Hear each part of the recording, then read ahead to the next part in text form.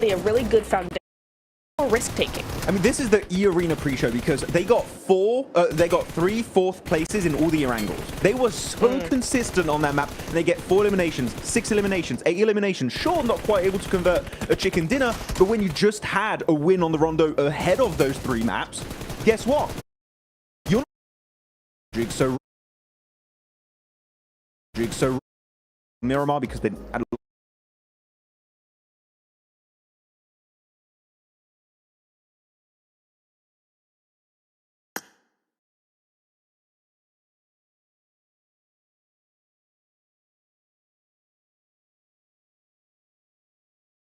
top 2 finishes, right? And then they went into a 5 elimination game and then a top 4 finish. And you can see right now, these are your leaderboards. It was Flash right there at the end with some sick performances, Max, that was able to rocket launch them into 2nd place. But I think the big storyline here, guys, that we got to definitely talk about, right, is obviously that top 3.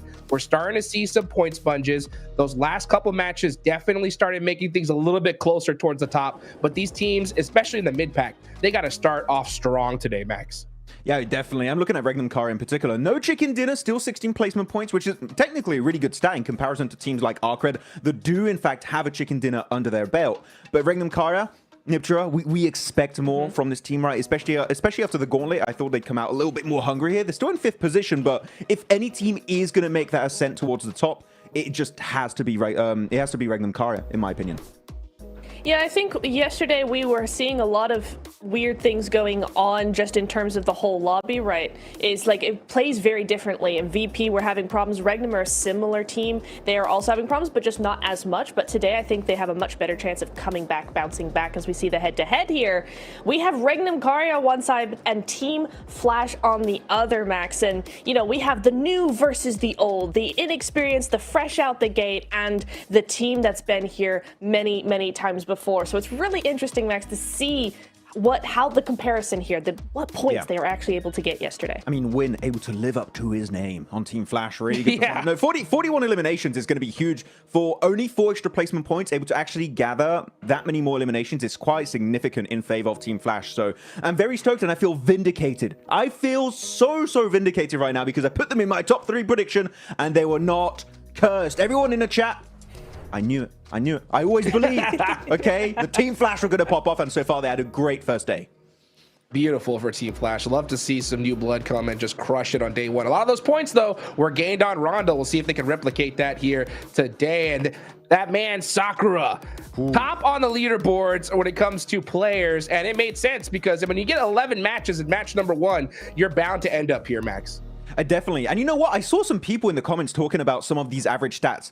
They say, oh, but like in my games, I have 8, 9 average eliminations. I'm like, bro, this ain't PMGC you're talking about, okay? PMGC having anything over a 2 average elimination per game is mental. And right now, Sakura just going completely ballistic, especially off the back of that Rondo right now. 2.5 average elims with a survival time of almost 21 minutes is an insanely good stat to have in a global championship. No, it really is. I mean, if you look at our Ultimate Royale matches, Max, it's nowhere near 2.5 average, and it's nowhere near PMGC level, right? So to actually have that kind of stat is really, really crazy. I'm so excited for Rondo. We saw so many really cool plays coming in here. Rondo's going to be the first one up here. We got those recalls coming in. We've got maybe Sakura popping off again. You know, we might just see just a really, really cool game once again. I'm super excited for this one.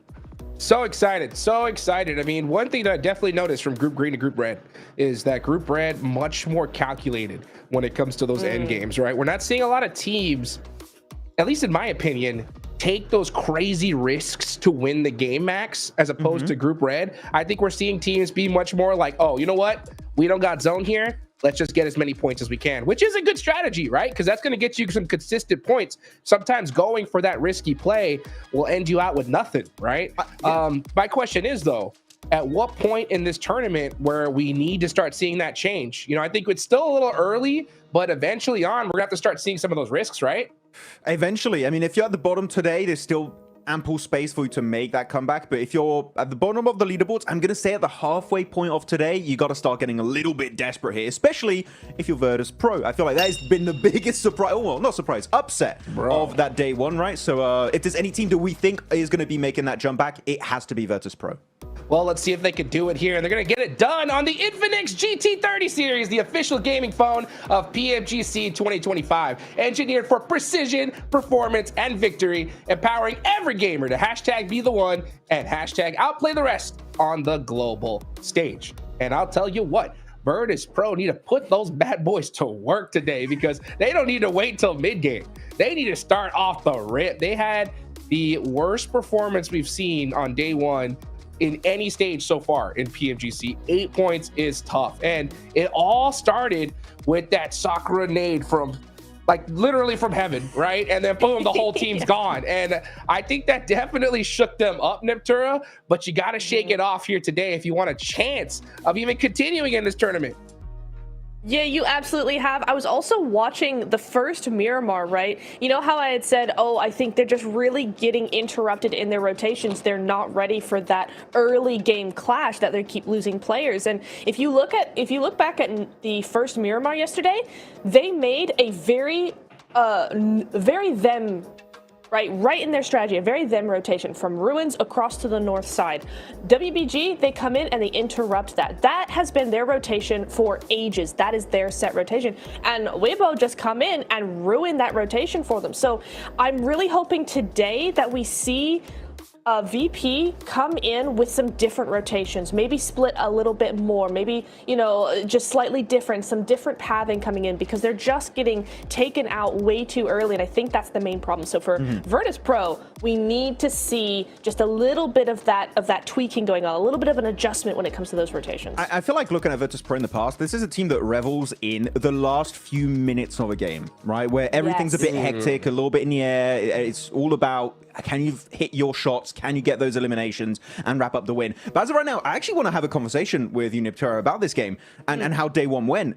I feel like the game-winning play happens in like circle, maybe sometimes 5, 6. Like, I'm looking at Weibo. They're chickened in on a wrangle, that 2-2 split, third party into the western side on E Arena.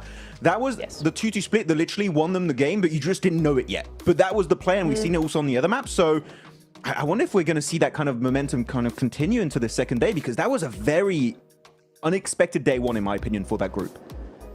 Yeah, I think it was really interesting thinking back on yesterday and going, you know, how different they were to Group Green, right? Group Green was a lot more aggressive, I'd say, and just their firepower, their willingness to push fights and things like that, where this group is much more interested in position, in those really big brain rotations, in the third parties. And I think yesterday was a really good foundation, not only for points, but also for that macro. And so today, what I'm hoping, Max, is that we're going to see the teams build on that and actually add another layer of maybe a little bit more aggression, maybe a little bit more of that fire within them, now that we have kind of the groundwork laid down from yesterday. I mean, one team that's kind of able to do two different things, right? Being very smart macro-wise, but also really good at taking those fights, was Influence Rage, in my opinion. I mean, top 3, I know Hotrix is happy to see America's popping off. Let's go. With Influence Rage in top 3, but really they got a second place, a first place, a second place to kick off the first half of day one for Group Red. Amazing consistency from this team. It did fall off a little bit later on in the second half of the day, but still, it was such a good initial performance. And that was backed up by not only just good rotations, but also timing of fights. Especially that Rondo game, the way they were zoning those southern teams and playing the low ground because they knew they were not going to win versus E Arena, was exactly how you have to execute the game. So Influence Rage, for me, if there's a team that can even improve upon their initial basis of day one, it would be Influence Rage. And that team, first place, it's in the card, Hot Jukes. They can make it happen today and join their fellow bros of Alpha 7 in the grand finals. Let's see if they can get it done. I sure hope so. Love to see what a Western team shows up when it comes to the PMGC global stage. Another good team was Arc Red. I think they're on point yesterday when it comes to those third parties, and they're going to need to bust that out here because we're headed into Rondo, folks. First match of the day. We're going to need some teams start popping off right off the rip here. Of course, we got our casters, John Allen and Blank. Take it away, guys, for match one.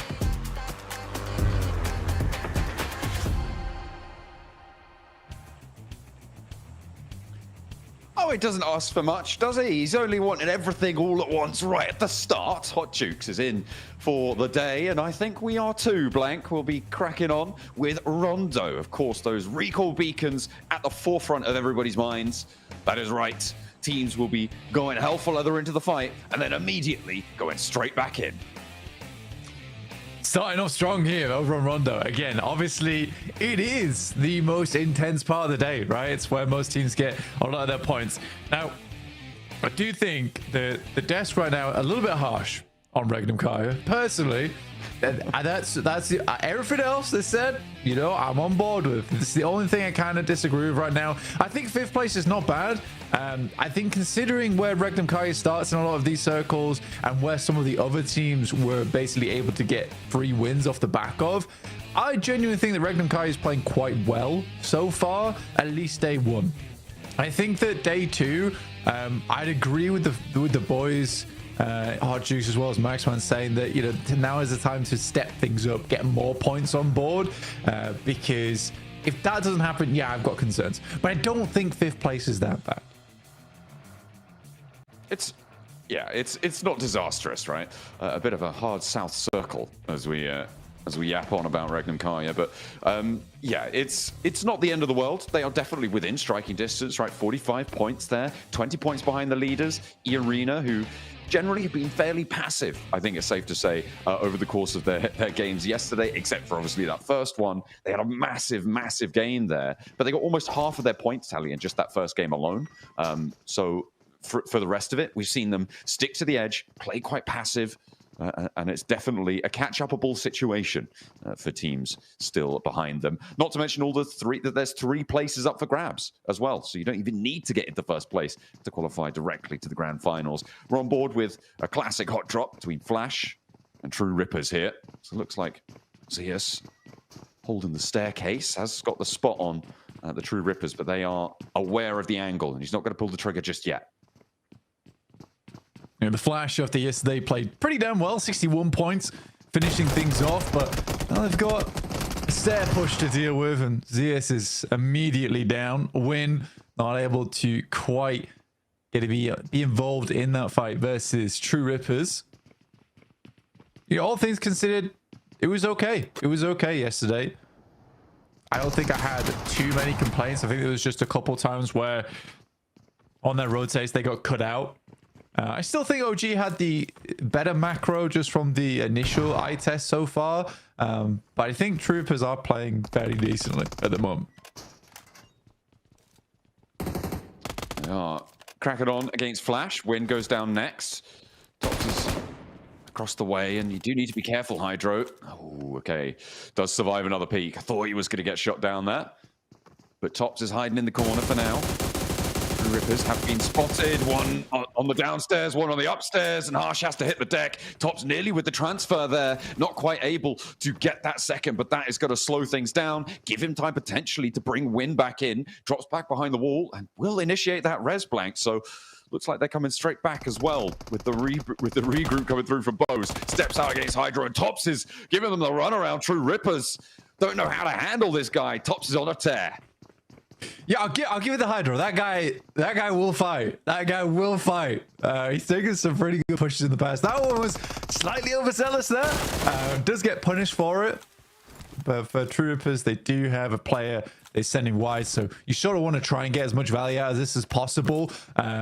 Whilst still, you know, either losing this fight quick or winning it quick. Because Jelly really does want to pick those players back up again. But he gets knocked off in the distance, which now makes life very difficult for True Rippers. Oh dear, this is actually very bad now. Oh, really tough situation. I mean, for Harsh, the main goal right now should be to leave this engagement, right? Should be disengage, get away, get to a recall beacon. With your outpost taken down, Geek and Team Flash have been able to control the closest recall beacon on that northwest side. So a really rough situation. Bringing back KO, though, is going to help a lot, right? Playing as 2, you can leave a little bit more effectively. For Flash, though, they're going to be aware now that Geek have moved in from that north side, and it could be a multi-way engagement. As the Arena lose one, Nuclear Zone able to pick that one up towards Hemetown. And a lot of other teams have actually moved towards the zone, all the way down on that south edge blank, and they have put themselves slap bang in the middle. For Regnum Kai losing a player is just it's annoying. It's very annoying. I think this is happening so much at the moment. I think some of the early rotates towards the center circle, maybe a little bit aggressive at times and slightly lack of information, and they're just hoping that they get in with 4 players.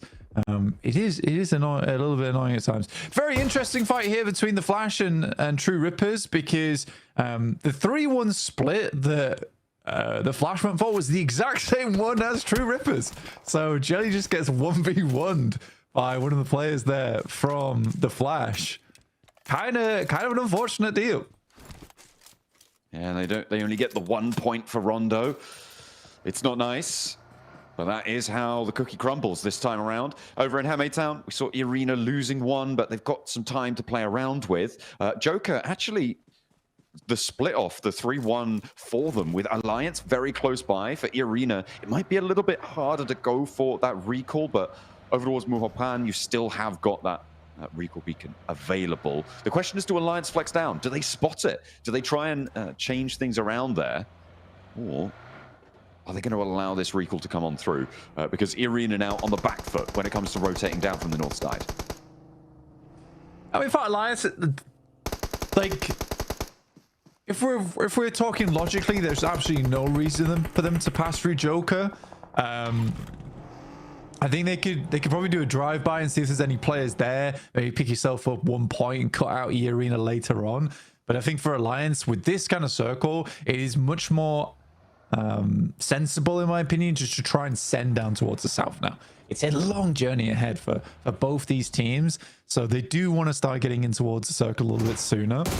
A lot of squads are very central right now, and to do with the playing path. Arcred, though, moving up. Easy shots to start off with, but no dice on that one as Baby is able to come out top. Over the bridge, far away. Arcred losing 1 as ETSH able to take that fight. An architectural marvel there on the suspension bridge, but no suspense on that fight. It all came crashing down pretty quickly. As Baby now looking to hold the line against Ramses as well. For Arcred, again, it's all about just getting to those recall beacons. It looks like they've already managed to do that, and they'll be picking themselves back up. ETSH, though, wants to slow this down against Ramses, force them to go for another pickup and make their lives just that little bit harder. They are on the full surround on this building.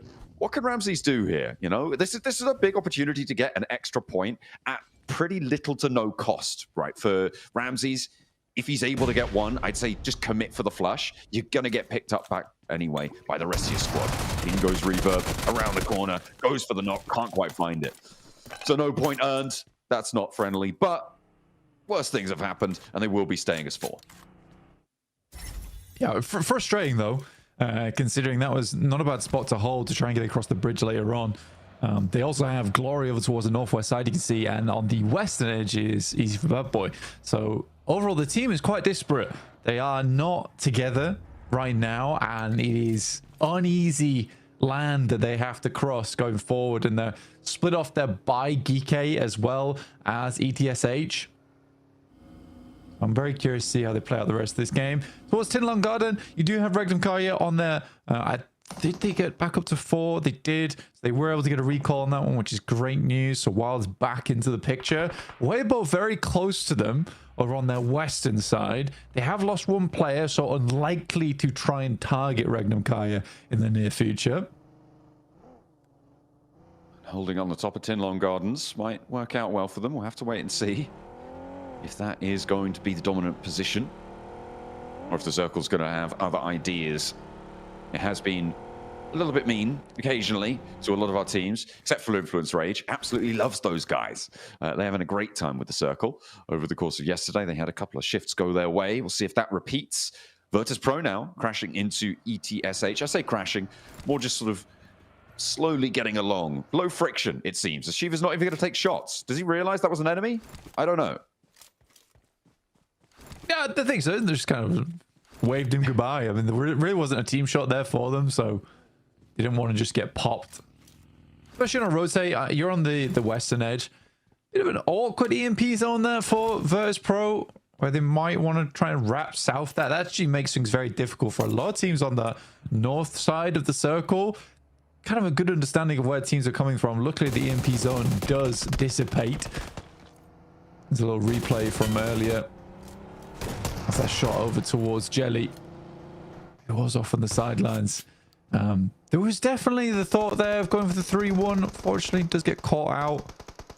For Virtus Pro, though, here's their big challenge. It's way ball in front of them. Suk is immediately down. An order's going to send away. For Virtus Pro, they desperately want a better day than yesterday. It was horrid and not at all what we expected from Virtus Pro as a team. No, they sat in last place right now. For Virtus Pro, this is not going to be feeling good. They've already kicked off, taking down Soup, though. One of the stronger players in the lobby. But Weibo are now kind of floundering on 3 players. With the high ground completely controlled by Virtus Pro for the time being, they really have to just hunker down. I don't think that they're going to be able to get towards a recall beacon blank. There's a couple minutes left on them, but it's not really going to be super accessible. They're going to have to play on us too, which is not good news. Virtus Pro should be happy about that. And the shift goes out to the western side there, out a little bit away from that central area. So teams going to have to maneuver around this one. Although a lot of teams in that Tinlong Gardens area, they're going to be able to stay put for the time being. Yeah, interesting finish as well. You got 2 really big high grounds in terms of those pillars that sit down towards that south side. So teams can technically play around there. They also are quite good at cutting off sight lines, enabling you to take an approach. I think for Geeke as well as ETSH, like realistically, you want to try and control this southwest edge because it is isolated a little bit more. Reckon Kaya though spots DRX rotating in. It's a lot of damage to start off the innings here for Reckon Kaya. Ooh, they've managed to find 1 knock, but DRX will start to put themselves back together now after the opening salvo. It looks like only the 1 will be found. That flush does come through, though, which puts them at a permanent disadvantage. And the nade is not going to tag on, but the shot's already landed up the hill. So DRX in a little bit of danger. Regnum Kaya maybe looking to chase this one down, as DRX don't really have time for the res. Maybe pop him into a vehicle and see if you can get away. But DRX have 2 fights now, as ETSH are going to chime in and join in on the bullying against DRX, as so as starts to bleed out. Silas, though, has bigger problems. It's the Burmese ghouls actually chiming in. So 4 teams now scrapping on these hills away from Tinlong Gardens. And you do need to be careful because Rectum Kai, I mean, they've already fully lost Silas now. Yeah, I mean, to be fair, where Burmese ghouls are playing as well is a pretty known spot. So I don't understand how Silas gets picked off there, tries to rotate around maybe to try and get some shots over towards DRX. I think that they are concerned with the amount of eliminations that they've been getting yesterday, and they wanted to bump those up a little bit.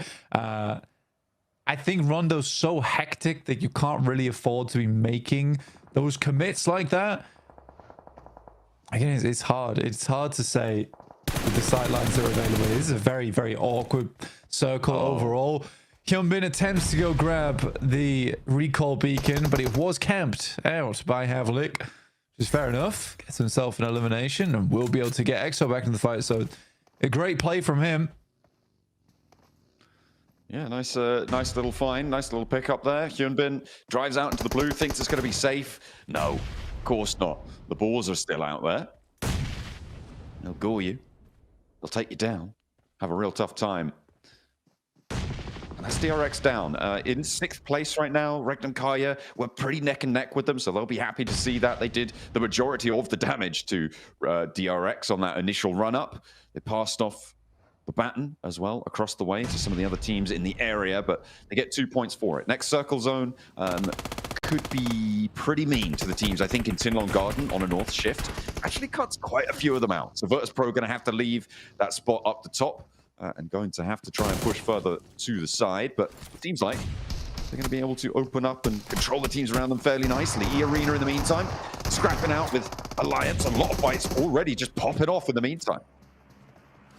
Flash absolutely dismantling Twisted Minds there. Geeke also finding balls as they enter inwards. Lord goes down, now just Chudo left remaining for Twisted Minds. It's been a tough one. You know, Flash has consistently been pretty decent. You know, I'm actually quite impressed by this team. very much not on my radar either, John. Well, they have kind of snuck by. They're phasing through. And looking to go to the next phase as well as Tops with the suppressed auto shotty. A lovely sound there. A whisper. It's as loud as a scream there as Twisted Minds are silenced. Put down. Boars actually landing on the top of this fight, though. Okay, interesting. They get that recall and they use the parachutes to land up the top, get that high ground against Flash. I mean, fair enough. It might actually work out for them here, but the blue zone's pushing them, so they do need to be careful. That's a nice little abuse of mechanics there. Does seem to work out quite well, but win with a nasty nade up top again, John. Ooh, Bose as well, finding the shutdown, gets that knock, gets the pump action through as well. Flash are losing 1 or 2, but Boars can't quite find the vector of attack here onto them. And again, they're just going to move onto the outside. The recall beacon's kind of out of reach now as the stage 4 zone going to be pretty difficult to deal with. That'll be really tough to make work. So maybe just try and extract the value while you can. Boars playing on as 3. Looks like they're going to allow Flash to get out of there for a little bit longer. The blue zone still ticking away and only 2 players alive. The Boars have made their mark, I think it's safe to say.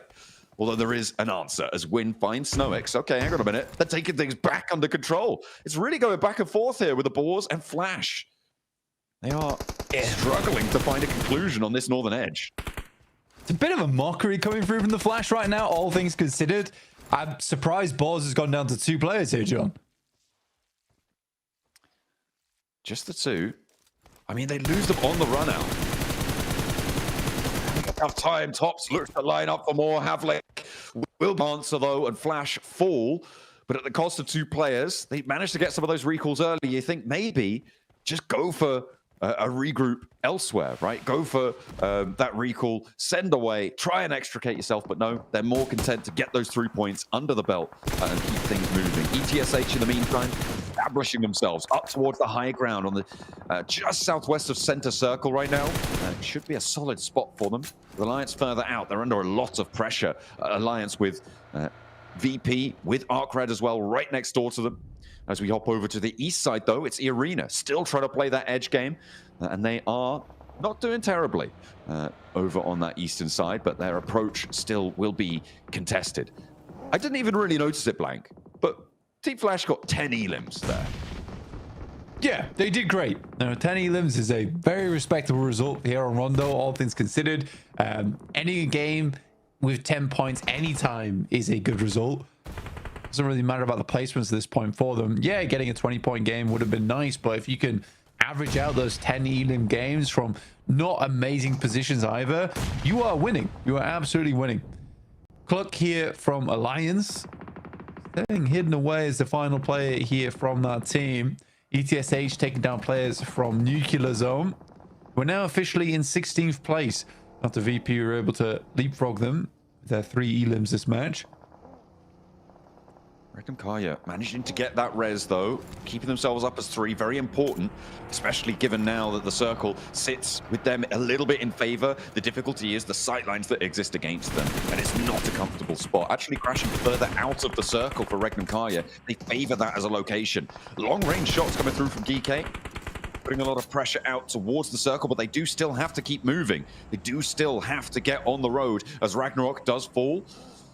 They are cut out. One of the few teams on the outside now. I do want to go back to Regnum Kai. I know we talked about them a lot, but they just pushed away from the middle on the roadside to a position around this rock. They want to keep this under control, and maybe Virtus Pro are going to punish them for it. They step into their turf, and it's only Loxy now to survive. Zedwolf, I don't think he's going to be able to get away from this one, and the MG3 is loud. It's ringing in the ears of Regnum Kaya. Loxy heads back to the roadside. I mean, they really committed to this edge situation, but it's gone absolutely terribly for them. I think it's a slow roll-up from Virtus Pro as well. Like Regnum Kai could have had the shots there. Meantime, Weibo were able to get one more player back up in action. He's got one nade, but to make it count, doesn't quite go long enough. Not going That's to the connect Boars there. losing one player. Exo on that north side, final player for them now. They've been consistently playing. I don't think they've ever been in the circle. right now, John. I think they've been always on the outside. Yeah, it's not ideal, as I say. We are hopefully going to see them find a little bit more, but you know, they're in 13th place, which is already exceeding my expectations. So fantastic news, really. And they've managed to get 3 points this game, so credit to them, winning that fight out with Flash earlier over on that northwestern side. But just Exa remaining, pushing in towards the Burmese Ghouls, who now again find themselves in a very defensible spot in towards these late game stages. We'll see if they're able to do anything with it. Weibo kind of trapped between Arena and Virtus Pro. Ooh, it's kind of nasty with it. Virtus Pro looking to add to their points tally. 6 elims found. That one gets stolen away, though, by Arena, as the rest of Weibo sending a lot further north around the rock. Yeah, I think Max is absolutely right that Virtus Pro is a team that really thrives when it comes to basically cleaning up. They're a janitorial squad, right? They love to sweep teams out of the way. They love to get the mop and bucket out, clean up house when it comes to these end games. I mean, more good shots from Boston over towards Weibo, but they need to move now, and E-Arena sort of has their number. Yeah, they've tracked this entire rotation, and they'll be right on the top here. Loxy not happy about this either. And remember, this is the position that Regnum Kai actually left earlier on.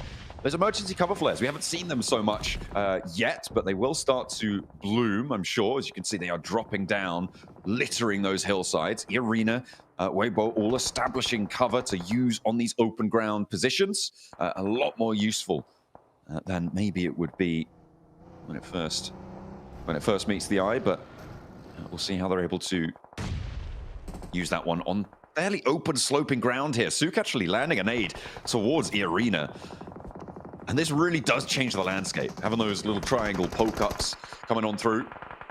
I'm absolutely loving to see how that's developing. Regnum Kaya, last player, Loxy goes down. So they will not be able to get away from DRX, and Weibo can still continue their chase. Yeah, I mean, any points Weibo can pick up here is fantastic, but not only that, is they're clearing out space around them. Do you want to hear my hot take for the game? My hot take is that Burmese Ghouls does not win this match. Despite the position they're in, I think that's a very cold take. Them having 4. What do you mean? I mean, we saw what they did yesterday, right? All right. We saw what happened to them. We saw what happened to them on Miramar. They're the best spot. They gave it up. They allowed people in, right? Do you think Burmese Ghouls is very bad then? I don't think I'd go that far. I just don't think said that my take was very cold. Team. Yeah, I don't think they're going to win. They might do quite but well. They have might farm probably the best elims. position. Yeah, they did in Miramar too. Evidence suggests. You're a meanie. You started it. You said they weren't going to win. Yeah, I said it was a hot take though. Okay, fair enough. You said it was cold, like you expect them not to win. Tepid at best. Tepid at best. Yeah. I'm not. Yeah, I'm a doubter right now. I'm a doubter in the Burmese Ghouls. Willing to be proved wrong, but they've got to do it. They've got to be the ones to do it. They call me the Burmese necromancer. I support them all the way now. Because all right. Okay, that's well. You know what? They've gained a very powerful asset in that, and fantastic news for them. Hopefully, they'll be able to utilize that. Hey, they get an elim. They get 6 now. I think at the moment, though, the big thing to notice is, of course, that Influence Rage and E-Arena are still alive towards the top 5, which is something that we saw from them so repeatedly yesterday, and it seems to start off repeating today.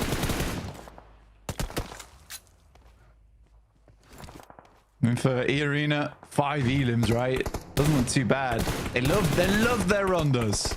They love their rondos, John. Hope to get some more points here and shoot them further ahead here. Again, I mean, Regnum Kai was sort of in this spot.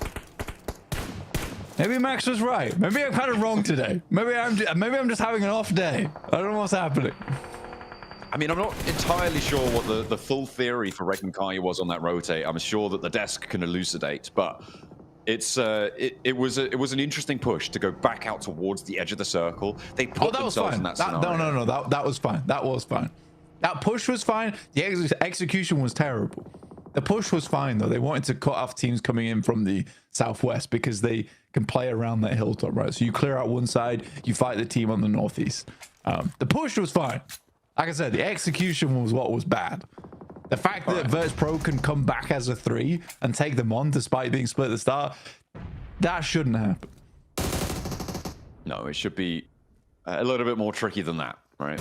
Should be made of tougher stuff. Influence Rage have been corralling this on the south side, but they do need to now worry about Burmese Ghouls moving in from that northwest edge, playing from their position. They don't have control of the circle anymore, with it shifting away from the compound that they've been holding, from the position rather that they've been holding.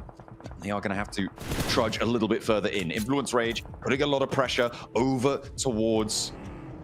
Come on, you Burmese boys! And Come Virtus on! Pro suffering beneath them too. I'm giving it to Influence Rage here. I'm backing the Brazilians.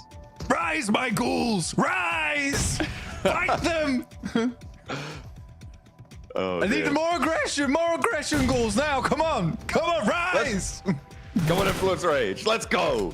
It's either way. It's got to be a team from a country beginning with B that's going to win this one, right? It's either Brazil or it's Burma.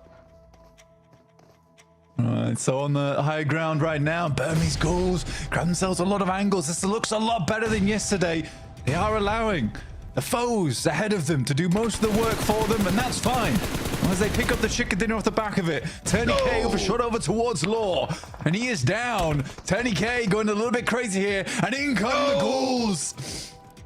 Oh dear. I'm gonna have to eat my words, Blank. They have transitioned well. They've kept this fight in. Influence Rage put too much stock in controlling the fights to the south. Lil Boy, though, wants to make the most of it. Make a meal of E Arena. Turney K will fall down, and this is the last player now for Influence Rage. Burmese Ghouls moving up with 4, but it's Malloy from Virtus Pro, who still have 2 players alive who are taking the shots from the sidelines. He gets lit up, though.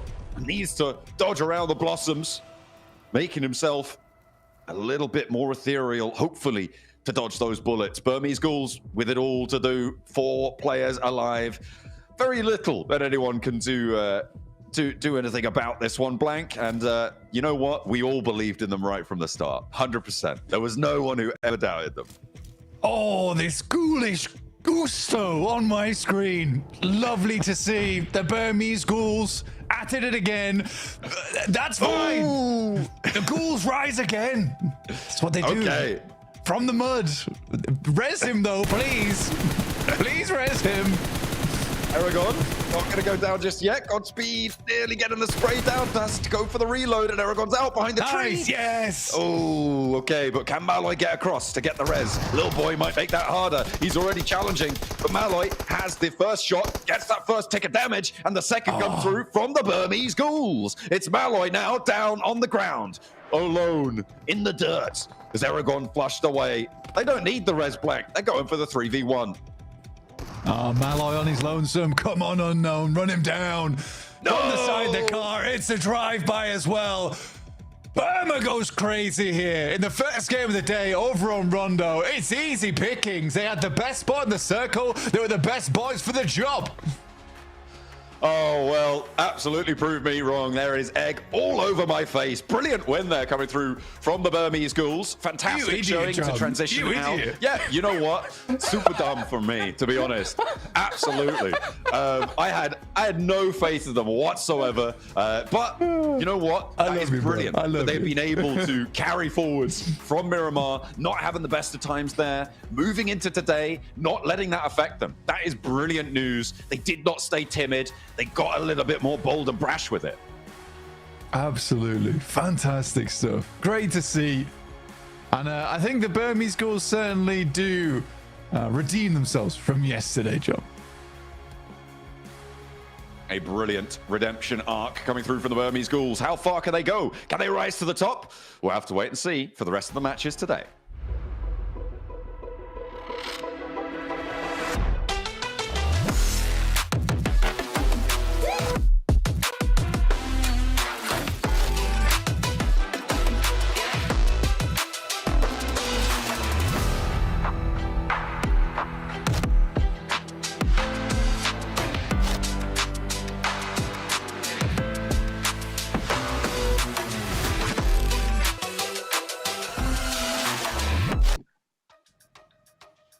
The ghoulish gusto is at maximum capacity. And after match number 1, they shut down all the haters, Max, man. Oh, I can tell you, Yangon Galacticos be like, my boys, let's go. My ghouls. Oh, and Blank also. But I feel like he was involved. He invested in this team. Maybe he went on a betting website and he put a lot of money on the Burmese cause. He was very excited about that chicken dinner coming out from Myanmar. But what a slow-paced game, right? Neptura for them. They go on a compound, very strong position. They hold it down. They hold down the fort, and they push out. Maybe a little bit late to my taste, but eventually it works out. They get the win, and they keep 4 players alive. So you can't really complain too much about it. No, you really can't. They were just playing it really slow, really steady, letting teams fight their way into the top 4, and then they were just able to clean up. They had the manpower, they had the utility, they had everything ready to go. So a really solid performance here from Burmese Ghouls to start off the day. I think they were just really mad about how that last Miramar went, right? That win just taken from them, and so they come back fighting today. A really good start. Man, it's so crazy to see this performance. I remember before Group Red started, I was talking to Blake, and I was like, man, which team do you think is going to just make it happen here? And he was like, Burmese Ghouls all the way. Day 1 supporter. I love to see that come to fruition here in Day 2, Max. Yeah, I mean, he did say that. No, I have a recording. I can share it later on if you guys want. He definitely did say that. You can see also the damage ratio. A lot of them didn't take that much damage except for Yatka, and then most of that damage did come in the last minute or so of this game. So they weren't really challenged all that much, but they were zoning that position up northwest of this circle really efficiently, so you can't complain too much about that. So very good to see that from the Burmese Ghouls. That, keeping in mind, they were in 10th position here at the start of today, so this game alone, that's going to push them up in like maybe a top 6, top 5 situation. This is a very, very strong game here that's going to help them out significantly in their attempt to make it to the finals. Yeah, and that's what Rondo is all about, right, Jukes? That's what Rondo's is all about. You know, getting those points, getting that boost, ready to go for the rest of the day, right? Absolutely. I mean, you got to crush it on day 1.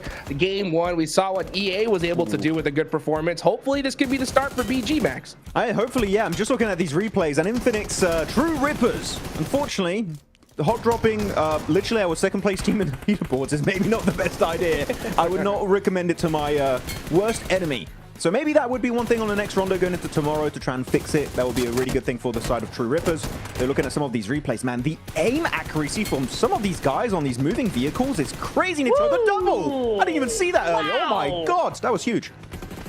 That was actually crazy. Love to see that. You know what? Also, shout out to Virtus Pro. We were talking about them in the pre-show, right? And they are here in a 2nd place and already looking far better than they were yesterday, right, Max? Like, they were pushing Weibo really, really well. They're holding their angles. They're splitting up a little bit better. They're using their high ground efficiently. As I say that, we see the replay of them getting absolutely decimated. But, you know, it is still a 2nd place finish with a lot of eliminations. So, a far, far better game than their entire day yesterday. It's already off to a better start. And they were challenged the entirety of this game too. Next, on the western side of Tinglong Garden, they had to go for Nerdy Clash, push away the side of Weibo Gaming, where they do get 1 elimination, I do believe. And off the back of that, they play the southern western edge next to this big stone pillar. And Weibo and E-Arena are fighting, and they just, I think they time the fight to kind of third party from a distance so efficiently. They don't get fully involved, but just enough to kind of have an impact on those 2 teams. And that's enough for them to get 13 points this game. So Virtus Pro,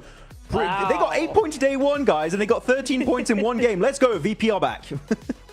That's more than double. That's almost pretty much double, right? What they did in game their whole day. So, I mean, that's some serious improvement right there. I mean, Burmese Ghouls as well. Massive improvement on the day. We still saw some of the top squad sneak away some points here. Neptura, as we look at the second page, Regnum Karya, 3 points. They put something on the board, but they definitely need to do more here for the rest of the day. I think game 1, it's okay, right? They're close enough where they can afford to have 1 3-point game. You know, like you said, it's still points on the board. But as we go into a wrangle now, we just need to start seeing some bigger digits coming up for some of these teams. Yeah. DRX as well, right? Almost there. It's almost within their clutches, but 0-point games, just not the start they want. Oof. Here we go. MVP of the game is going to be unknown. I think he watched a lot of Marth gameplay during the Gauntlet stage. Like, I really like those solo drive-bys he was doing. Yoink, mine. I'm going to do the same now going into this stage for Group Red. Really good stuff coming out from him this match. Very, very happy about it. And overall, interesting game. Unfortunately for DRX, we did see on the leaderboards, they got the goose egg. They got the 0-point game. Hot Jukes. I'm still hoping DRX can do something. They were in 6th position. but that's going to hurt them. A 0-point day at this point, you're almost at the halfway point of Group Red. That is tough game to get. Yeah, that's tough indeed. We take a look at the overall leaderboards. Influence Rage holding on to that third place position with 68 points. EA pushed that lead just further with those 10 eliminations they got in that last game. But you're talking about DRX, right? They have 68 points. DRX has 44. That's going to be a 24-point difference from third place. So, man, I mean, that point gap is coming to fruition here, Neptura, early. Yeah, I mean, the good news is, though, is Erangel DRX can do very well on, right? I mean, yes, okay. Erangel, everybody can do well on it. But, you know, there are some teams that prefer that Miramar. But the good news for DRX is that they get to start their good map at ASAP. They don't have to wait too much longer for them to really get those points coming on through. 24 is not the end of the world. That's just one really, really good game. Yeah. So still lots and lots of hope for them. My problem, or rather my concern, is that as we get down that leaderboard 10th and 11th onwards, that's where we're starting to see, like, you know, coming into today, those points just aren't going to be enough unless they have just a massive, massive game. It's going to be very difficult for them to reach top 3. Yeah, I mean, the lobby is so stacked. I feel like there's definitely going to be some of those teams that are going to be able to bring it to the table. I mean, I'm looking at Influence Rage in particular, right? They're currently in the top 3. They had a chicken dinner to kick off Erangel yesterday. They got a second place also. I think Influence Rage might be first place after this stretch of Erangel matches. They're looking at the top 4 players. Where's that? It's Tony K again, even though, like, E-Arena didn't That's get... right. Oh, okay. I guess it is. Okay, well, congrats. He's always there. I don't know what it is. It's E-Arena and Rondo's great. No, a great love story. I love it. Better than Twilight. They love it. They love it. And they're crushing it right here, Neptura. So, I mean, EA, when you have such a solid map, you know, and especially Rondo, with you can just get ridiculous amount of points. This is a great, great start for this team. And start of the day for them. You know, we are going into Erangel for sure. I'm going to start saying some predictions just from the way the lobby looks, right? We are noticing that teams, like I talked about at the start of the day, are not really taking those crazy risks, right? Like Burmese Ghouls, they got a solid position. Nobody was just doing a crazy push to challenge them on it. So when the zone ended up where it was automatic victory for this team pretty much.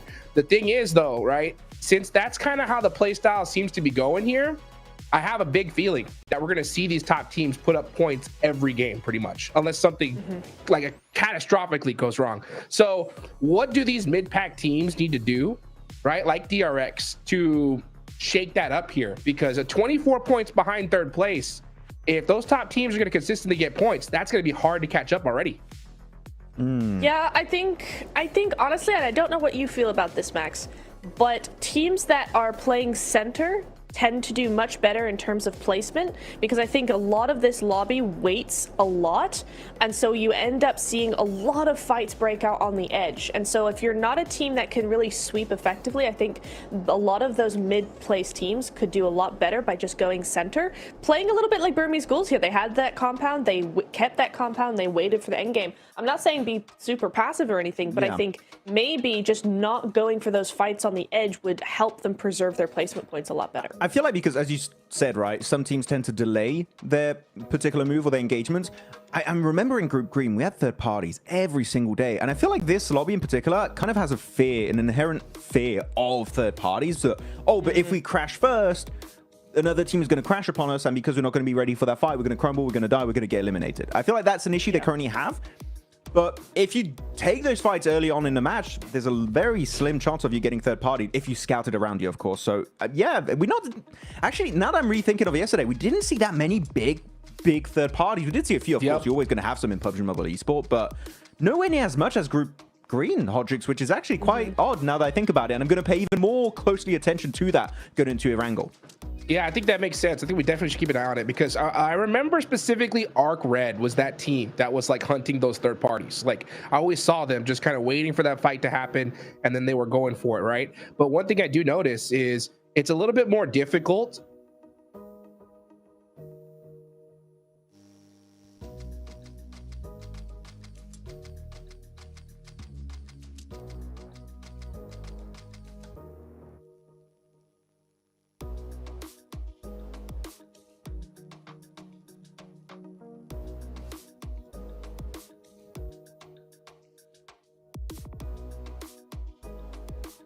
One two, 1 2, 1 2, 1 2, 1 2, 1 2.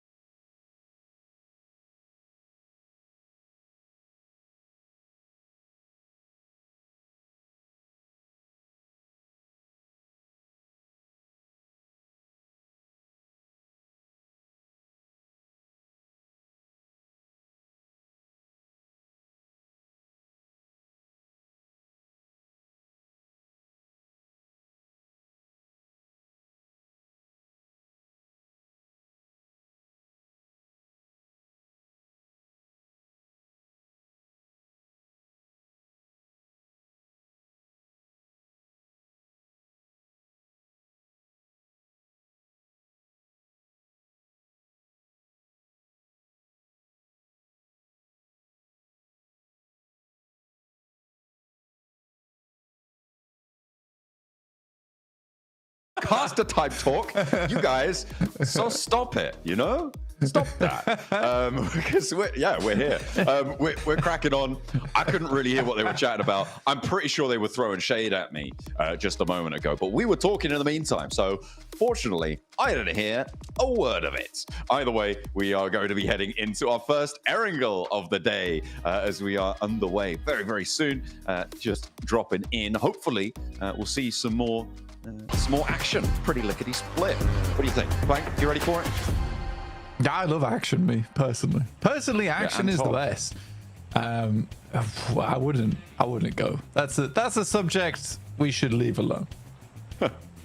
You know, Okay. that's some past scars I don't want to talk about. Makes me sad more than anything. That's all right. You'll be okay. You will. I've cried about it many times. Yeah, well, I know I was there. I offered you tissues, but you said no. I want to feel this. I need to feel it. From Novo over towards the west coast, we are looking at I'm feeling this. hard cut on the plane path. You know what? You get in those feels, man. Real men do cry. We are heading on into this one, and it's going to make plenty of our players, I think, a little bit weepy, because that is a pretty nasty plane path, I think. Yeah, it's tough. It's definitely tough. I mean, it's slightly less of an issue where you can get towards a lot of the general landmarks on the map on the western side. You're right. Getting over towards the east, where you typically want to spread out, it's hard. It's hard to do. There's going to be some early crashes, some early skirmishing over vehicles, I imagine, on our screens. But there's also this consideration to make that the one thing I did quite catch, which Max was saying, which I'll enlighten you all upon, because that man is a cauldron of wisdom. But and we get a Sosnovka circle. Okay. But what are you saying is that this lobby is very hesitant to third party. Get the double. Yes, please. Ooh. That's nice. And tumble. But yeah, never mind. What I was gonna say is this: what Max was saying is the lobby is very hesitant to go for third parties. The lobby is very hesitant to aggress upon certain areas of the map, and I think that's, in my mind, this is me. This is copium. I 100% admit this being copium. This is why I sort of think Regnum Kai is not doing all that great. It's because they try and take initiative, and because no one else is, they're the only team towards the center of the circle who's trying to take those third parties, trying to take the initiative. So as soon as that happens, everyone else is like, oh, now we can look that way. Because it's the only thing they are looking at. Other than that, it's quite passive. So I think unfortunately for Regnum Kai, they have to play a really slow game. The problem with playing a really slow game is that you rely on luck to get a lot of your points. I mean, I think that's true, yeah, because you're waiting for so long. Everybody's waiting for so long. It's just, who's in the better spot in the end. And that is fully decided by the circle a lot of the time. Sure, you can make those inroads, you can make those rotations better, but you're right, it does start to close it down. He's not done just yet. Those iron sights are good enough for Walsh. He's only got 14 rounds though. Has to swap over to the UMP, and Hawkred, they're being hunted right now. They did lose a player and they did get flushed, but they managed to get Glory back up.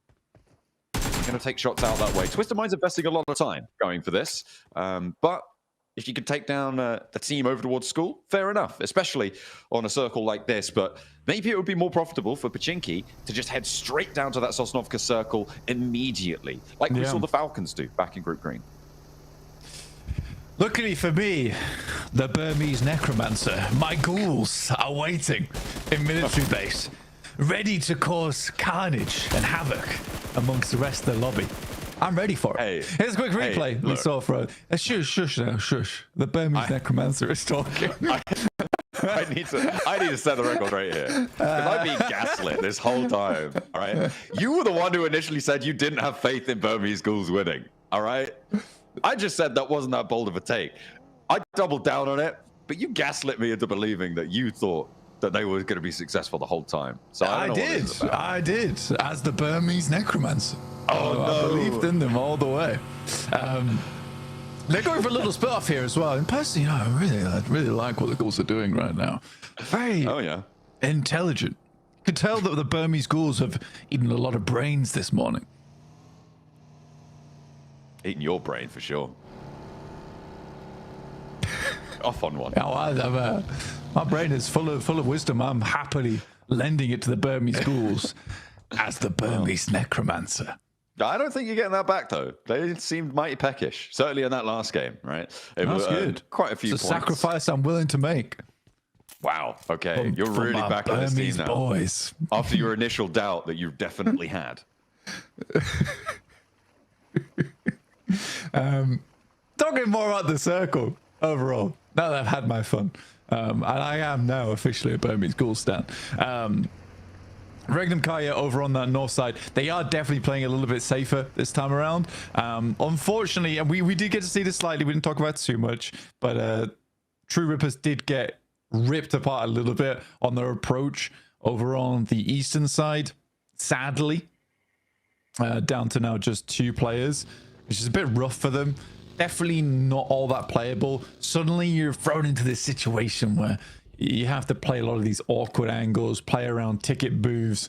It's not easy. And that's typically something you want to be forced into. Well, you never really want to be forced into it, but if you are, it's something you want to happen around about the 18-20 minute mark, where there's a lot less eyes on you and a lot less 4-man teams breathing down your neck. So I think for True Rippers, it's going to get slightly more difficult going forward. But it does open up a lot more space for teams coming in later. For instance, like the Flash, Arcred, Nuclear Zone, even Twisted Minds potentially. I mean, for Weibo, though, for E-Arena, they are very, very far away. They're all the way up in Severny, up in Georgopol, and they're going to be looking to try. Keep that one going. I thought my feed had just frozen there, but Tony K was just not moving completely still. He was, Never look at the map. I mean, yeah, fair enough. He's checking his inventory. He's making sure it's fine. I mean, they know they're pretty much alone here, so they don't really need to be worrying there. Just need to be engaging those big brains of theirs. It is funny because a lot of times when you're watching, it's kind of similar to what Max was talking about at the start of the day, where you get comments like, "Hey, well, I get 8 elims average in my games." It's a very different lobby. But also you see comments like that. Why is that guy crashing that car into the tree? Because they're all looking at the map when they're rotating. That's all they're doing. We do have an interview coming up very shortly with the 7WG, as well as with my Burmese boys. It's Itchy from the Burmese Ghouls. So we'll see what he has to say, and hopefully praises them a lot. No way. There's got to be. This has gone too far now. I like the Burmese Ghouls. They did well in that last game. I'm proud of them. Well, let's see. Shush, John, shush. Let's see what Seven asked them about and what they had to say in response. Welcome back to a quick report with the 7WG. I'm joined by the winners of Rondo in day 2 of Group Red, BG, Ichi nonetheless. By the way, I gotta give you props. In Circle 7, great scouting by you while your 3 teammates were pretty much just waiting in the compound.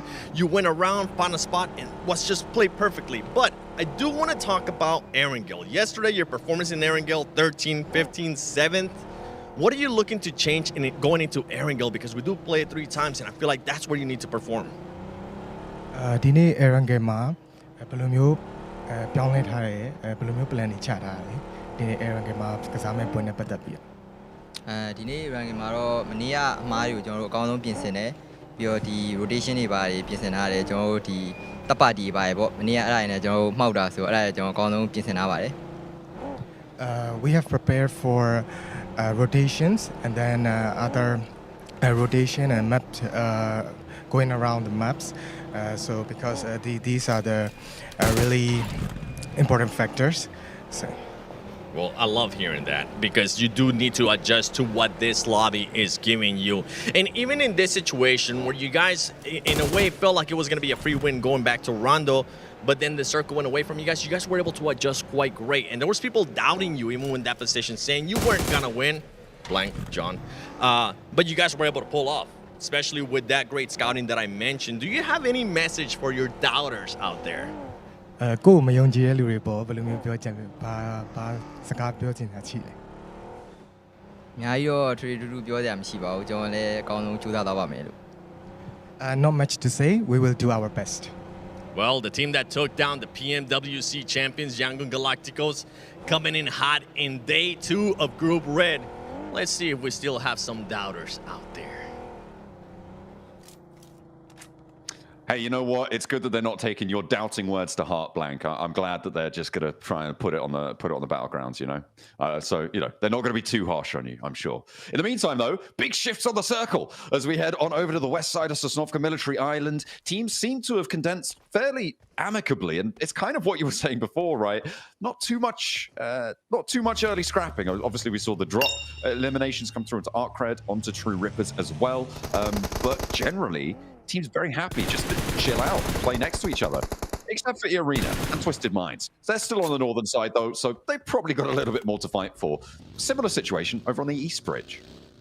Yeah, I mean, Arena's pretty aggro. I think that they're very good at it. They slow it down a lot towards the late game though, and I think the reason they get away with it a lot more than, for instance, Regnum Kaya is because they're an edge team. One of the only edge team that does get very aggro anyway. So I think they isolate a lot more of their fights, whereas for Regnum Kai it's a little bit more difficult to do, and we saw that very clearly yesterday over towards Tornado Siren, where suddenly you've got 4 teams all in that position. Regnum Kai is like, what's going on? Why are we not trying to eliminate one another here? This is weird. Slight changes apparently coming here on our angle for Burmese Ghouls on their rotates. Well, look at this, lads. You don't have to rotate at all. The circle comes to you, which makes your lives much easier, I imagine, going forward. But Regnum Kai do have the central spot, I would say, central-ish for now, likely to move down towards the southeast eventually around those hilltops. But again, transitional routes are pretty good. They should be able to get some points off of the bridge camp.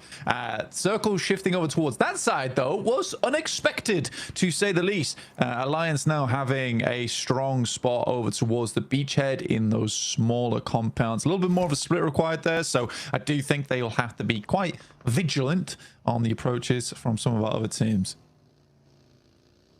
Yeah, that's a really solid spot now for Alliance, for Burmese Ghouls in the hills to the north as well. Virtus Pro starting to clear out the last 2 players of True Rippers. There's still one more to go, and they are on the north side of C Block under a lot of pressure.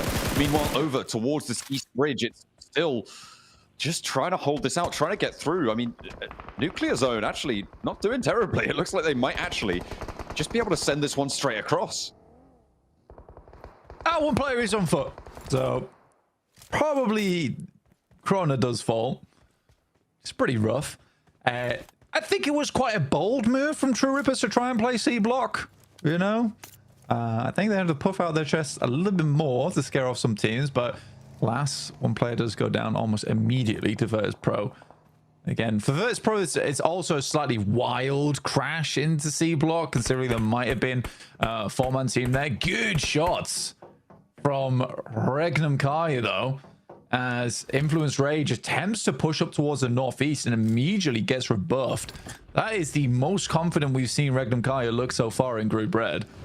Yeah, they held out that run really nicely against Influence Rage. 2 players carrying on further out to the west. We saw that bridge camp coming through for Geek, who are putting a lot of stock in holding this east side bridge fight. It might work out quite well for them, Blank. They have got an outpost towards the circle. Nobody else really contesting at all for the east side of this one. I feel like this might play really very well for Geek. Normally, I don't like sitting on those bridge camps for too long, but I think this scenario, it's going to work out for them. Yeah, I think it will. I think they can spend a lot of time here. It clears out a lot of area as well. Then you can start working the beachhead over towards the eastern side, even trying to play the high ground. I imagine that for ETSH, goodness me, we'll just play the compounds down towards the south side for quite a while. Online to move from there. Weibo, they've been out in the blue for a long time, John. I think this is the first time they've been out of the blue for quite a while. In fact, they're not even out of the blue yet. What am I talking about? But they've got a lot of meds to work with. Hopefully he can get through. Arthur from Nuclear Zone underneath on the south side. He's going to let them pass, you know, as the gatekeeper. He keeps the gates open, apparently. A nice guy. Nice guy. No gatekeeping here. Yeah, I don't even know if he extracted a fee there. Weibo on 4 players. So they are, yeah, they're clear sailing. Enter. This is kind of bad news for Geeky, right? They were like, okay, those guys will, you know, sort themselves out. This is a really nasty circle. Goodness me. Over towards the water. I mean, it makes Burmese School's lives a little bit harder. Reckon Kaya as well, going to have to shunt on in. For Alliance, regroup towards the hill. I think that's the hill that DRX did so much on last time around, as the east side bridge concludes with Nuclear Zone going down. Our first team to be fully eliminated in our first Erangel today. Yeah, it's a brutal circle, man. Brutal circle. But I think it cuts a little bit of the compounding for Regnum Kaya as well. It's fairly interesting. You know, off the back of a 20-point game here for Regnum Kaya, that easily sits them up towards the top 3, right? Especially with Influence Rage taking quite a bit of damage right now.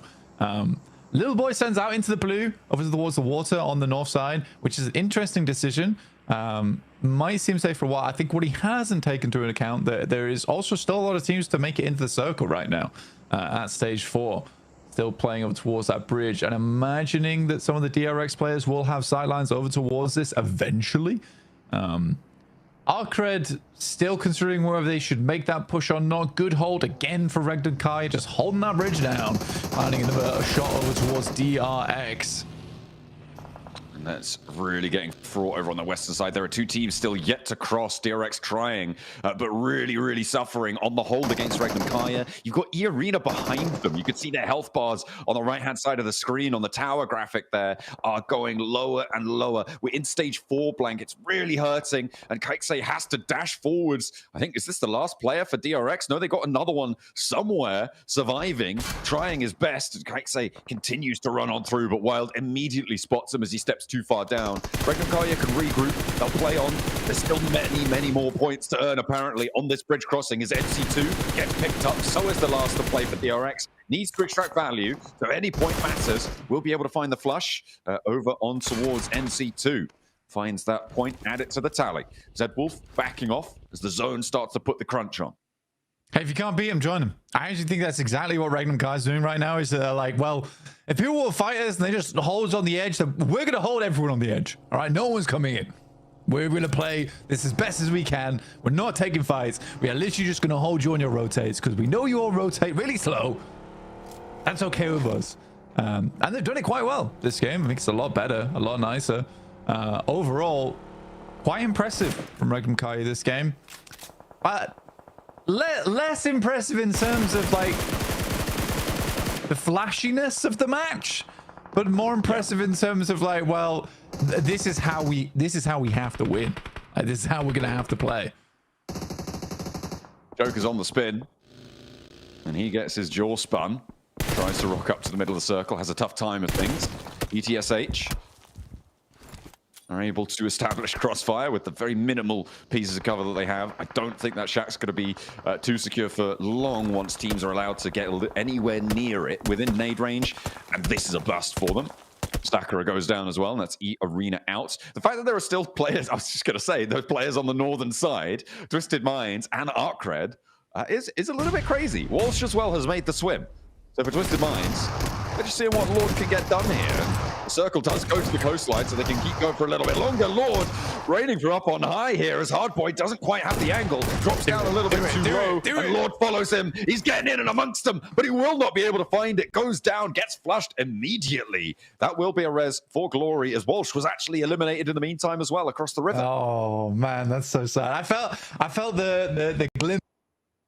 He realized to himself, he's like, I gotta go for it, you know. I'll never live this down if I don't go for the jump. You know what? I respect the jump.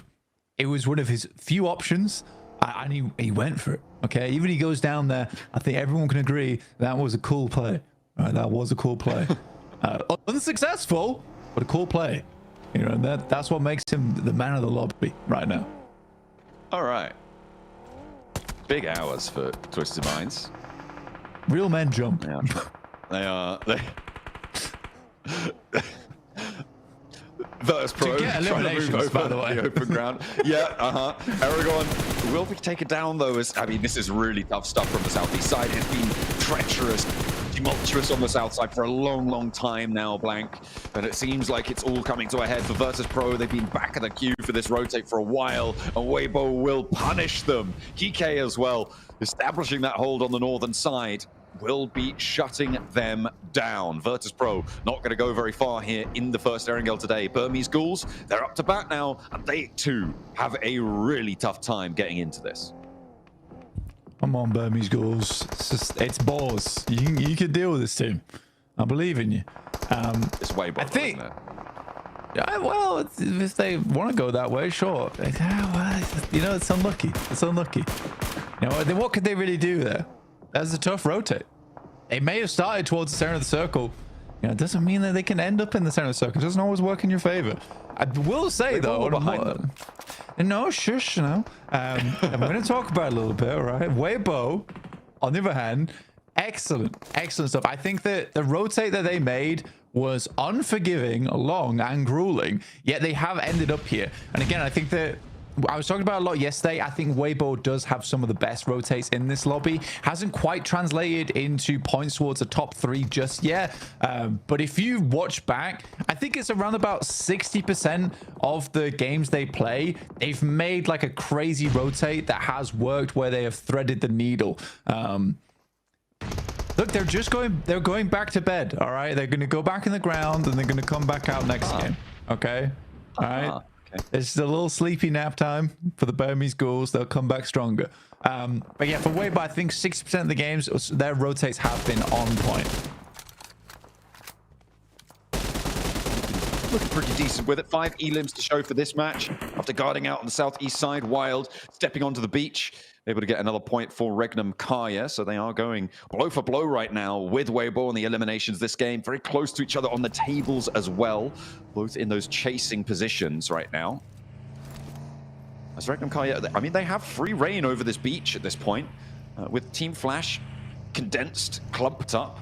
They can start to extend over around this way, but Geeke will meet them head on, right? And that's probably what they're worried about. The team that's far off around that beachhead, just taking a spot out. If they're completely out in the open, they just can't make that work. So instead, they head a little bit more inland. I really want to see how Regnum Kaya handles this now. It's not an easy circle, to say the least, and there is a lot of long-range shots required. I think Zed Wolf is insane at that, as is Silas, and Lockley has some good chops on him as well. Wild takes some very, very good anchor points for the squad, and that's going to be very helpful in this circle. But yeah, for Regnum Kaya, everything has led up to this moment right now, and I think that they have the chops to do it. It's a case where you see this circle, and for Regnum Kaya, this is an easily winnable game. I will be disappointed if they don't win it. Equally, I'd be happy if we saw Weibo win as well. I think they'll rotate from the north side. They're in the blue zone for about a good 10 minutes. If they win this game, also a very successful match for them.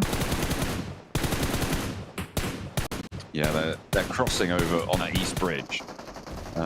Really very successful. Remember, they were allowed to do that by the teams fighting around that area. They came in behind the Burmese Ghouls and were able to leapfrog everything as Regnum Kaya continue to add to their tally. ETSH now down with 9 elims for Regnum Kaya.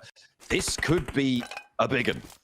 But it's Alliance who sit in the middle. Currently no elims, but in a really important building that could be a little bit troublesome. However, the open ground, I think, affords Regnum Kaya a lot of strength where Alliance very much crammed in and might not get too many points for this match. There's the nade I was waiting for against Team Flash. I was worried that it was going to be coming on through, and it was to be, unfortunately for them. The second one, a little bit short. Post another. No, it goes long again. They think they've gotten out of there. But Geeke, you got to put the hurt down. As soon as you get broadside on the door, though, that should be easy nade postage. As Win has to step out, and he gets knocked. I'm not gonna lie, Geeke's really overthinking this. They are really overthinking this. Nade the building. Exactly. Oh. Hey. Oh my god. You're just expecting them to jump, to run out. But if they don't run out in the first three nades, start throwing some of them inside. That's a lot of utility lost there. A lot of utility lost. Nade over the top here, over towards Ragnarok. Looks fairly on target to me, slightly far. The hovercraft will come through. Silas very low. They're going to wrap around it, or potentially just wrap back there. Still more shots over towards that hovercraft is required to take that down for Geeke. That is a big old treasure on side for them. Very helpful towards the end game. Never mind, a little bit Wild's low on the ammo there. mechanic for the team. Yeah, he's getting the vehicles in tip-top spick and span condition, you know? You've got to be looking good on the road. For Regnum Kaya as well, the next rotate probably going to be very important, especially with Geeky on the outside, right? They're going to have a lot of overview, and even more so now, they want to take control of this circle. I mean, Regnum Kaya actually being able to rotate over towards the beachhead. A lot of possibility here, but I think that you sort of just want to leave Silas there as an outpost. Same with Geeky, they're doing the exact same thing. You can try and control this southern side. You know, that's where most of the teams are. It's very open on the northern edge. So this is one of the few circles where you try and play outside the zone for as long as possible to try and gather position. That's that Regnum Kaya special. Take down the hovercraft. It ain't moving. Kevin just puts it in. Spots it down, gives them a little bit of cover to the north side, to be fair. Kevin just rolled in and was like, oh, actually, I'm sorry. I'm sorry. I should have never came here. I'm sorry. Oh, dear. Well, he is going to get backed off. Does manage to find the cover of his team. And now Weibo pushing up on this eastern side. That's your teammate. That is your teammate. Hero literally just naded Sook. That is unbelievable. What are you doing? That didn't. Weibo so good rotations, by the way. And there's the sticky. Hero goes down as he tries to pick his teammate back up. Weibo are their own worst enemy, Blank. It seems like EK are losing players to something. I don't even know. Because what on earth are they doing? And now Regnum Kaya have everything. Oh, Hero! What was that? It wasn't like he was even like towards Geeky. He literally just turned around and lobbed it at Sook's mouth. Oh, you got to be kicking yourself for something like that, man. Oh, Hero's so sad. Oh, the chased out Geeky are doing pretty well here against Regnum Kaya. Silas and Loxy now, the two to stand. Alliance to flex out in the meantime, and they do have 4 players. Well, they haven't flexed out at all, actually. They do still have 4 players, though. I'm confused, dude. I'm confused. Someone's all gone wrong. Good shots from Silas, though, to start things off here. 10 elims on the game so far for Regnum Kaya, which is great. Absolutely great. 11 make it now with Loxy helping from the back line to make that 14. Now into a 2v4. Okay. Jimmy bobbles an 8. The 1v3 hold for Loxy against Alliance. They have nothing to say about it. Now into a 2 versus 1. Loxy's coming alive, and he wants to put up big numbers here for Regnum Kaya. A 1 versus 4 for Loxy to shut it down, and Regnum Kaya run riot on the north side of Military Island. Oh my days, Regnum Kaya. You lose 2, but suddenly Silas as well as Loxy goes Super Saiyan in those final moments. Silas is pretty mad. But they got it done. 17 limbs. Oh, it's not mad. It's a little bit of relief, a little bit of stress been released there in that end game. But yeah, I think, oh my god. I mean, I know Loxy can clutch up. Did not expect the 1v3 almost immediately. Make that a 1v4. I mean, that was impeccable stuff from Loxy. Brilliant on the first hold. Getting those 2 knocks so early, of course, fantastic news for him. But reading that nade, hearing that pin and immediately capitalizing, I mean, there was confusion in Alliance's camp, and they've been biding their time for far too long. A second place pales in comparison to what's just happened there. That is beautiful stuff, and it almost made me forget about the fact that Hero naded Sook, you know? And then there was a drive-by sticky in these final moments. A pretty crazy finish, all things considered. It really was. I mean, Loxy, the clutch maestro, right here on the Group Red stage.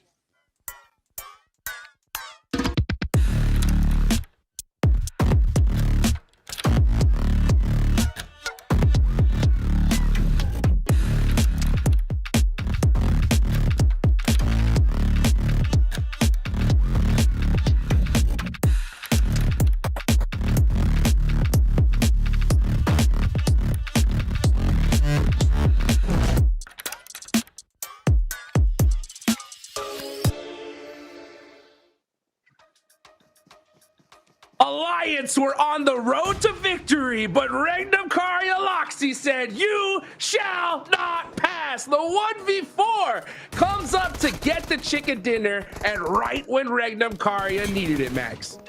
Let's freaking go! This is the Regnum Kyra we've been waiting to see perform, and this is the top tier level gameplay you can expect. And we got to rewatch this clip in Iptra. Loxy using this door frame to its full potential. The one, the two, and the third as he goes for the nade. What incredible discipline in that shed. That was 10 out of 10 stuff coming out from Loxy. It was so good. I mean, the quick flicks paired with the in the vehicle, you know, getting the knock in the vehicle, the quick flicks coming through around the corner, and then just moving out of the way, having that withal to not get naded, coming around out the outside and going, yeah, you are nothing. I just got 3 of you. 1 more is nothing. I'm going to win for my team. Loxy coming out the gate, just swinging like that. I love seeing that. What a play. That is how you get it done there, folks. What a crazy first air gale here for day 2. We get an insane military circle and hard shifts up to the north. I think Weibo's gonna get gate kept on the eastern bridge, and then they get it for free. I mean, this match had it all, Max. Come on. Yeah, it also had hero nading Sook. Maybe they have some drama happening behind the scenes. I don't know. That looks too intentional to be a mistake. Okay, I don't believe it. We'll see. We'll see if the drama channels on Instagram are going to be able to uncover what's happening beneath the surface, because there's definitely some drama happening there. But no, okay, I'm just memeing. It's still, I do like the approach of Weibo actually, Niptra, in that game. Trying to push on the eastern side, take the high ground away from Geeke was the right approach. But the execution itself was just, sorry to say, but complete mess in my opinion. What was that? Very odd, right? And I think it's one of those things where you have such a crazy fumble like that, where it's like you naded an own teammate for like it wasn't even in the way, it was just completely wrong direction. And I think after that, maybe there's just a little bit of it all falls apart, because it's like, wait, what just happened? And other teams already in that mood to just go in and take all the elims they want, just able to take advantage. But Arcred, not a great start to their era. This ain't Rondo. What you doing? Oh, it's bad. It's bad. It's really bad. But, you know, a lot of teams. I think it's really just we're seeing all these nasty clutches coming in here because both bridges were locked. Wait, what happened there? 60 after that shot. Through Rippers. He's like, yo, what's going on? Hello. What are we doing here? That's so funny. But to be honest, for True Rippers, it's kind of rough, Diptro, because they're going out early today, which we can't see that happening the entire day. That's a hard start. Yeah, but it's these bridges, man. I mean, both of them were locked down pretty tightly for most of the game, right? So even EA having trouble coming on through. So I got to give them a little bit of leeway, a little bit of grace. Maybe next game will be a little bit better for them. But yeah, some crazy stuff coming in here. Arcred and them in the end just able to hold on a little bit longer and able to just get a couple more points on the board. But yeah, what a crazy finish coming in here. I love how Karia played it. I love how all of them played it really geeky as well, really able to move on through and get a lot of work done. Not happy. I feel like we have to change these desks every day almost. Dude, they're just getting slammed all the time. Huge nade going into that shed of Flash. And actually, talking about Alliance and how they just got 1v4'd by one player, Loxy from Regnum. Maybe, just recommendation, when you want to push a shed, maybe have a nade or Molotov to force him out, because he was using that door frame so well. I think it's not only just a great clutch from Loxy, I think Alliance felt way too overconfident and they just got shut down instantly. That was beautiful to see. Yeah, as we take a look here at those rotations, Neptura, man, that sticky nade, by the way, from Safji Geeke was just so good. But you can see them, they were hanging around at Novo. We got this southern military island circle. Look at Weibo going all the way up to Severny for so long, and then finally making that rotation down here, Neptura.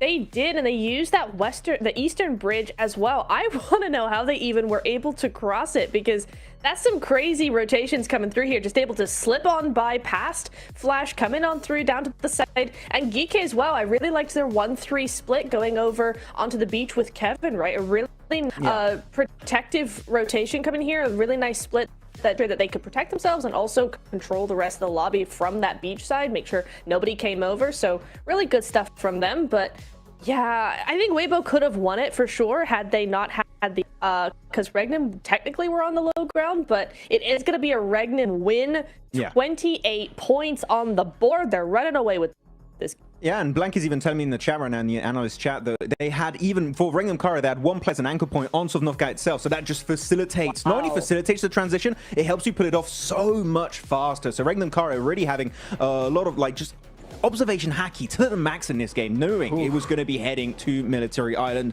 And yeah, again, this is more way aligned with my initial expectations of Rengham Kara, though DK, that's such a good hilltop position to the eastern edge, right, Niptro, this game. And teams tried to wrestle it away from them, such as Weibo and Virtus Pro, but if you're going to fight it, send it.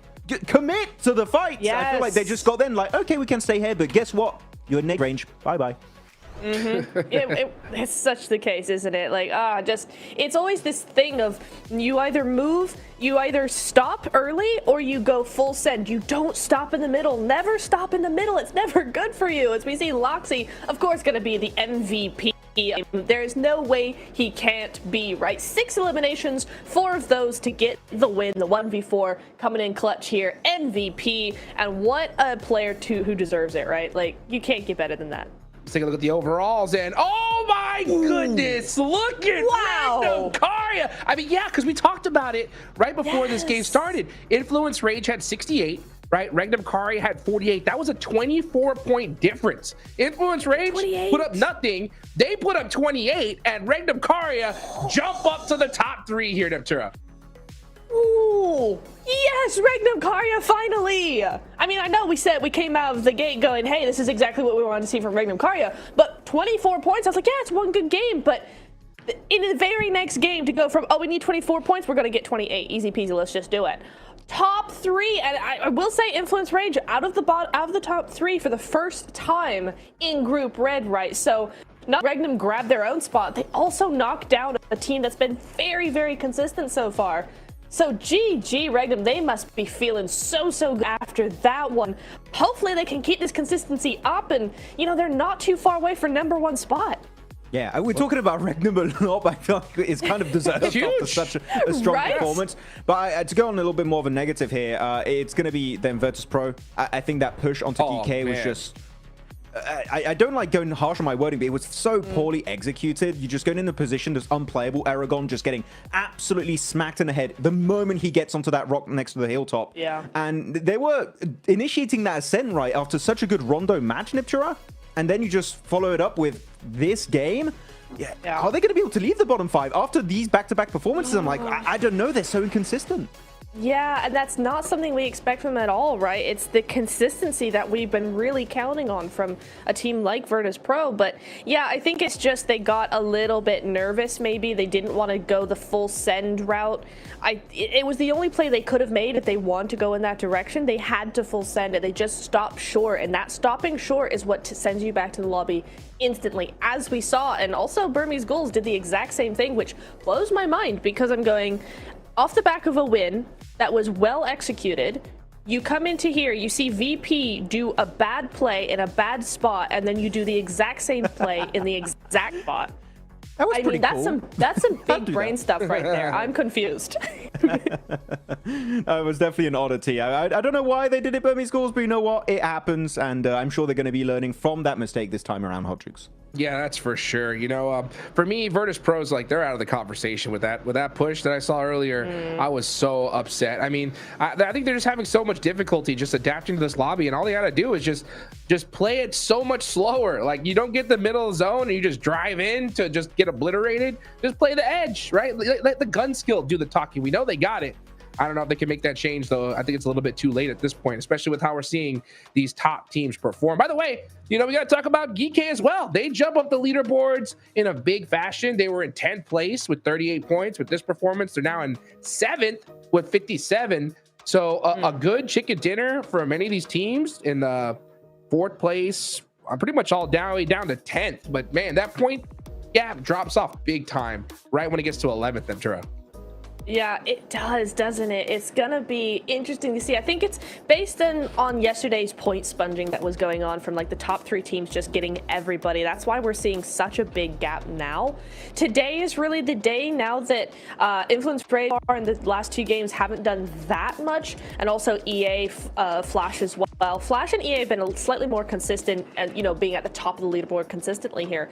But for the bottom teams, I think now today we're starting to see maybe a little bit more of a chance for them to come up, just adjust, move in, move out, and move their teams out of their space as well. I think it's just really that presence that is missing here, because Geeky were able to take up a lot of space in their zone. So was Regnum Karya as well in this last game, and I think that's really the difference between them and say maybe a WBG in that game or an Alliance in that game, who kept to themselves a lot more. I think it's really where you spread out in those end games, Max, that presence is what we're needing if they really want to get points. Yeah, I mean, you want to try and make as far in the game as you possibly can. And talking about late game, Niptura, I'm going to talk about a team that unfortunately has not been reaching the late game at all today, and that's been True Rippers. And I know in the chat there's a ton of people supporting True Rippers, and the main issue with True Rippers is the lack of scouting on their early rotations. Yes. They just send, like, Rondo was just a straight up hot drop. Like, there's no scouting can be done at that point. But for this bridge, they just sent it hoping no one was going to be there. But when you have a Sovnovka Island, you're always going to have teams setting up a bridge camp against you. And even if there isn't, you should always scout just in case there is one team doing that. So True Rippers, more emphasis on scouting, gathering information around you to make sure you can avoid those early skirmishes, because they just don't help you in the long run. If you lose it, guess what? That's a 0-point game that we just witnessed. So True Rippers, we need to see a step up here in the early stage. Well, you know what? We need to see a little bit more from Geeky as well. We got the 7WG down on the stage there with Ragnarok. Let's see what they got to say.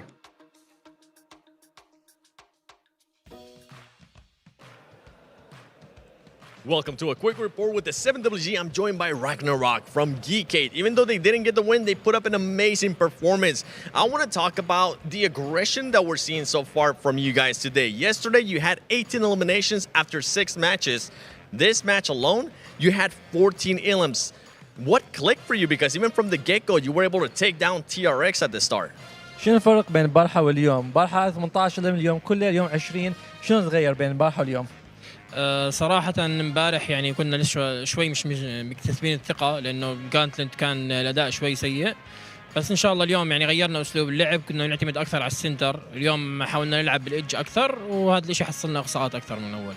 He said that honestly yesterday we came in not feeling so well because we're still a little bit nervous from our performance in the gauntlet.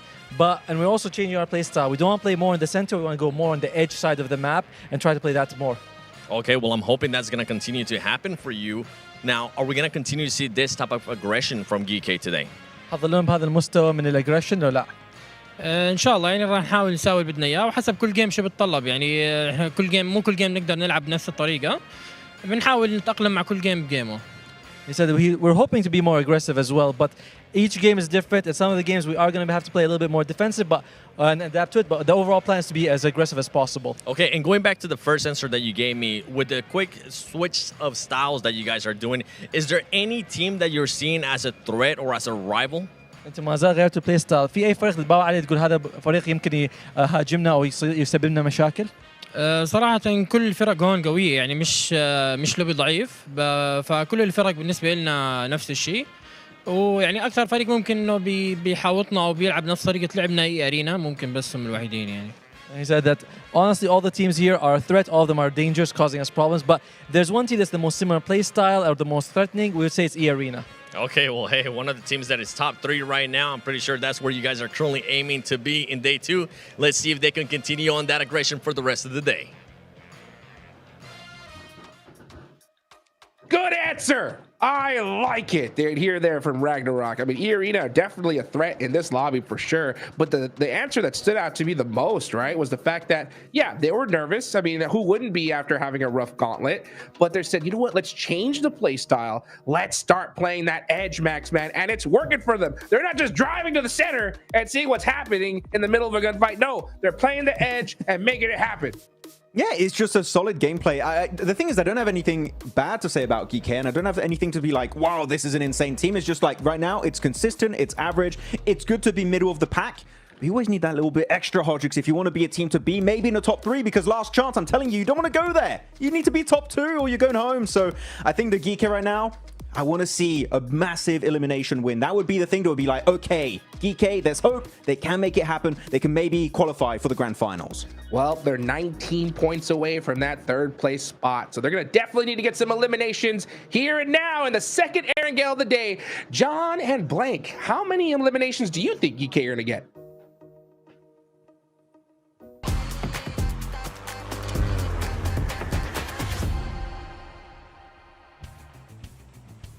I'd say probably 6 or 7. 6, 7, you know, something like that. What do you think, Blank? Yeah, maybe like 8, 9. What do you think, John? No. 6, 7. 9 or 10? Yeah. Absolutely. 11, 12. Oh, yeah. We just love counting. From that south side of the Sosovka military base, we are heading up to the north side on the plane path for our second go around Erangel. The analyst desk is fuming right now, but they are just going to have to grin and bear it because I've got the mic. Yeah, you like officially unstats, bro. You know, because that like kind of means on call, right? On call. You're on call. Sorry, I was busy coughing just then. What did you say? Playing back from the south to the north side. Sure, shooting range. A little bit of a different one this time around. Slightly less egregious than our last playing path. For Regnum Kai, actually, this is so good for them after the back of that last game. Just because now they can really play a slow game. Because everyone else is playing really slow. But the difficulty is getting those big points and sort of having to manipulate the games to go in your favor has been really difficult. For Regnum Kaya, that win is so imperative to get at this point in time. That now allows them to sort of just play a much easier game, get those consistent points. This is difficult, you know, very western playing path to a sudden hard shift on the circle over towards the eastern side means a lot of teams need to get moving early. For True Rippers, great start for them, you know, starting in Milta. They drop down towards the south side anyway, towards Farm. They have a fairly consistent rotation path here. Vossen able to find tops there from the Flash over towards the north side. It's a good start for VP. VP is I think that this team bows it out sometimes. I'm not a huge fan of it. Like, they're very good at the game. They've got great gun skill. Some of their rotates are good, and then some points of the game you just see them play and then they'll just go off and make a weird maneuver that was totally unnecessary. Just like who we've got on our screen, Mr. Hero himself, who is actually a villain. Oh no, surely not. Look, he's been banished to the north side of Severny. Yeah, you don't get to play with the rest of it. No, he is still closer. But I mean, I really desperately want to know what happened. I mean, Hot Jukes highlighted it before as well, right? With it must have been that he thought it was a smoke. Like that's the only reasonable explanation for what he did. Because like, yeah, it's bad. That's just really bad. Yeah, even then, Sook was already smoked. So yeah, you know, it makes exactly. It just kind of makes no sense. I think there's already 2 smokes down, so like, why send the? I think it was a whiff. I think it was just a whiff. I think he went to put it away, and then he's turning around. As he turns around, he throws the grenade, and it looks so intentional when it's just a big mistake. But it is a mistake that costs him a lot of points off the back of like what was an incredible rotate. Like the rotates at the moment, fantastic from Weibo. Their late game, on the other hand, there's something left to be desired there. It's discoordinated, a bit broken, it seems, on that front. And they could have been on the points tally where Regnum Kaya is, with a good game, with a good transition at the end of that. They absolutely could have been up in 3rd place. But for now, not so lucky. They're now 16 points behind. East side circle, over towards the mansion area, the north of prison, will be a lot of open ground there. You've got that lumberyard hilltop as well to the south. The Asfields out to the west. Currently, no one is in Lipovka. Virtus Pro, they're trying to change that by the looks of things, but they might actually divert and play more out in the open field, since it looks like they are I mean, not fully looted here, actually. No, Voston doesn't even have a vest or a helmet, so they will need to stop off and grab some loot. Wouldn't be too surprised to see them ending up in Lipovka. I mean, Verts Pros, the case of they just went from an okay position, like sort of split off around on that north side, and since then they have just been rotating. As have a lot of other teams. Regnum Kai is going to make that pass from Rozok over towards the eastern side. Much easier rotate for them now, considering OG isn't in the lobby, playing around just towards their south, and Arcred doesn't rotate quite as quick as OG here. So I think for Regnum Kai, they definitely afforded a lot more space in Group Red to play around with here on Erangel. Here, right, VP immediately over towards Lipovka with 2 players, playing that split over towards the north side as well. So getting a lot of loot on board. Many other teams who dropped far over towards the west, they've not even considered moving early. There's no real reason to. It wasn't like they were going to get central position anyway, so they're happier just to play the edge. And it might work out. We'll have to wait and see. Arcred, 4 players in a vehicle. In minute 5, you got to be joking. Surely there's been another vehicle that you could have taken. By this point, it's a bit criminal, especially on this sort of... There's a buggy right there. Come on. Surely you've got it. Okay, fine. Right, okay. I'm slightly less... They could have put... Okay, it's the backseat. Fine. It's still three in a vehicle. What have they been doing this whole time? If they only have 1 vehicle up to this point. Rotating. I'm mad. So, I'm big mad about it. Yeah, I can see that.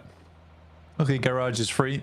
So to pick themselves up a nice shiny car. Which one of these players potentially in this group might be able to pick up for themselves? Sweet little Porsche towards the end of things. There we go. All right. My nerves have been calmed. They have split into several different vehicles rather than all sitting in the same one. The fact that Twisted Minds were so close to them as well, all in the same vehicle, must have been absolutely terrifying, right? Like, you spot that and you think, oh nuts, we're going to be absolutely ripped to shreds here. But they do manage to split out. They find that extra buggy. They get to the garage. So it's okay. It's okay. I'm chilling a little bit more. Well, they've been rotating up on that north side. DRX, it's a little camouflaged hay bale there in the way. Need to regain some speed.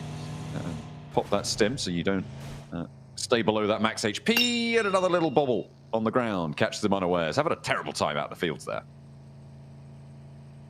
Yeah, it's not easy. Not easy sometimes. We're both going to make their rotate down from the northern edge. It's just to the west of the coast. So it's on top of where VP is currently playing, just the west of DRX right now, as you can see. I think this is an okay place to start, especially when you don't really know where zone 2 is either. You just pick up the L block there, and it's fairly easy for the rest of the game for you as Weibo. Yes, there could be some big shifts on the circle there, but because, again, most of the teams are stuck out on that western side, I think Weibo's quite happy with this rotation they've been able to grab, which sits them on the eastern side of the circle, where they should know there's plenty more space to rotate around in.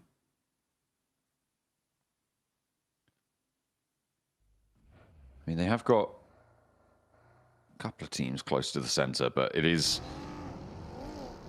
difficult to move in a little bit further south at the moment. You do need that scouting on board, although you expect them to be aware of their surroundings. The Regnum Kai are split right now between Heaven and further down towards south on the compound that oversees the dips to the west.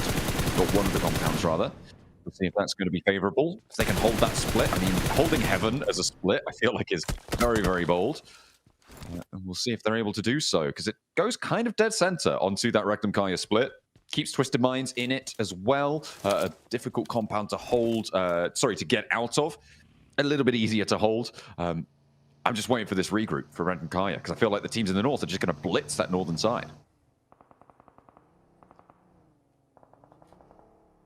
Yeah, I think that you'd be right to say that.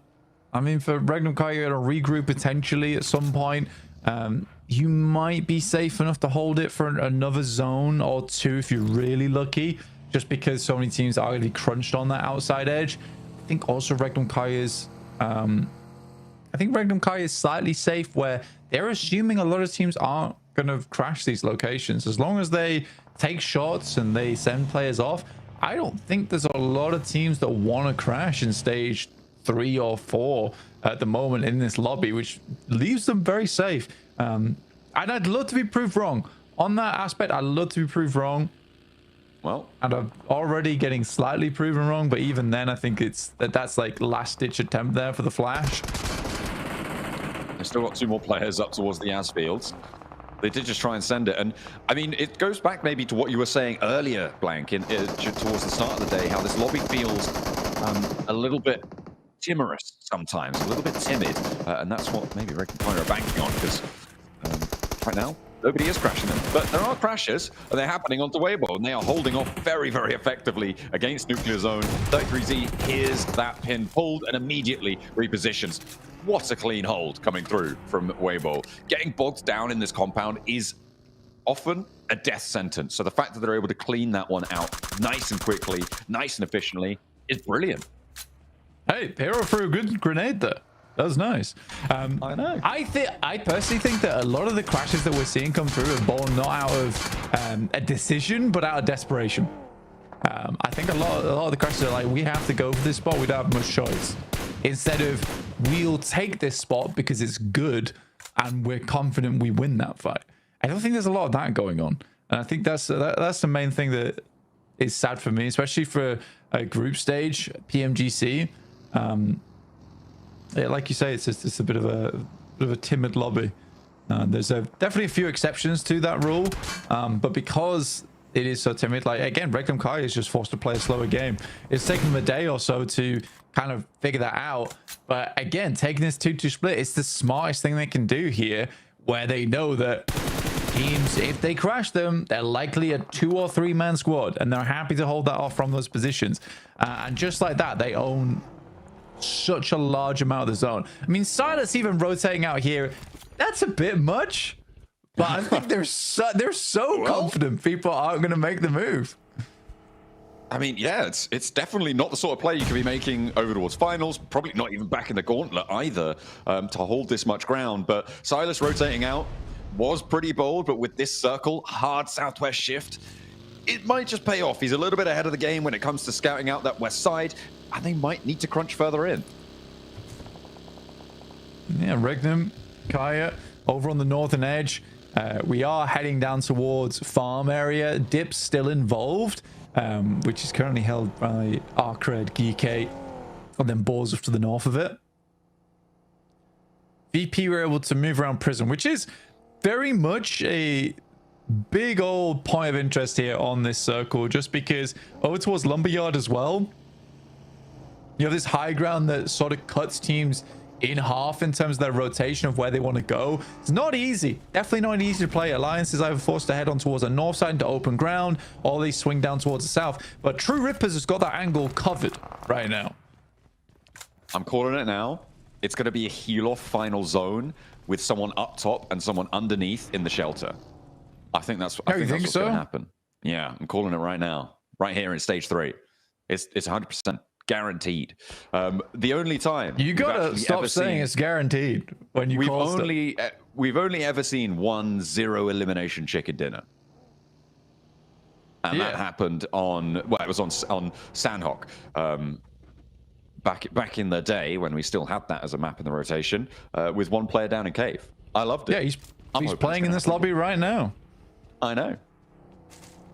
Who is it? Huh? Who is it? It's the Virtus Pro boys, isn't it? But which one? Ooh, I can't remember which one. Definitely one of them. Oh, you've been found wanting. It was no. Hang on a minute. Was it? Okay. Yeah. Fair enough. Well, there we go. Let's see if we can do it again. Let's see. Over towards the north side is DRX coming down from Mansion. Again, pretty open zone, so they'll have to kind of transition round. They could play west side of the road, which is a little bit of a lip to play off the back of. It's not ideal, though, because the circle's likely to move off that position, but it will give them some safety into the future. I'll tell you what, right now, it's not looking enjoyable playing down towards the south. No, it's pretty crammed, pretty difficult sight lines to stay away from. But the center's not looking too favorable either. I mean, it is A lot of open ground around this shelter area. Those entrances really providing a lot of cover for those teams. But look at the crashes starting to come through. I mean, 2 players crashing in for the Burmese Schools, and we're coming back up to the northeast. Oh dear. Make up your mind, Mr. Circle. Oh, they just can't figure it out. Twisted Mind's very happy about this. In their compound, they should feel pretty good with themselves. A nade around the side, but it's shot from Godspeed to be able to land over towards Bose. And that's a flush immediately. The nade's over towards Win, not going to find their way through.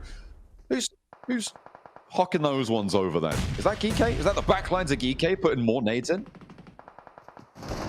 It feels like an overinvestment. I feel like they could just clear the angle potentially as a 2-man, but I mean, you're walking so close to this. Yeah, finally. Yeah, they did, by the way. You're right. You're right.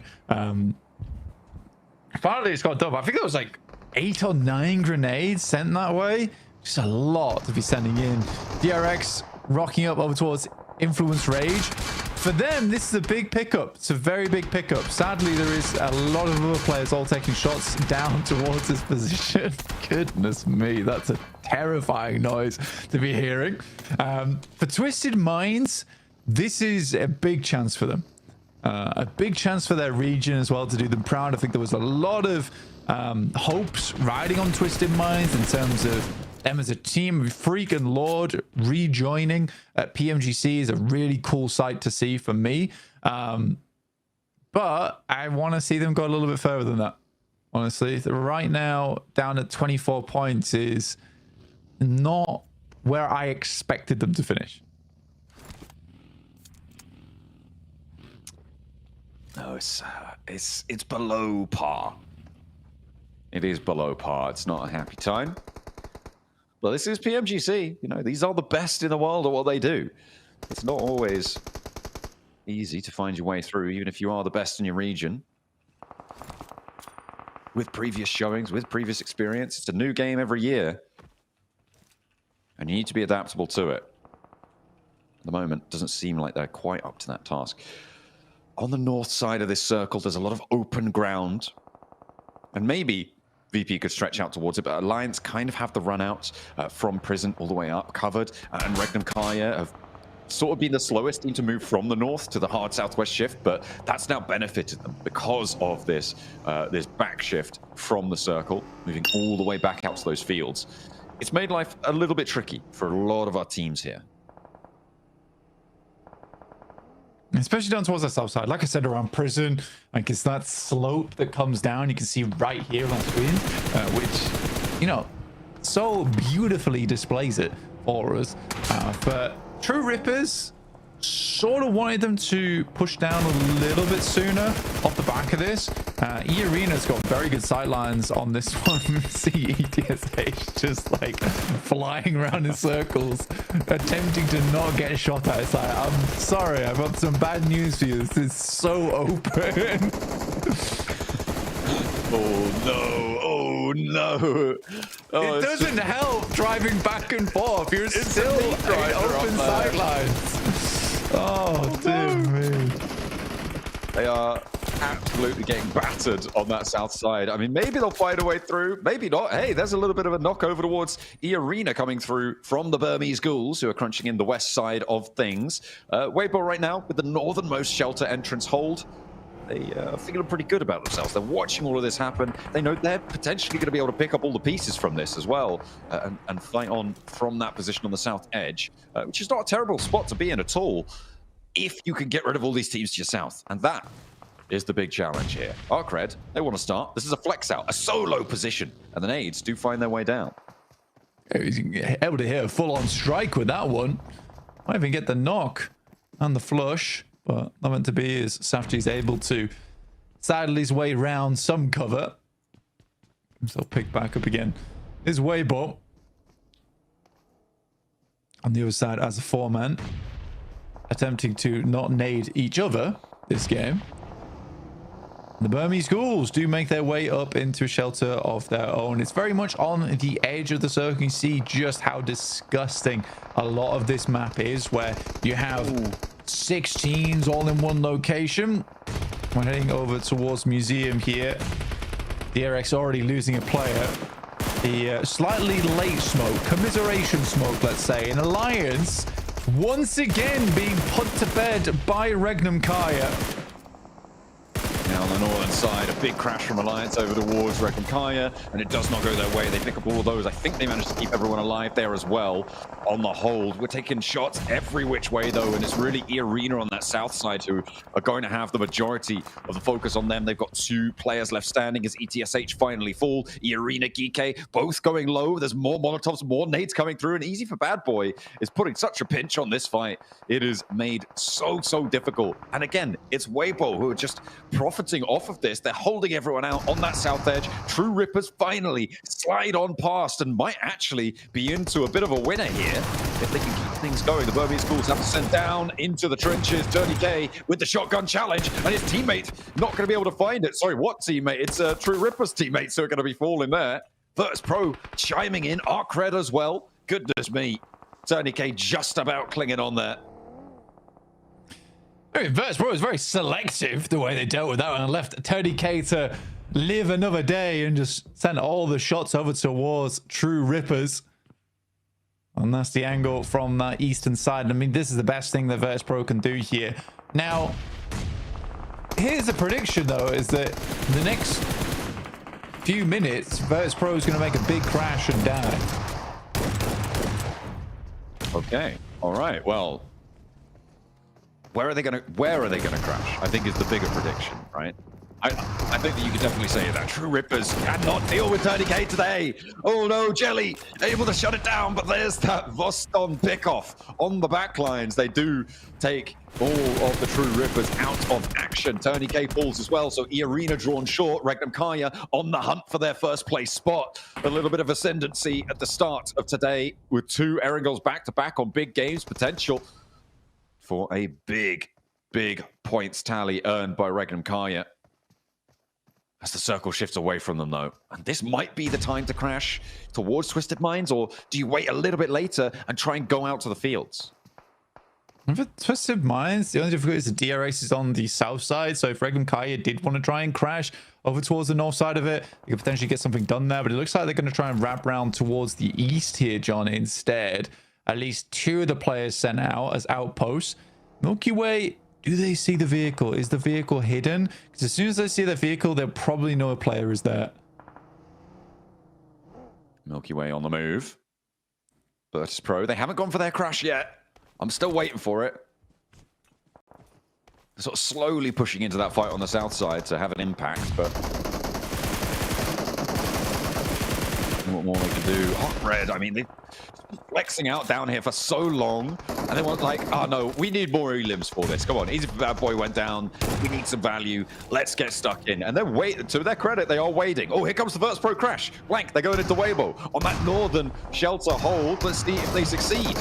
Are they going to prove you wrong? Because a lot of damage already done. Sook and Order immediately falling here. Hero as well. But Virtus Pro, they're getting torn up from some which way. I think that's the Burmese Schools. 2 of their players are down as well. Now it's up to 33Z to hold down his team as Milky Way lights up the ground floor. Maybe he's going to send downstairs to go for that heal off after all, but no, has to stop because there's a Molotov in the way. Virtus Pro, it's not a full wipe, and they might actually get the reset. Yeah, it's not horrendous. They do get some points off the back of that. Now the rest of the team is looking to push downstairs. They did get themselves back up into position. A nade goes long. It's not enough. Luckily, Hero attempts to get one down. Will pick up the point for his troubles. And there is a reset available there for Virtus Pro. Not with the Burmese Schools pressure on, though. They actually fell in behind them, and Virtus Pro are downstairs, picking up players, trying to get out of there. Arc Red all the while are suffering. They tried to get stuck into the fight. They've only got 4 elims for it right now, Blank, as Weibo have been displaced from this northern side. It is a scrabble for the spot. Burmese Schools want to go a little bit further in. Let's see what more they can do, but on the outside, Regnum Kaya did go for the fields. They're playing a 2-2 split again. Yeah, fair enough. They're just controlling a lot of the zone. They really are controlling a lot of zone. I think that they can see that Twisted Minds is so unwilling to leave that outpost and get anything done. I feel like if you were Twisted Minds, you'd look to try and clear DRX a little bit sooner and then control where Regnum Kaya was coming in from. Instead, now, Regnum Kaya just has a absolute freebie of a lobby. And still Twisted Minds are doing nothing. A little bit passive from them. DRX are on the wall, but Virtus Pro, anything but passive. Burmese Ghouls cannot get through them. And they're still down in the tunnels here, Blank. Regnum Kaya actually have now transitioned all the way down south. They are sat atop the pack. And it's going to go well for them. They're just going to keep everybody in. I mean, maybe they don't really have too much of a choice against the last player from Arcred. But that is what you're looking for. Across the way, DRX going down does mean Twisted Minds might find the confidence to get out of there. But Zedwolf just has the angle. He's going to keep spraying as well. There's no reason not to keep spraying this angle. He'd love to get that pick off there. If he can weaken the museum team, their end game becomes so much more simple. And they can continue to sweep. This might be the back-to-back here for Regnum Kaya. I think they may have cracked the code, John. Good preemptive nade over towards SafG, actually. Pretty huge. Hardboy did take some shots over towards them before, so they're aware of his position. And to get out of there, yeah, it's not going to happen. You're just not going to be able to find it.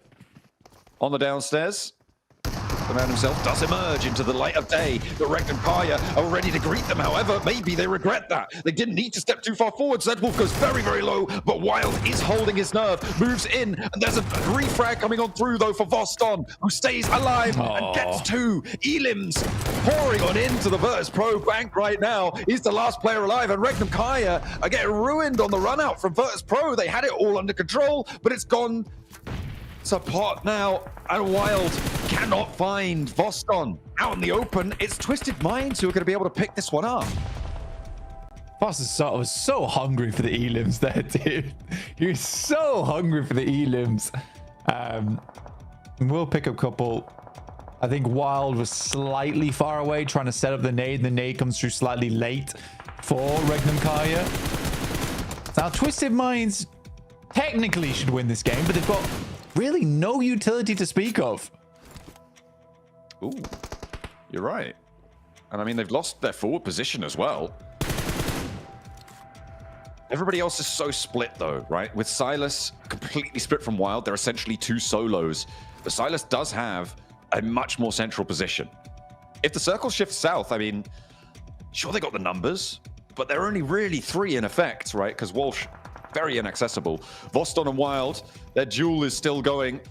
As Voston has the Molotov, Wild will be forced back by the buggy. Voston trying to spray, but steps up into the sightlines of Twisted Minds. Can't afford to go for it, but Wild takes the bullets too. And now Silas is all alone. Virtus Pro have turned the tables. Yeah, it's Shudo actually getting that shot over towards Wild from Twisted Minds. Silas wasn't quite able to hold that angle. Good shot towards Freak to start things off, but I think Voston should be coming through with the backstab very soon. Not quite. Oh, he sets himself up behind it. Smart. Move out for Walsh is interesting there. Silas dips down, maybe looking for the push out further. Voston on high, doesn't stop the res onto Walsh, but he doesn't need to, because Lord decided, you know what? I'm actually just going to go and fight this instead. I'm not going to go for the res. Twisted Minds, I mean, no utility is really, really rough, and he goes for the shots underneath. Voston, the Jewel Meister, looks for more, but Lord is able to do what Wild could not there. Virtus Pro, 12 elims, though. It's as good as we've seen them, and they'll be happy with that. Up into top three, though, for Arcred, who he's been chilling behind this rock for a long time. Yeah, can Arcred do something? Anything would be great at this point. He's going to have to move. I think he has had an angle onto Chudo at some point during this game. Oh, Silas isn't investing in the first aid kit. Also some bandages. Finally looking for something. Come on, Hardboy. This is your chance. It's a free... That's a free shot. It's a free shot. He doesn't want it. He's waiting for a better deal. I mean, Silas is closest to the center of everyone here by a hair, but other players are going to have to move slightly before him. It's all down to gun skill because there is no nades.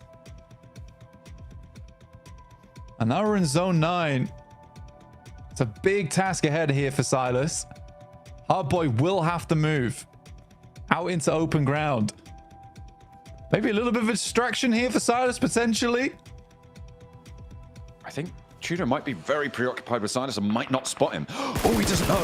He's complete broadside. Step up, go for the spray. Hard boy doesn't connect though, and now the Tudor answered. Not quite. Silas could go for it though and find Hard Boy. It's a 1v1v1 out in the open, and Silas puts them up to 12. He's slightly more central, and Lord has to push towards him. Oh, this is a nightmare for Twisted Minds. Silas might be able to do it, but no. Lord is closer to the center here. Silas will have to move first. He has to step up. This is going to be an impossible challenge. Surely Silas can't do this. Oh, he just has to hit the shots. It's the thing. But he won't be able to do it, and Twisted Minds will able to be finishing out this game. But what a messy ending that was. A lack of control there from Twisted Minds, in my opinion. Second place, though, with 12 elims at the end there, Blank. That is a brilliant back-to-back performance from Regnum Kaya. But you're right. Twisted Minds, no presence, really no aura in that game, and they needed it. Unfortunately, for everyone else, it was just a little bit too good of a position. Yeah, very nice there from Regnum Kai overall. Like I said, Silas in a extremely fun little end game. For Hard Boy, gives me with guy shaking at the end there with the amount of adrenaline going through him. That spray was awkward. Had to even go for the full spray reset to get it done.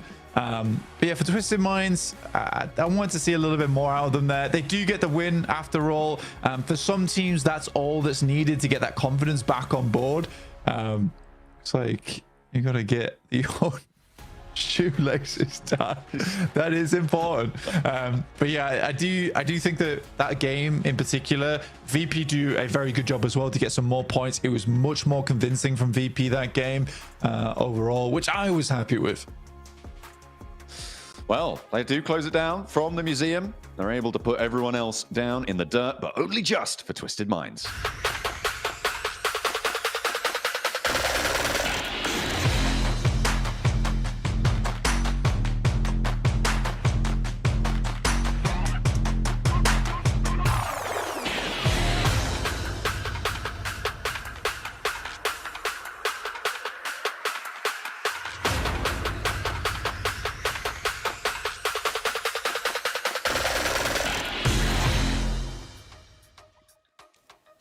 And Twisted Minds finally secure their first chicken dinner for this PMGC. This squad was all the way down in 13th place. I gotta say, I mean, it looked a little shaky there for a second, Max, man, but this was a huge win for the squad. I mean, they had so much control and they gave it up, and because of that, they lost a lot of their forces, a lot of their players in the process. And luckily enough, there was Lord. He was able to redeem it in this game versus Silas. That 1v1, I'm telling you, the high ground is not there, or Silas has a single smoke Niptura.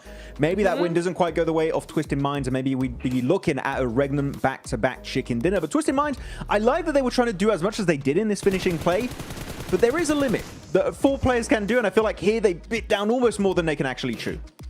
Yeah, I think it really just came down to not really being able to have those angles covered by their teammates, right? But they do get it in the end, and they were able to just get that win. That's exactly what they needed right now. You know, they were sitting in the bottom 5, not really sure what to do next. And this game, hopefully, is going to be the turning point for them, the game that gets them that springboard effect to just move on and do better things the next game. Yeah.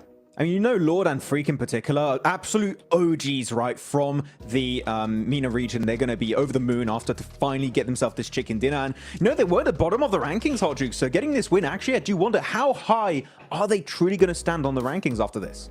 That's what I'll say. This is a huge win for the squad. I mean, they were in a big threat-like position. They were all the way down in 13th. So this is going to definitely put them in a shot here, right, for getting into that last chance. So a good win. You know, they did take that museum spot. That circle there was pretty wild, you know, but we're seeing some pretty crazy plays here. Not to mention Regnum Karya. Just so many eliminations in this game, Max, man. They got to be pushing themselves up even higher in the leaderboards from the last game. I mean, Regnum Karya getting eliminations or Wild getting eliminations? I mean, that's true. Yeah. He was like, what, 7, 8 eliminations this game? He was on fire. He was learning from his teammate from earlier on that previous chicken dinner on our angle. So very nice stuff indeed. DRX, though, big send right onto this area on Museum, sharing it with the likes of Twisted Minds. And I was actually surprised, Nipchoro, that Twisted Minds were willing to kind of share that wall with DRX. I thought they would just nade them to hell and just take that position for themselves. I kind of like it though, to be honest, because it meant that they were not going to attack themselves, right? I think there was a lot of teams on all sides that meant DRX couldn't really make a move, and Twisted were allowing that to happen just because it meant safety for themselves. They knew DRX were kind of stuck there. Other teams weren't going to really try and do much and push when they knew two teams were there. So actually DRX's position meant that they were able to keep relatively safe, but a lot of emotions going on here. It's a good thing they won, because goodness me, there's a lot of pressure on them. Yeah. I mean, Voston, how the hell was he able to sneak out of Shelter? He just came around and just got rid of most of Regnum Kari on his lonesome. Really good stuff from him in particular. But I don't know how he got through. He just disappeared and reappeared, and boom, 1v2. Easily secured for this guy as you go through the rotations. And I want us to all pay attention here to how Regnum Karia played their early to mid-game transition in particular. So, of course, Regnum Karia usually playing Rozok, early transition, circle not too far away, quick pivot, and they go for this amazing 2-2 split with 2 players in Heaven on the northern side and 2 players going into the southern compound. There's just literally one building and a few walls around it. And this gives them 100% vision on what the hell is happening on the northern edge of the circle, which then enables them to go for the best rotation possible. Regrouping, they've seen all the fights that were happening on the southern edge, and they go for this wide eastern rotation next to Shelter Niptura. I think that was literally the best macro rotation we saw the entire match from Regnum Kari this game. Yeah, it was really, really well played, and well played because it was really well thought out. They had the information necessary to make that play work for them, and then sending Silas center just in case, right, was actually what gave them the almost win, right? Some really, really good stuff from them. Really forward-thinking gameplay from them, and look at the points it gets them, Jukes. 18 on the board to come right a 28-point game. I mean, it's nearly over 40 points that they've gotten in just 2 games. That's it. Regnum Karia, they've downloaded the lobby. They have downloaded the technology for sure. The update is installed and ready to go. I mean, they didn't win the chicken dinner and still got the most points in this game, Max. And you can just tell by the way they're playing this. I think they've just understood, okay, this lobby is a lot slower than before, you know? Yeah. All we got to do is just take our time, pick our positions, and let our gun skill do the talking. And man, they're making it happen there. The timing at which they take fights in particular, Hodgix, is just so good. That fight on Shelter was timed beautifully. The fight is happening. There's Weibo, there's Virtus Pro. The teams are deep inside of Shelter. They're like, hey, you can't fight back. That's when we're going to push and engage you. And that timing was A-OK from this squad. Here we go, though. MVP is Lord. And it's good to see Niptra, Lord, finally, you know, on an MVP graphic. It's been a while. But you know what? He's building back that team synergy, and he's finally back on board here for PMGC. Yeah, it's really, really nice to see them back on where we expected them to be. Hopefully this is going to be just the game, the start of their next journey forward into that maybe top 3, you know, still could be done here as we look at the overalls. And I am looking at Twisted. They are in the top 11 now, but Regnum Karia straight to the top. EA, after 8-9 matches, have finally been dethroned, and it is Regnum Karia, Max. Lock it in. Lock it in. Regnum Karia in first place, looking mighty fine here going into the second half of this tournament. Guys, we're going to be right back after this short break. Get your popcorn, get your drinks, and we'll be back in a minute.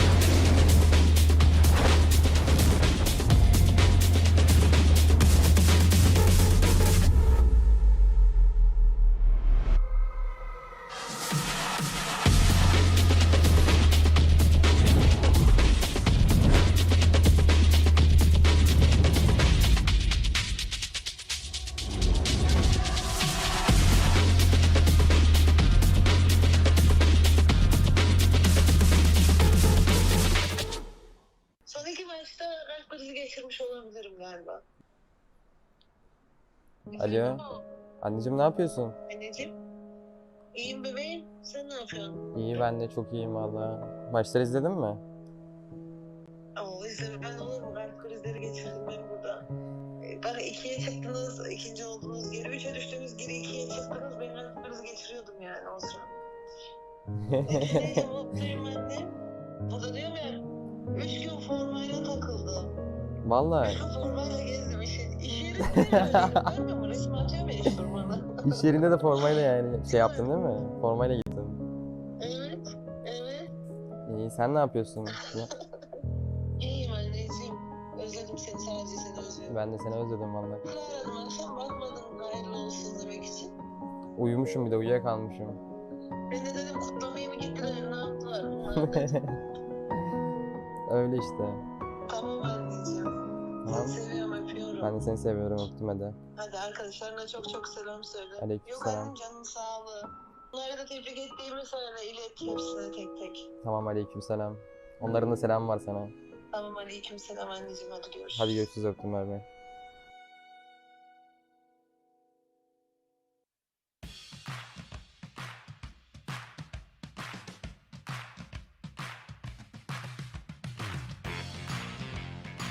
Welcome back to the halfway mark of day 2 of Group Red. I got none other than Boston from Virtus Pro with me. This is a team that you guys came in as champions of CSA, what made it considered to be one of the hardest regions in the world, honestly, for PUBG Mobile Esports.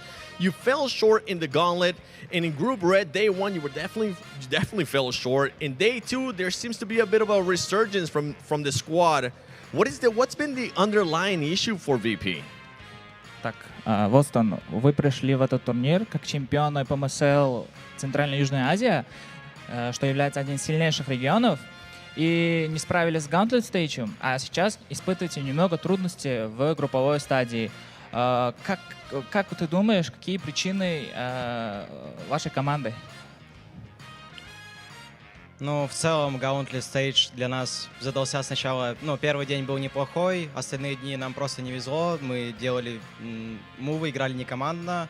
Мы разобрали, зашли в Group Stage, но также испытывали трудности. Вот, сейчас команда чувствует себя отлично, мы провели разбор. Вот. Ну, мы просто в целом устали. Перед ПМСЛ у нас была очень плотная подготовка. Перед ПМГЦ также очень плотная подготовка была. Сейчас мы выдохнули и с новыми силами на второй день зашли, показываем, я считаю, нашу игру и то, что если мы не камбэкнем в топ-3, то на лast шансе мы будем бороться за 2 слота. So we just a little bit burned out after the gauntlet because we got a hard schedule before the PMGC and also before the PMSL, and now we talked with our teams after the gauntlet what we're gonna do in group stage, and if we will fail to be on top 3, we'll try our best in the last chance. So it's because we're just a little bit tired and we just burned out, so now everything is okay. We're gonna do our best. That's fair. There's a lot of factors that go when you go to such a big event like PMGC, the biggest one we have of the year as well. And you were talking about wanting to be in top 3, or if you fell from top 3. Well, I got some stats for you. You are currently 39 points away from third place and 11 points, or just actually 1 point away from 11th place. What is the team looking to do with 9 matches remaining of Group Red to make sure that you get to third place? До третьего места, до топ-3 у вас 39 всего лишь поинтов осталось, а до того, чтобы спуститься, 11 поинтов. Какие планы на последние 9 матчей у вас? Может, вы поменяете общий подход или игровой стиль? Мы будем также продолжать, как мы будем также продолжать играть хорошо, как вот эти первые 3 игры. Мы делаем все отлично по карте, все понимаем, все друг друга хорошо себя чувствуют. Все у нас хорошо. Мы будем также продолжать хорошо просто играть, и все. Такие вот планы.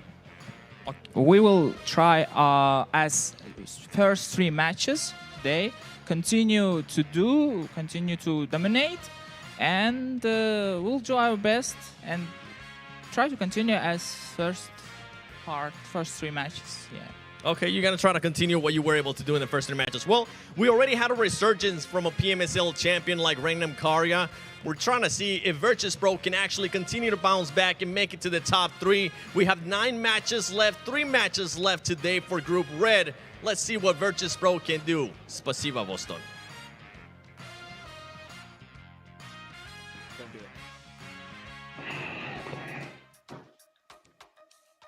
Hey, you may have been feeling a little bit of burnout early on, but you know what? I got the medicine for you, and that's the Infinix GT30 series, the official gaming phone of PMGC 2025, engineered for precision, performance, and victory, empowering every gamer to hashtag be the one and outplay the rest on the global stage, man. So get your hands on one of those as fast as you can here, because we got to talk about Virtus Pro. You know, day one, what's going on, right? Day 2, I saw some pretty crazy rotations, right? But I'll tell you what, so far they had 8 points on day 1. Now they're at 30. What was it?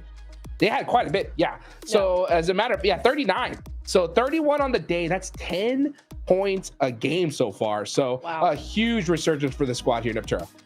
Yeah, really, really nice to see. We were talking about how, man, they just weren't able to get all 4 players to the end stage, right? And today, 2 out of 3 games, they've been able to do that. And 2 out of 3 games, we've seen them in the top 5 with a lot of eliminations. Yeah. This is exactly what we wanted to see from VP, Max. So pretty much, they're having a day 1 every game. If you look at it, yeah, more than that. Yeah, more than that. They're doing more than a day 1 in every single game. Look at that. Really good performance. So definitely really happy with Virtus Pro. And of course, you know, they said it's a little bit tough going to a LAN event and stuff. So they're in the thick of things now. They're fully ready. They're fully prepared. And they are going to be continuing their ascent towards the top. Still can't believe we got Arcred losing 2 players. So watching these replays on that first angle. But no, these circles have been interesting, and you know what? A team that I was hoping to see a bit more from, because we hyped them up a lot, Niptra, at the start of the day.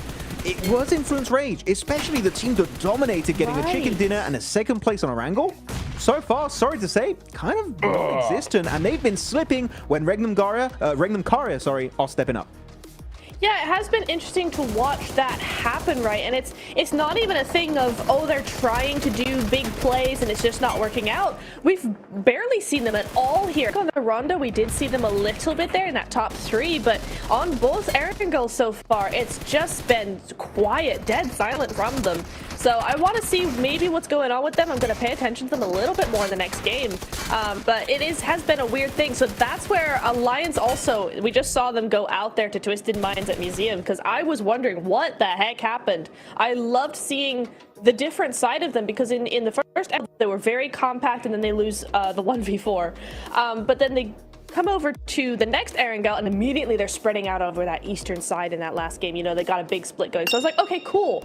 Really good from them. They switched tactics there a little bit. I liked that, but unfortunately that play just not going to be panning out for them, unfortunately there, Max. Yeah, I mean, looking at also our top performers here, top players of this previous match is going to be Silas also up there, which I'm pretty sure, you know, is one of his teammates, or most of his teammates have been popping off today. But it's good to see Silas step up, because I still see some people around saying like, oh, Silas is just getting carried by Wild, Locks Easy, and stuff like, no, bro, like, sure, he's an IGL, so he doesn't have to be like, you know, the big frag of the squad. But man, this guy back in the day was one of the best fraggers out there. Put some respect on Silas's name. Like, when he has to step up and pop off, he will pop off. Okay, do not doubt Silas. Okay, dude. Yeah. If anybody felt doubt after that, watching that last end game, Neptura, right? I mean, he shut them all up, man, by himself, making it happen, extending his team out towards the later, you know, parts of that match, and shutting down some players in the process. I mean, it was close. I mean, I don't know if anybody else was like me, but I saw him in that 1v1 situation. Even though he was at a disadvantage, I was like, he wins these. You know, it was close.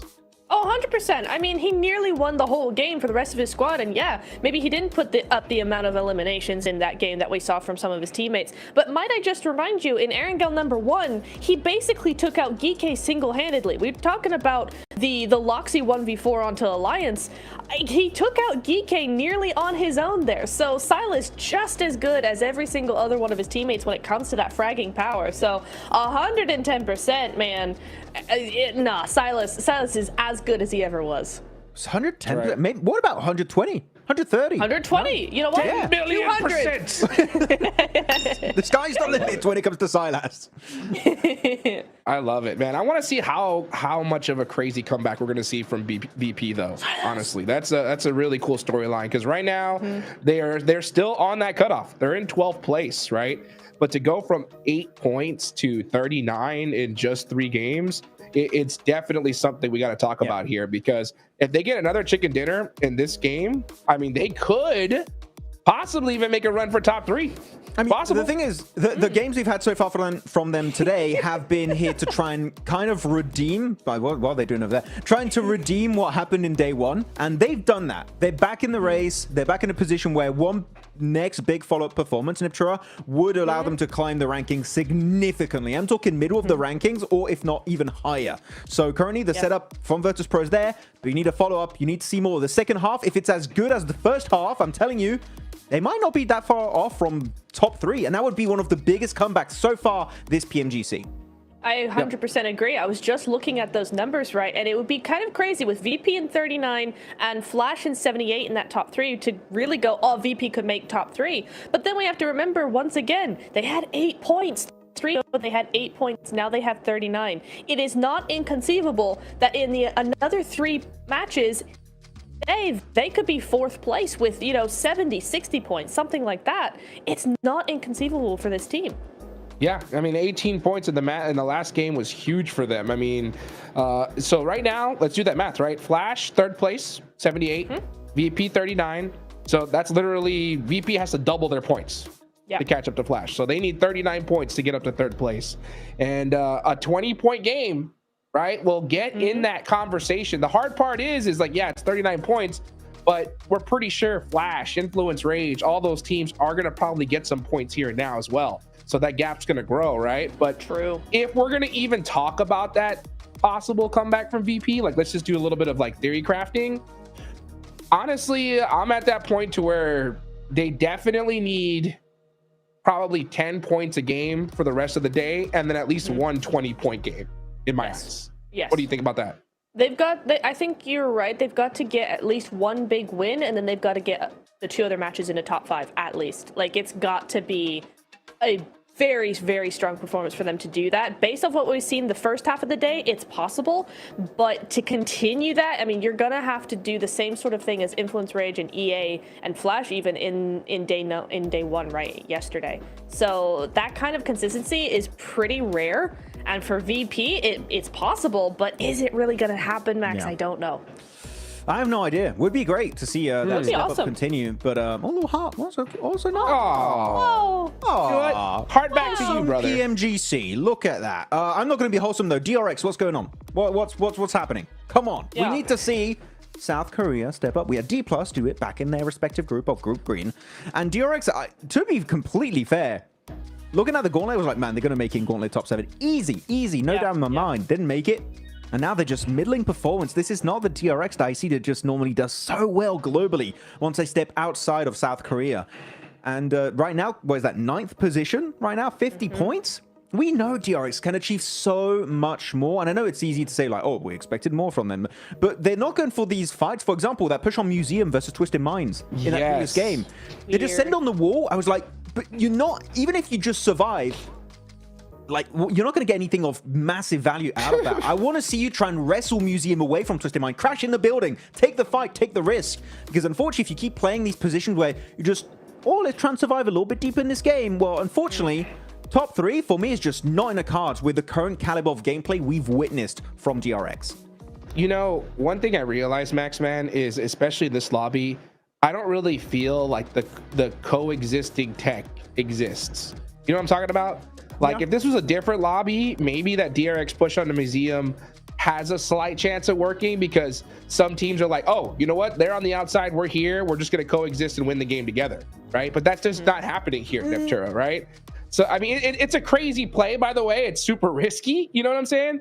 But the fact that I can't try to figure out why they would do that push anyway, you know, because, yeah, they like, why not just go take it to Twisted Minds and try to make something happen here. But you know what, guys, we got some tech issues. We'll be right back after a quick break. Don't go anywhere. Pro çok oynadı. DX zaten I don't think any PMSL champion teams are stronger than us. ممكن اقول لرؤوف طور لعبك لانه حبي احنا جايين ندمرك.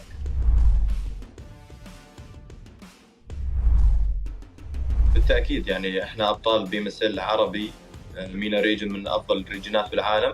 Chúng tôi khá là tự tin ạ, tại vì chúng tôi là đương kim vô địch C nên chúng tôi không sợ. Chúng tôi đã đạt được 4 top 1 trong một ngày thì chúng tôi đến đây với mục tiêu phá kỷ lục. Chúng tôi sẽ cố gắng sẽ đạt 6 top 1 trong một ngày. I think we will qualify straight to the final.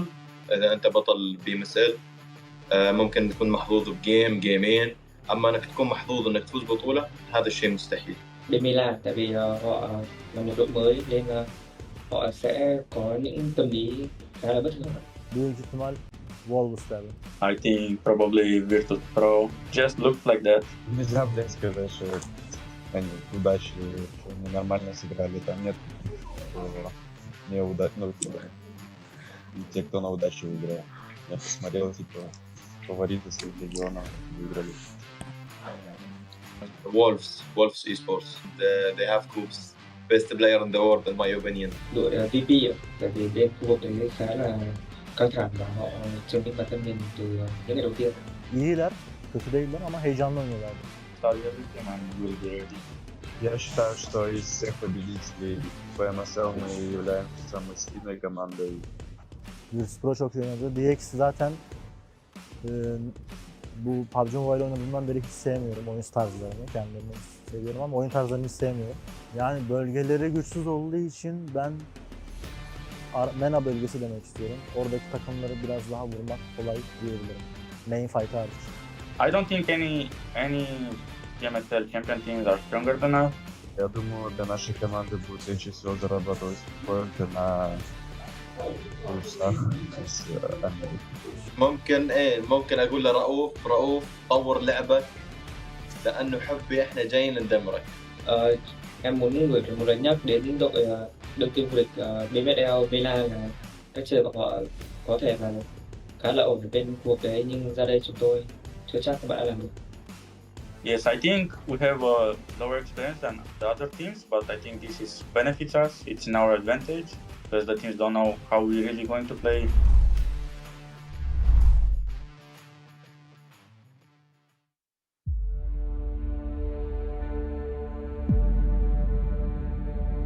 Tekanan tu memang ada. Bila bawa nama Malaysia, saya bukan main untuk diri sendiri je. Saya main untuk komuniti, untuk fans dan orang yang percaya pada kami. Bom, o ano passado foi muito especial para a gente. Senti que estávamos ali a um passo do título.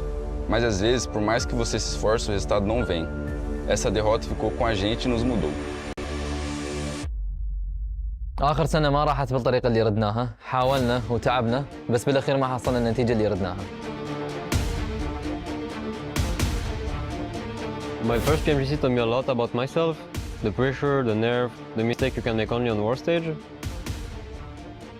Now I'm here with a new roster, but my goal is still the same, to perform the way I know I can, to play with clarity, confidence and discipline. A gente está aqui para jogar e ser feliz e buscar o topo. Sim, a gente está ainda mais confiante. Eu acredito que a PMGC vai ser a melhor de todos os tempos da Influence Age. أنا واثق من نفسي هواي، واثق من تيمي هواي أيضا، ونتأمل ناخذ توب 1. Perjalanan PMGC kita orang pada tahun 2024 boleh dikatakan sangat teruk. Kami langsung tak berjaya untuk lepas ke next stage. Tapi 2025 akan berbeza. Saya tak akan biarkan kesilapan yang sama berlaku dua kali. It's my fault, but I always come back. Don't get it twisted. Our talent was never the problem. Bom, este ano voltamos com mais fome, mais disciplina e com a mentalidade bem mais clara. Acredito que este é o nosso momento. Saya tak nak orang lain ingat tim Malaysia ni datang untuk bercuti je. Tapi saya nak diorang tahu yang kita orang boleh bagi saingan terbaik untuk tim-tim global.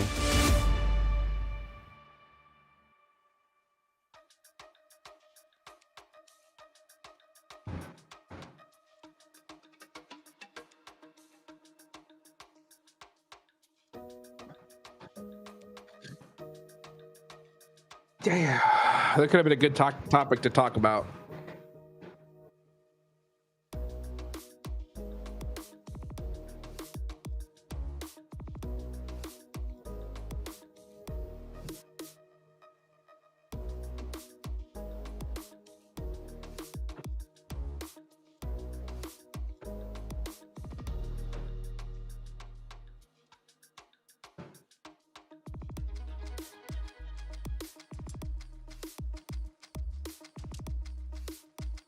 if they can put up another big performance, keep themselves at the top of the tables. Of course, over the course of 3 days, if you get a 50-point average, you're more than likely going to be safe, Blank. And they have already surpassed, well, they're very close to surpassing that metric, breaking that 100-point barrier.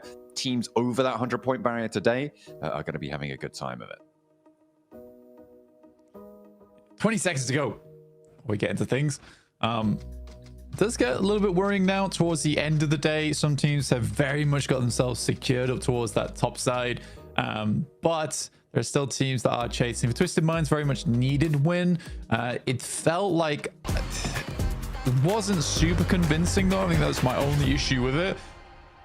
And I think even the coach looked a little bit frustrated with the way that went down. But for Twisted Minds, there is still a chance now. They've put themselves in a position to do it now with those additional points on board. The middle of the pack, though, is getting quite close, I'd like to say. Yeah, it's a little bit dicey around the middle, and they're dancing with death around that 11th place as well. Because at the moment, it feels like anyone really could be taking up those bottom 5 spots. The plane path a little lilt to the left.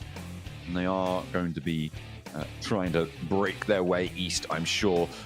We'll wait for the circle to see if it's going to be messy. The Burmese Ghouls out very, very early. So will Virtus Pro, actually, over the military island. But a big split for the Burmese Ghouls. They're chilling. See if True Rippers are going to give them any trouble this time. I think for Burmese Ghouls, it's been a little bit slow on the rotate outside of Sosnovka at the moment. On a real one, talking about Burmese Ghouls now. I've taken off my Necromancer hat for the time being. But yeah, I think for Burmese Ghouls, they definitely do need to get a little bit of a move on over towards the northern side, slightly quicker on those circles. We'll see, though. It could be another Sosnovka circle right now, and everything I'm saying is completely wrong. But yeah, very western plane path again. I think teams are having to deal with this multiple times today, but they should be used to it by now. But we get a northern circle split between the river, which is always a little bit awkward at times, but very playable. Is Walsh going to get the same spray? No, okay. I thought he was going to get the same spray down onto Arc Red there. Oh man, that would have been pretty crazy to get the back-to-back double spray on the start of the game, but. He so wants it again as well. Look at him. He's looking at those clouds. There's no one left up there. They were a little bit nippier on the way down. So he's denied that opportunity. All unfortunate. Yeah, I mean, it would be nice to get some more points on board. Let's take a look at the points rankings at the time being. You can see there, 11th place, Twisted Minds, 40 points. So although coming off the back of a win, it really hasn't pushed them that far up the lobby there at all. So Twisted Minds need to go further now again, which is rough, John. It's definitely rough. Not too fun for our squads here towards the bottom of the tables. And again, I'd like to reiterate that this is quite a slow lobby in terms of the amount of action that happens. So a lot of these games are sort of determined by where the circle is going over towards. That and a couple of slick rotations. So you really do have to try very hard to get those big games. Otherwise, you're sort of relying on like 8 to 9 point placement games, in which case everyone else is trying to profit above you. So it's slow going, working up these rankings. You're really in the mud at the moment, wading through it to try and get towards the top 3. And I think that's sort of what made the gauntlet so fun for a lot of squads, where it really was possible at any moment to get in towards that top 7. It didn't feel like it was game over, even in map 4 or 5 on that final day. Here, things are starting to get decided already. Yeah, we'll start to stretch out away from you. I mean, we saw the bubble play around 90 points towards that 11th place during Group Green. And so teams looking to try and get ahead and over that. Right now, we're a little bit lower than that average. It would be an 80-point bubble if you doubled the score, which you have half of our matches still to play. Well, that is not necessarily the best way to go about things. We'll have to see where we're going to end up this time around. It could be completely different. There are a lot of dynamics at play that affect where these bubbles land. But for now, we'll have to wait. Weibo, they were locked in a fight quite early on. And yeah, that's going to be a very quick flush coming through from E-Arena. Weibo not managing to get really anything on their drop for the first 4 minutes and 20 seconds of this game is a really rough time. And I don't think any amount of good rotates can patch up the lack of looting time that they may have on board for this one. Fortunate that the circle stays near Severny. Yeah, I think something I'd be really interested to look into is the amount of eliminations compared between Group Green and Group Red so far, specifically on Rondo. So I think both our Rondos for Group Red have been pretty quiet outside of a couple of initial skirmishes. It's mostly that end game where things start to get a little bit more hectic, but even so, like, most of the mid game is very slow.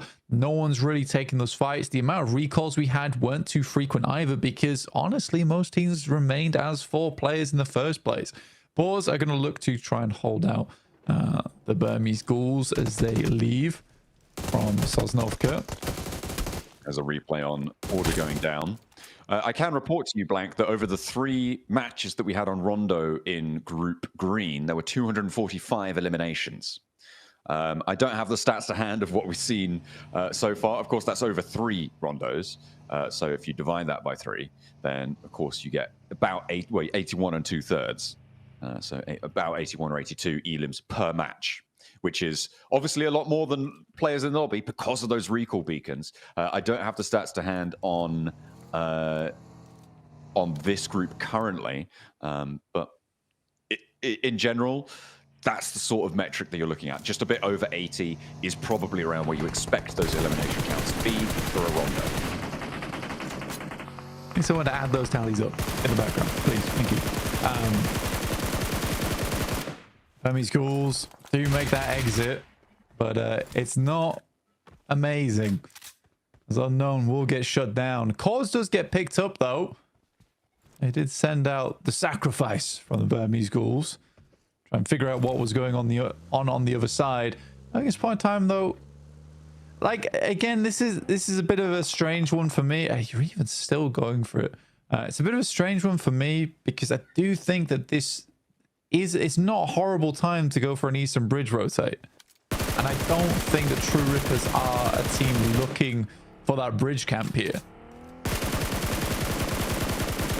Well, not yet. On that western side, it's a little bit too fraught for liking. Yeah, Burmese Ghouls, they got to divert. They're not going to try and push through the Boars.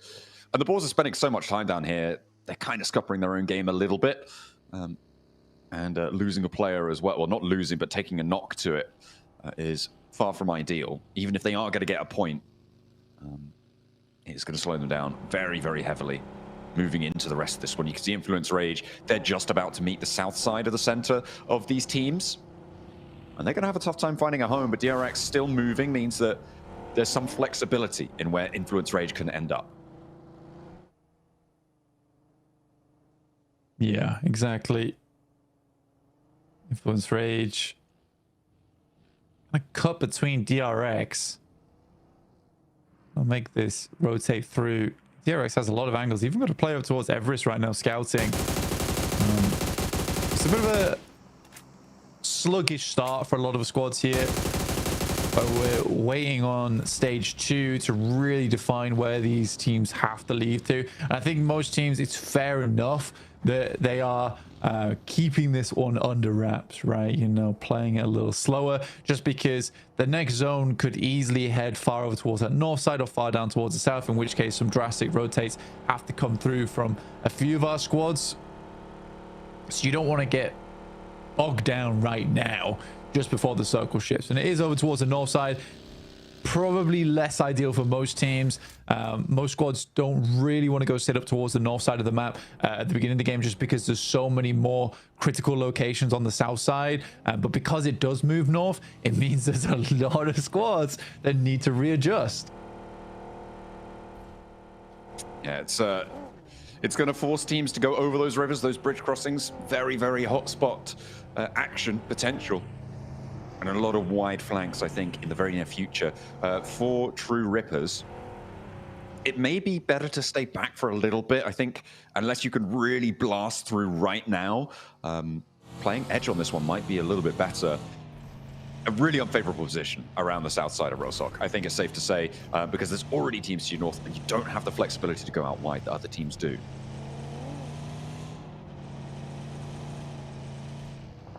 Just seeing what E-Arena does here, just because they're on the western side, but they are the closest on the west side. So what position do they want to play? Do they want to kind of wrap down towards the bank, just the north of Rosok, play that spot, or do they want to continue holding around box compound, cut out teams that might want to be trying to get through from North George, like Geeke as well as DRX?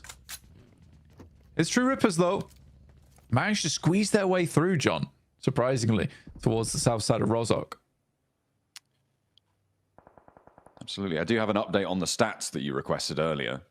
It's a 70. It's 69.5 average elims per rondo for this group, which is a distinct drop-off. 10 fewer elims per match. Yeah, so it's sort of what I thought then. So, yeah, well done. Thank you. I mean, I didn't have the stats to back it up, and now I do. But yeah, it definitely does. It massively feels like this lobby really does not fight as much as Group Green did. I think Group Green really, a lot of times, a lot of teams were fighting for position, which is what made it so exciting towards that top side, because there was that aggression to grab strong spots in the circle, which is why we had some teams pulling so far ahead of one another. Troopers taking shots over towards Twisted Minds, I believe.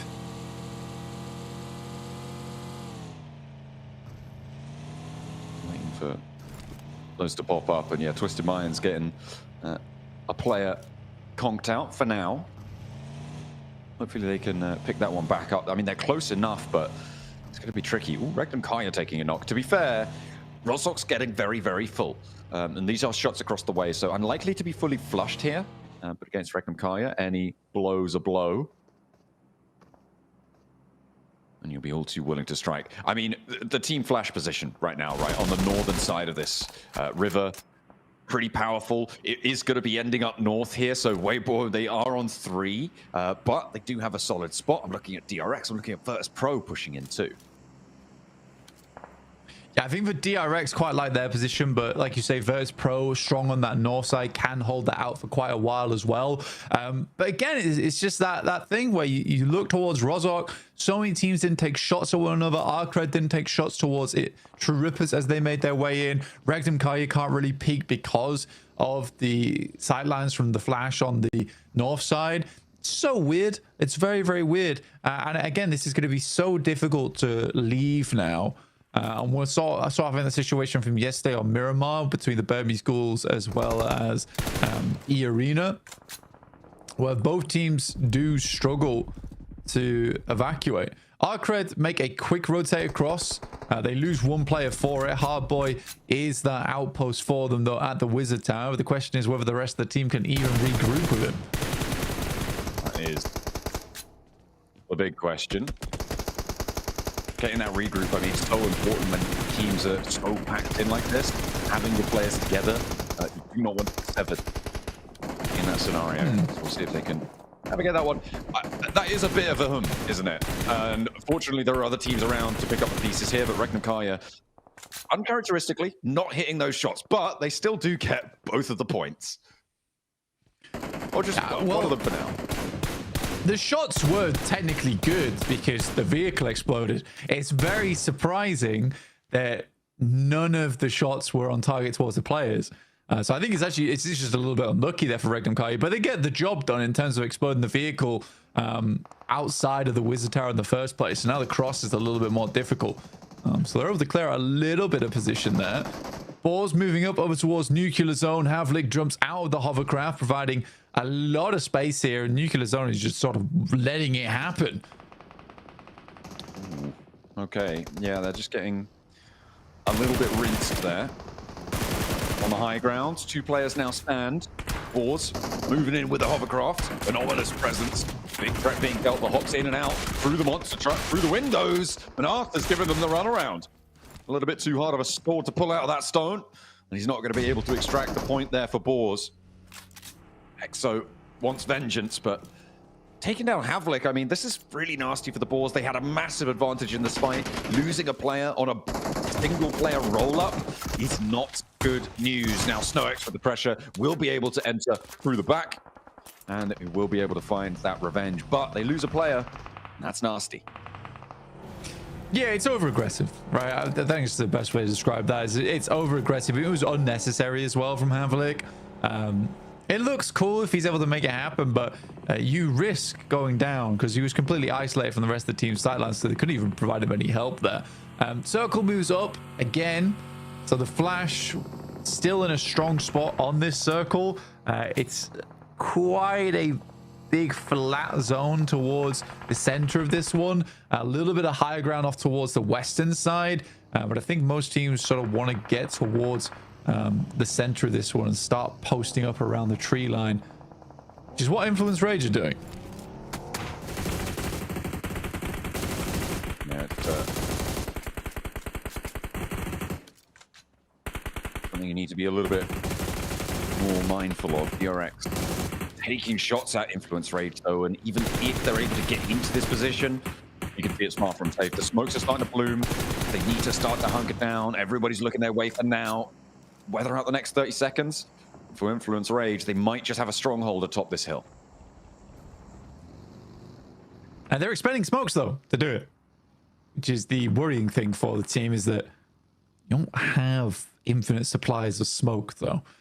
So you need to survive through to stage 5 and wait for other teams to get forced in. Twisted Minds, they will lose Lord there.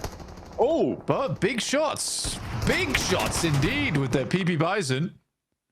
Oh, finally down. Oh my God. That was devastation in the flying vehicle. The passenger side window peek out as in the air. Beautiful stuff, but pretty does not points make, unfortunately. This time around will be denied. So we have had 2 teams now fully eliminated. Another 1-pointer there for Nuclear Zone. Not a great run for them. True Rippers, they've made their way up towards the north. They are playing as 3 and they're running straight at Regnum Karya. Turns around, Jelly not going to go in fully for that fight. And will get away for now, scot-free, if that remains. And yeah, that's not going to work out for you. The run up on towards Influence Rage. Seemingly a very bad idea. ETSH is currently taking a fight with the whole lobby at the moment. And we'll get shut down there by DRX. I do feel bad for Twisted Minds. So sorry for Virtus Pro there, because essentially Nuclear Zone leads the balls directly to that fight that was concluding. so many of those shots came down that way. So not only did they basically scatter their own chance of this game, they almost scattered Virtus Pros as well. I'd be pretty fuming about that. Yeah, that is kind of nasty, right? I mean, losing a player for Virtus Pro, having to play on as 3, it's already not the greatest. I mean, they'll take the 2 points, but they'll definitely want more to keep their momentum going into today. Obviously, a massive dearth of points seen from them yesterday. They'd have just come off a big game, so wanting to do a little bit more here to convert into good times. Stay up in that 11th place, or at least, well, preferably higher, but 11th at the end of their first day seemed a little bit out of reach, so it's good that they are now in and amongst it. Circle down towards the south, but doesn't keep Regnum Karya in. It's Virtus Pro on the north. It's Team Flash as well, who regroup. I mean, Team Flash, I actually quite like their spot on this south side. It's a lot of control they have. For Regnum Karya, I'm not expecting a massive game out of them this time around. This is a tough push over towards the north side. It's not easy to do. I think as the northbound team inside of Rozhok, their hope was to get points and eliminations from teams that are exiting. I think they have to sweep east, but there's so many teams still out there. It's crazy. Knocks starting to come in thick and fast. Teams on the south having to move with the pressure. Yunbin is down for DRX, but Soez holds the tree line. Burmese Ghouls having a tough time against it. Not really able to find the confirms as Spraydowns actually coming from Alliance across the way. A third party on this engagement. The nade behind, and that will pick up the flush. Alliance on the hillside being pushed back a little bit. I don't think that's by the Burmese Ghouls. I think Alliance decide we don't want to overinvest. because we've got Regnum Karya bearing down upon us, and they are sweeping east flank. They are moving through, and for now, they haven't taken a knock. They find another of the Alliance players, and it feels like we're always going to see this fight. Regnum Karya versus Alliance, and more often than not, it's going the same way. Yeah, they seem to hate this team. And if I was Alliance, I would also hate Regnum Karya for doing this to them. Silas moves into the building. Good shots to start off with. You can just delay time now. But it does not even necessary. Silas is up to 4 elims once again, proving the haters wrong. Get the quick heal off. But yeah, good sweep. Good sweep. Yeah, you're right. Broke Sentry on this game. Already 7 points. And what did we say? They needed 8 to 9 points now on their games. And they're basically set if they're able to do that over the next 6 matches. Yeah, I mean, you're looking at getting, if you get 50-point days, that's 150 points towards the end of it. That would have been into the top 3 back in Group Green. It's more than likely enough to see you into the top 3 here in Group Red. It's got to feel good for Regnum Karya, especially coming off of yesterday, coming off of the Gauntlet stage, to finally be atop the pile once more. It's kind of what we expect from them, to be honest, at this stage. So it's good to see them back in the limelight. Nades over the top for Influence Rage, keeping the day going worse and worse for Weibo as time goes on, though. Some absolute hero nades coming here through from Influence Rage right now, directly on top of Sook. Okay, there you go. I thought you meant nading your own team, but you were still flaming him. Excellent. I love it. Oh dear. That's a lot of smoke. I can't see what's going on, Blank. Nothing. There may or may not be happening anything inside this building, but it is going to be the shutdown. It looks like, yeah, that's Pro having a really bad time around that one. Not ideal. Not ideal. Weibo eliminated as well as Influence Rage pilfer through the boxes. It's kind of nice there, honestly. Arcred, Hardboy, once again in another game where he is the final one alive on Erangel. See if Influence Rage don't get Weibo box fever, where you just pick through all the loot the entire time and forget you actually have to play the game. Yeah, I think for Regnum Karya, making this switch out towards the east was pretty damn good. And they didn't really take any damage at all from the Alliance, so they can continue on. I don't think they had to use too much utility. This is the difficult push, though, right? Over towards the Flash. I don't know how they make this push work. So many vehicles on low HP as well. Do you go for the Flash, or do you sweep around and try and go for DRX? I mean, it's a difficult choice here for Regnum Karya. It might just be send over the top and hope for the best. They've already got a good game. They're already over 100 points. You know, they may be able to afford to make some quirky plays here and then. We'll have to wait a little bit longer. It seems like they just want to hold on the hilltop for now. And to be fair, they don't have to move just yet. No one really wants to move around this location either. I mean, to the north of, to the northwest at least of the Flash, it is just a flat plateau. It's really disgusting. Not even that weapon. Knox there versus Geek, who are now up to 4 eliminations, but only 2 players, and Influence Rage, they're on the way. Off towards that west side. Diego does go down, though. That's the hard boy. Yeah, big off-angle player. The man just likes to survive into these later game circles. Influence Rage losing 1 on the north side is actually kind of big news for the teams towards the south, because before this, they were this threat that could extend over this hillside when things start to quiet down, but now they're a little bit less fearsome. But maybe for DRX, that is going to be a big opportunity. In the meantime, Arcred do get eliminated, and here comes the crash from E-Arena over towards True Rippers. It's up to Jelly now, the last player to stand. Doesn't have a lot of HP to play around with, and will get taken down. E-Arena crash in successfully. It's a cruel backstab there from Regnum Karya as well. Over towards True Rippers. They're just going to send it. They need this initial knock, and they don't find it. I think Regnum Karya's chances here are very slim now as they lose 3. I'm not entirely certain that this was the right play. It also really didn't throw any smokes either. But again, 8 tall elims. Not a bad game. No, and they still have Silas. He lost out quite a while, and he's still in the zone. He can chill for a bit. He might be able to outlast a couple teams and start racking up placement points. to add on to their tally. The more, the merrier. As far as he's concerned, the nades are starting to really punish Influence Rage now as DRX are moving in across this hillside, extending their influence. This looks like it might just be a DRX chicken dinner here if they can keep this hillside under control, because Influence Rage, they've just been removed from it, and everybody else is kind of trapped down south in the compound by Team Flash. Yeah, I can't. It's still weird. I feel like Regnum Kai could have swept right. I don't think they had to push the Flash, especially pushing one of the hardest buildings to assault in the entire game and doing it dry with no smokes. It was certainly a choice.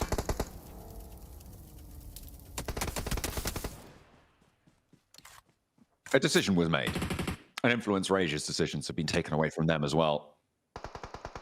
DRX, GK teaming up to take him down, and up to 7 elims. DRX, they started the day, I think, very close to where Regnum Kaya were.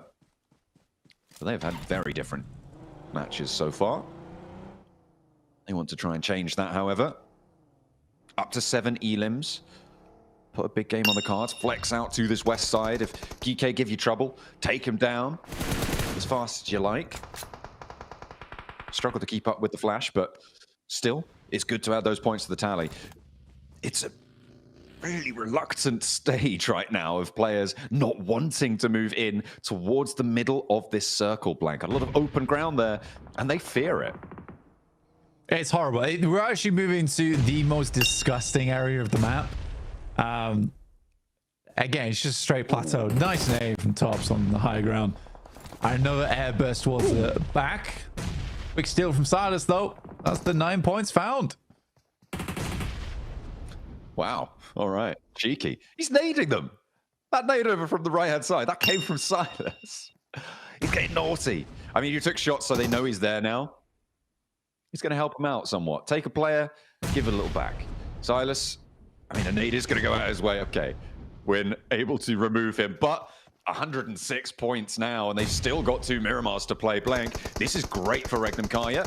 In terms of their bid for the top spots, Arena just about sneaking their way over the top here, first to step foot on the plateau.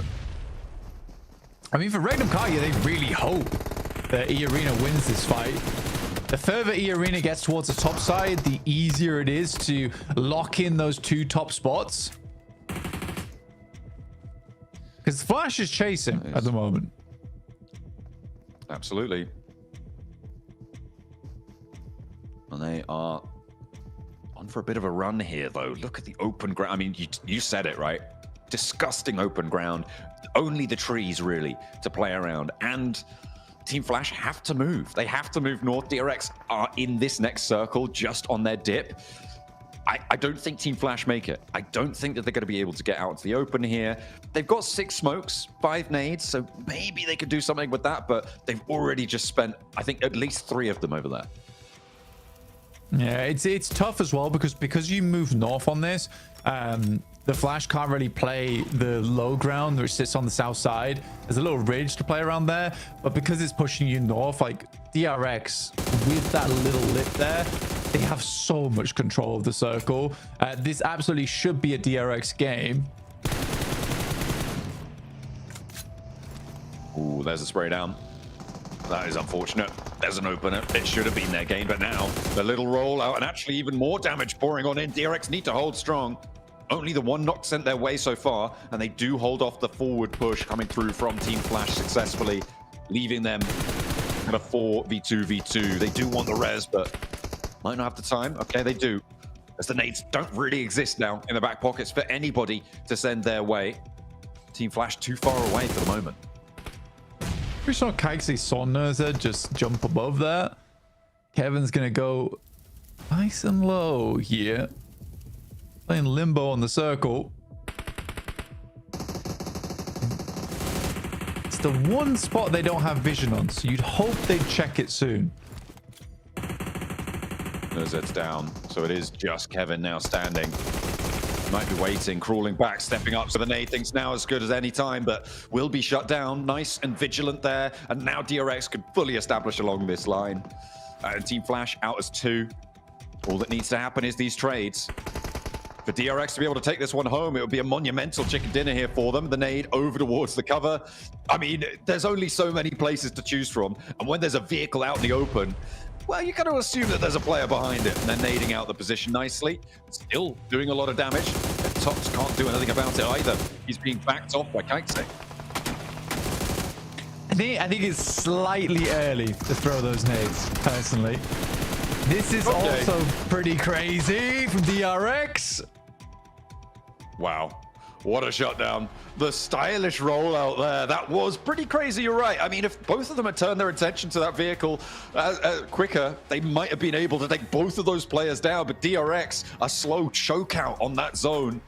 It wasn't super flashy until right in those final moments, but they made it work. And Blank, they got 13 eliminations there. A 23-point game is a massive bolster to their points tally.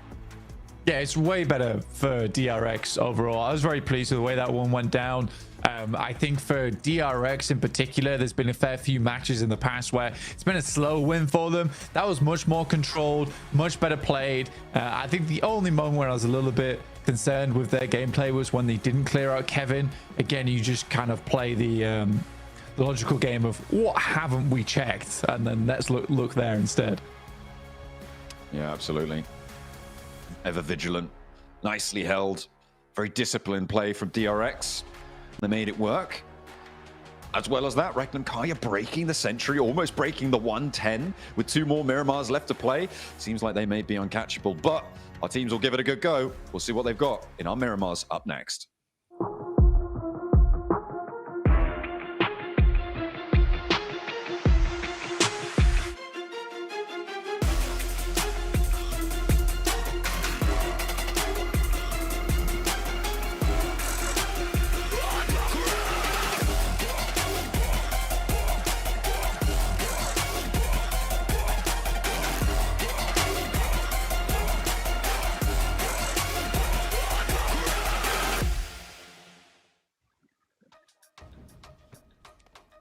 And just like that, DRX lock in their second chicken dinner here for Group Red. And right after, Maxman said, I need to see something from this squad. Coincidence? I think not. I've been praying for days like these, Hot Jukes. It's coming to reality. Again, I'm going overhype a little bit. A really solid game coming out from DRX. They were very much in control of this ridge line, making sure that teams like Flash could just not even get remotely close to their position. And Iptura, finally, not a solo crappy drive-by. They put 2 players in the car. Yes! Wow! We're having, it's an involvement. We're doing well. There we go. We're getting a better team game by game. I really like how they played that overall. And you're seeing those eliminations as well as the win, right? I think, in my opinion, this has got to be the most significant one we've seen in terms of both, yeah, they get that placement, right? But they're also really working for it. They're getting those eliminations at the same time. So I really like to see that coming through for them. Everyone put up so much damage, 600 plus, some almost at 700 damage for like So Easy in particular. That's a crazy damage ratio across the board for the entirety of DRX. I'm very happy they were all involved in these fights straight up. So very happy with DRX here, putting South Korea back on the map for Group Red. And yeah, I said it right, Hodgix. I wanted to see some presence from this team, and they had such a good control on that northern ridge position. And initially, they were playing in a gas station, which in this area is such a good spot to hold on to. And they had so much good information on the likes of Influence Rage, Weibo, Alliance, Regnum Kara, that they knew what the best optimal move was to make, and they pulled it off beautifully. Executed it to perfection, right, Aptura? I mean, DRX they had 50 points prior to this match. Flash had 78, so they needed 28 points to catch up to third. This chicken dinner is definitely going to close that gap quite a bit. It really, really is, and what a game to actually do it, right? Because we've got 2 more games after this, so now they're able to use that and just use that as momentum, just go forward onto the next game where they've got a little bit more space. Maybe they can do, you know, some of those splits that they like a little bit more on the Miramar with, you know, more space to do that in. And so, yeah, I think it'll be a really nice thing for them. This is the halfway point of the day, halfway point of Group Red. This is exactly when they needed to do it, Jukes. Absolutely. So, well, actually, now that I think about it, Max, this was a pretty top-heavy game, right? Yeah. This one had a lot of teams at the top that ended up towards the end of the game. So DRX getting this win is huge. But, you know, it's going to be even tougher for these teams to try to catch up to these top 3 squads when you have so many top teams just constantly getting points here. If we didn't have a point gap created at the top now, well, then we definitely have it now. After a game like this, it's going to let them separate themselves from the middle pack of this lobby as you go through some of the replays. And man, hovercrafts are very important for a very flat finish like this in particular. But so many fights that happen in so many odd ways, like Influence Rage just chasing down players, DRX able to then use the gas station I was talking about earlier. But this fight annoyed me, Niptura, because we're seeing so many nades being chucked in this one building, one Molotov. One Molotov, the building is dead, and it just never came out. It's very weird. Yeah, you've really got to use Molotovs for that, and the way, how long it actually took them to finish up that fight made sure that there's a lot of third parties going on down. But that other fight that was really weird was Weibo, right? Like, we just weren't able to see the Weibo we saw yesterday. They just went into one position and kind of stayed there.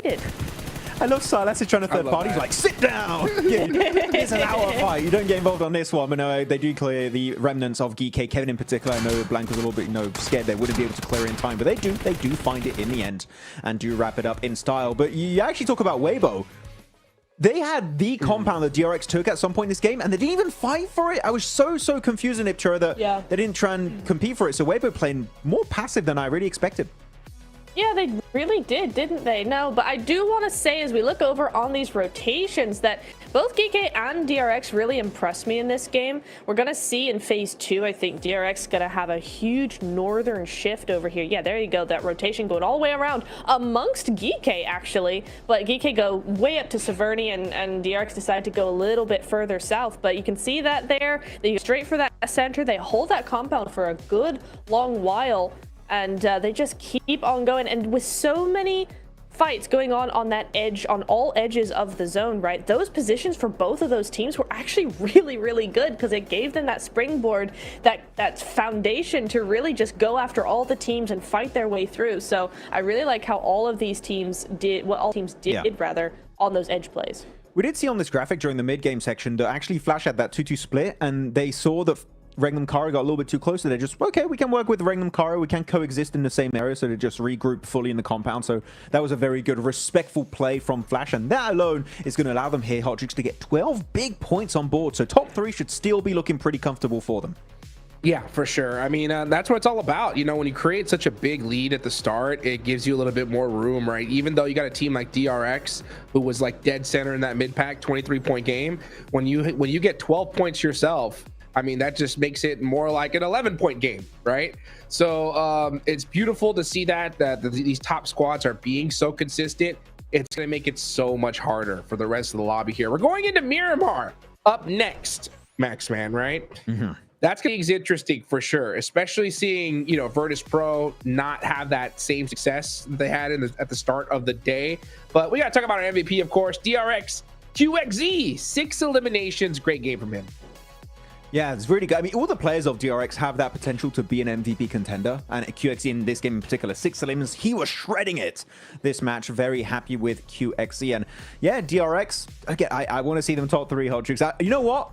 I'm biased. I don't care. I'm fully, when it comes to DRX, I am hella biased. And you know what? They're not quite there. They're jumping up, but top 3, Regnum, E-Arena, Flash, they're not budging a bit here, Niptura. They're still in top 3, and they're going to be the teams to take down eventually. Yeah, and you were talking about that point gap coming on through a little bit more, right? Flash with 90, Influence with 81. We're starting to see that gap continue to get bigger. You know, the gap is gapping right now, and DRX, they're doing their best to get up there, but the other teams, man, aren't crazy. Weibo going down to 8th place. I mean, if you had told me that Weibo were going to do basically nothing today at the start of today, I wouldn't have believed it. It's a big drop coming down from Weibo, but I do want to just point out for these teams, right, the Miramars were won yesterday by Flash and by Arcred. Now, Flash, they're fine. They're doing well, but Arcred, if they want to step up, the Miramar is where they need to do it. I mean, I'm looking at Team Flash, really. I'm really happy to bring them up because they were the kings, undisputed kings of Miramar. The Dusty Tunes were theirs. They had a chicken dinner with 12 eliminations on the first game, and then the second one with that Cruz del Valle finish, they got a 4th place with 4 eliminations. So maybe not a big game, but still enough to get their Miramar average extremely high compared to the majority of this lobby. So, man, if Team Flash can replicate this, Hodjux now, after already having a pretty decent day, first place, definitely possible for them to execute.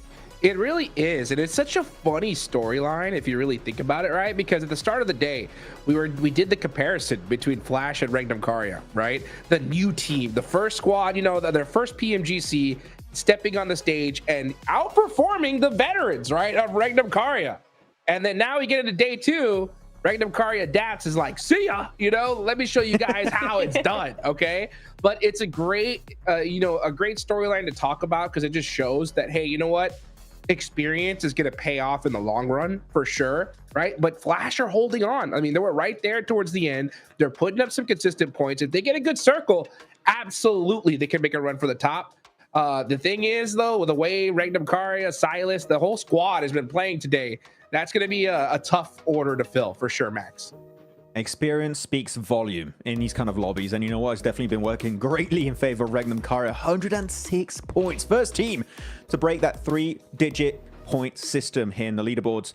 And now, who's going to join them next? Are we going to have E-Arena? Are we going to have Flash? Will SEA step up here? Or will Influence Rage know that still... I do have to say, I was looking at the stats, Nipchira.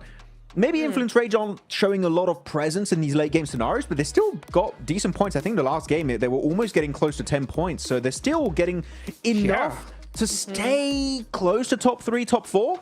But the moment they get that big win, I'm thinking that jump into top 3 is bound to happen eventually.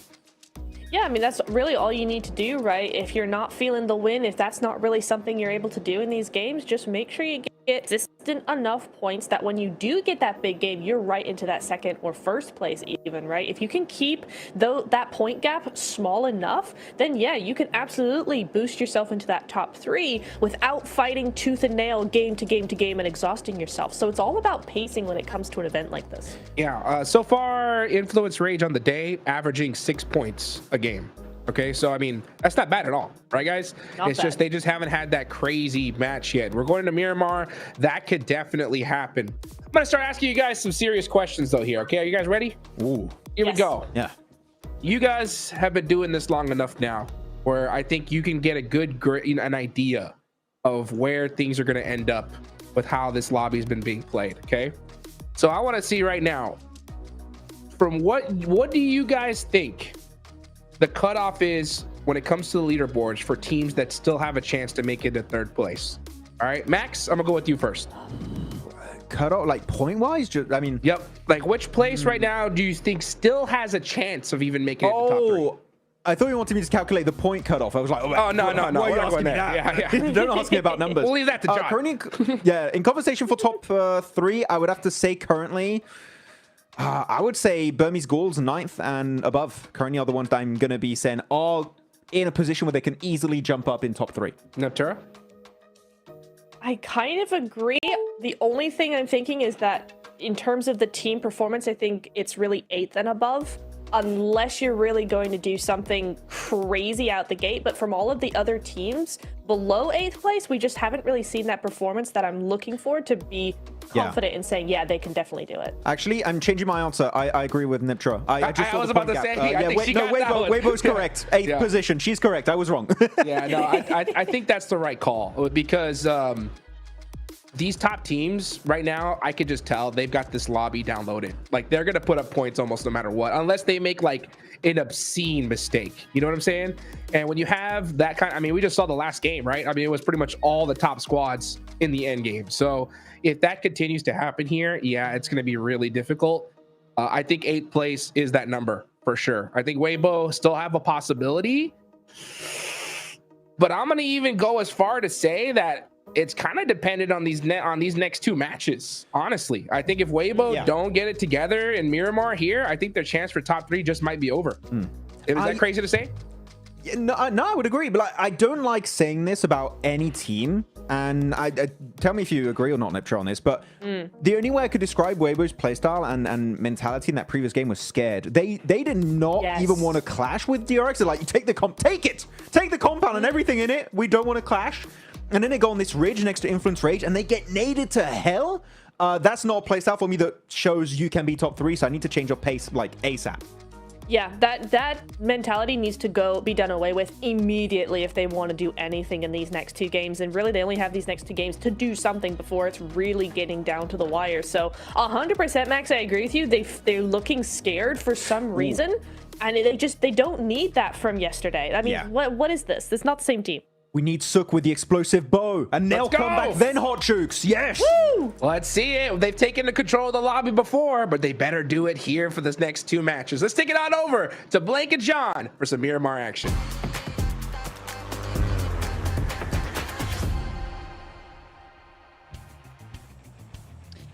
We've got some more PUBG Mobile to play. From Campo Militar down to Bartona, we're into Miramar now, with the plane already in the skies. Our players locked and loaded.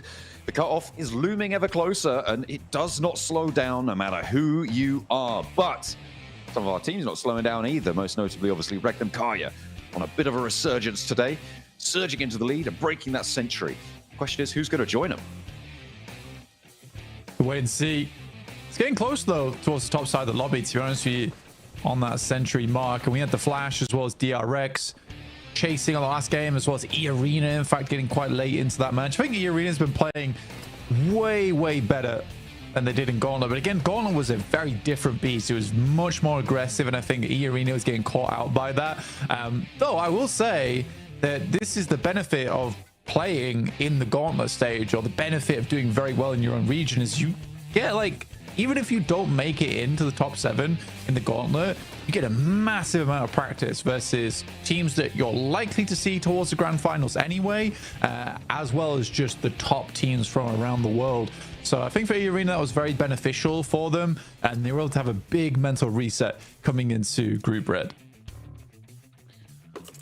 Hopefully they can keep that mental reset channeled in for the rest of today. The circle pops out towards northwest, but not super dramatic. Does keep the crater fields in Montenuevo or Pozzo, that sort of area. So potential for teams to break out that way nice and quickly. No hot drops seemingly so far on the cards for now. And we're not going to see any crazy teams sitting in San Martin for 20 minutes. That's seemingly just not happening now. Which is great. We don't like that. We don't want to see that. We want the hot drops to be kept to a minimum, especially on such a large map like this as well, John. There's no real reason to be going for those hot drops in the first place. Alliance right now suffering, mainly because of one team in particular. Regnum Kaya seems to have a bit of a death wish for this squad. We are heading over towards the west. No real teams there at the start of the game here, John, with the plane path on the east. Yeah, it's been... Well, teams are going to need to break out quickly. Weibo actually rotating out. They should hit Montenuevo fairly soon. Generally, probably going to do all right from that area. You hope, right? Because they had a little bit of a disaster over the course of today. And I feel like that's ruffled a few feathers, right? It's a little bit disconcerting when you make a mistake like that. And then you have to go for the mental reset because these guys are going to be dropping back in with you either way. Sort of no matter what, right? So... Can't really let that get to you, but that is far easier said than done. Weibo, that reset needs to come through because they have been slipping down these tables. And it's not out of the question that at 68 points, if you continue to have a bad day, it's going to just keep on getting away from you, and you might end up down towards the positions below 11th, which is exactly where nobody in this lobby wants to be right now. Twisted Minds getting pushed out by Virtus Pro, who have managed to find themselves up into 11th. Yeah, it's rough. It's definitely rough. And I think that as we are coming to the close of day 2, we do need to start talking about the bottom 5 a little bit more. Teams that will be going outside is Nuclear Zone, ETSH, True Rippers, Boars, as well as Twisted Minds. Let's get 40 points. You're right, Virtus Pro are up in 11th. But again, even if Virtus Pro do go towards last chance, oh my god, what a run from them that will be. It'd be so exhausting, John. So exhausting. But at this rate, I think that's realistically their only option right now, personally, is to get in towards last chance and qualify through there. I just think that by that point, Virtus Pros could be so burnt out. Yeah, it's going to be tricky, and then you add on like a travel day on top of that, and getting situated in a new place for the finals if you're going to get there, even if you make it through last chance, which is on top of that burnout. Yes, that's a real rough time. That's a really, really rough time. I do not envy them, but that's what you got to do if you want to be the best. You've got to be up to it. You've got to be able to keep pace in these dire circumstances where you've had a really miserable day. It's about picking yourself back up again. So can they do it? Can they get picked back up and ride strong towards the last chance, towards those finals, potentially at the end of it all, the light at the end of the tunnel? All remains to be seen. Geeke, they did not have a great time back in the gauntlet stages. They really dropped the ball, but they're up in 7th right now and may be on for another last chance approach. Yeah, I mean, 7th place isn't bad, 73 points. I mean, to be honest with you, I think that with our 3-way tie between DRX, Arcred, and Geeke, I still think there's chance in these last couple of games to place them in a position to challenge out for top 3. I think top 3 is not really all that secure just yet for any of those squads. I mean, being almost 40 points ahead of 4th place there for Regnum Kaya, barring like big mistakes at the end of the day here, I think Regnum Kaya's position might be secure. But again, there is still that chance that these next 2 games, Regnum Kaya get 1 or 2 points, or maybe even 0 of those 2 matches, in which case there is a lot of teams that can catch up all the way down to 8th place with Weibo. But yeah, I think that this is really the make or break moment for a lot of our squads.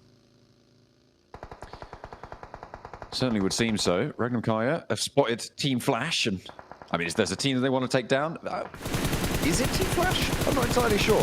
I don't know if want has anything to do with it, really. All they want is points, and they see one of them drifting across the open sand dunes in a buggy, but Boars have spotted them too. It's actually Loxy's like, who's that stealing my elim?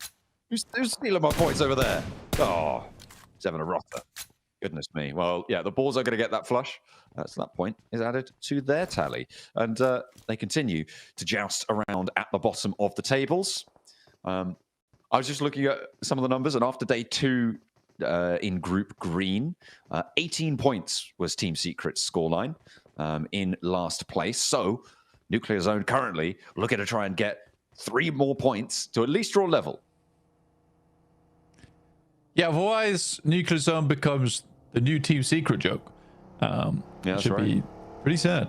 But yeah, I think honestly, Regnum Kaya is not too bothered about Team Flash doing well. Like, Regnum Kaya is okay with E-Arena doing well and the Flash doing well. That's fine. Honestly, yeah, for sure. I think they just don't want too many other teams chasing. I mean, if 3 teams can start to strike out ahead of everyone else, then you're sort of safe in terms of that solidarity, right? That you are far away from any other teams and you have that buffer underneath you, especially being the first place team by a pretty sizable margin. As long as you can keep that up, the teams that are chasing you, as long as they're in 2nd and 3rd, you're okay with it. Again, for Regnum Kaya, they'd much rather harm like the middle of the pack. Yeah, and more ideally than that, right? Influence Rage, they were 25 points behind them in 4th place. It's a little bit close for comfort, but the Circle doesn't seem to think so. It's going to send on over their way. Twisted Minds as well, with a hill out to the east side of El Pozo, that high ground that sits over the crater field south portion. We've seen this high ground be so effective before. For Twisted Minds, sat high up on this perch, this is where they can try and confirm themselves in towards that middle of the pack. Because right now, in 12th place, this is the time you need to extract value. You get a massive shift like this with the oversight over so many teams. It's a question of how many points can you earn because of it. And for Twisted Minds, they had a strong position over on Museum. Didn't do too much with it, though. So hoping that can change here for them with that massive high ground and a very central spot as well, like you say, John. Silas finding Hydro from True Rippers. Getting good amount of damage in there. True Rippers again losing a player. Harsh now spotted by Silas on the drive-by 2. Seems to be the new trend. Yeah, the slow roll up. Well, the roll up and then the passenger side switch, lean out, take the shots. It is the new drop shot, you know? It is the new drop shot. And it seems like players are utilizing it.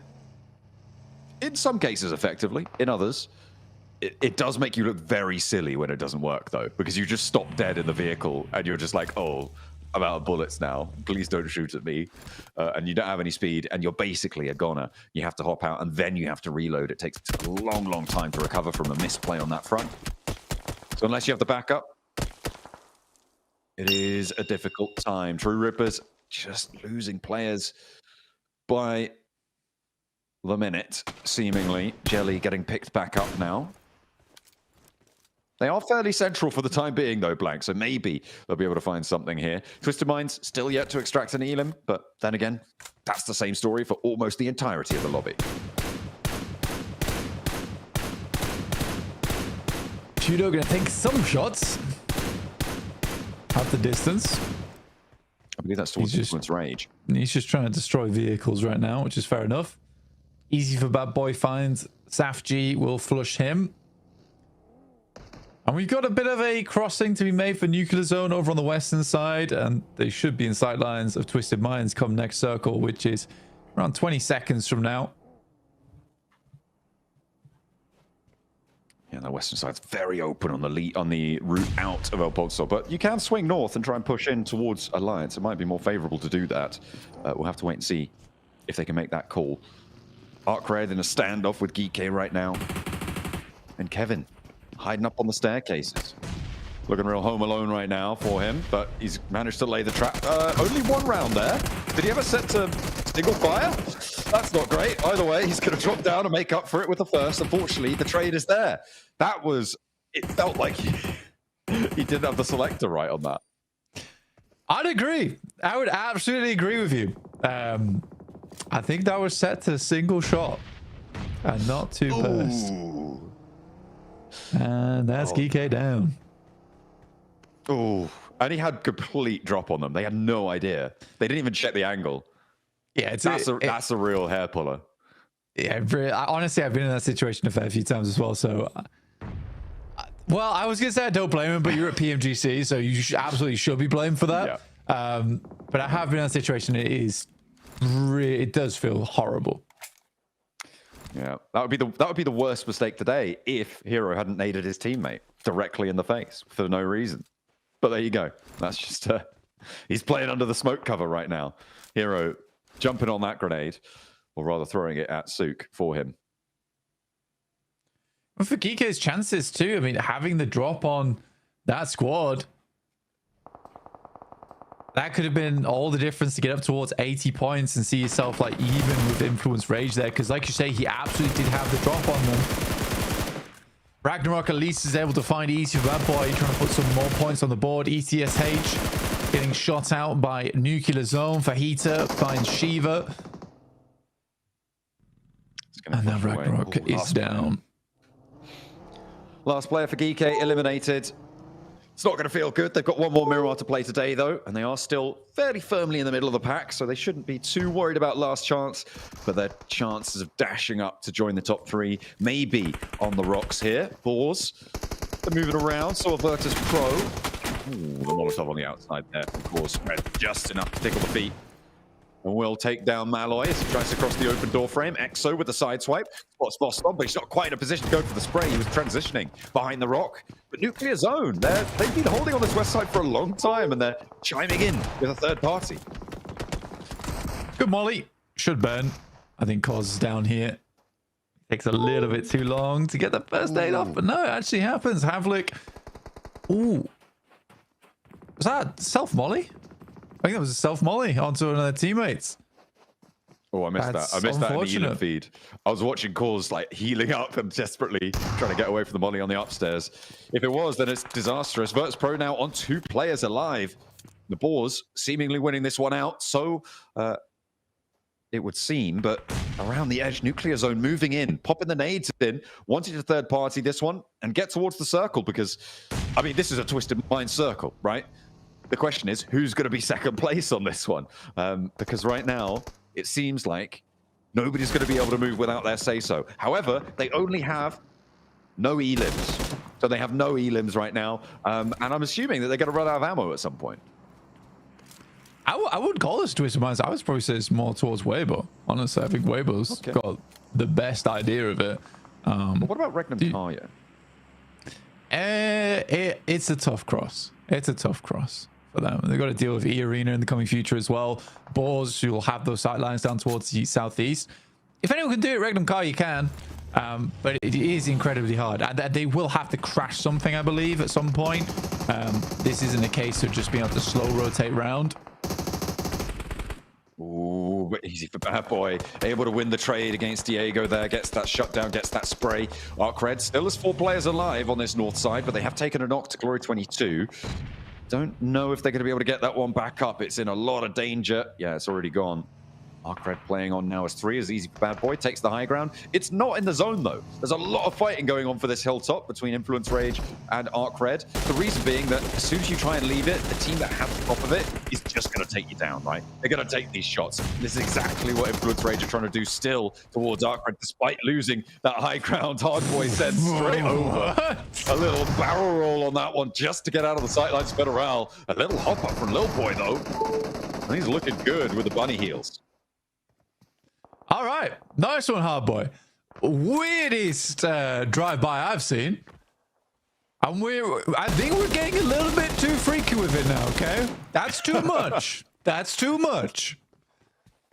Ooh, nice little laydown of Law to be able to pick his teammate back up, but does he have enough time before the blue zone's here? I think he does. Yeah, it should be plenty. And will get his team back up. This res is in the blue zone, though, Blank. And this is not going to be possible, I believe, to get the heal off. It's strange that teams haven't learned that by now, you know? It's stage 4. Yeah, I mean, you can, if you bandage first and then first aid, it's fine. Not in stage 4. You can't. I don't think you can even get it off then. Yeah, if you bandage. Yeah. You have to instantly hit the bandage, though.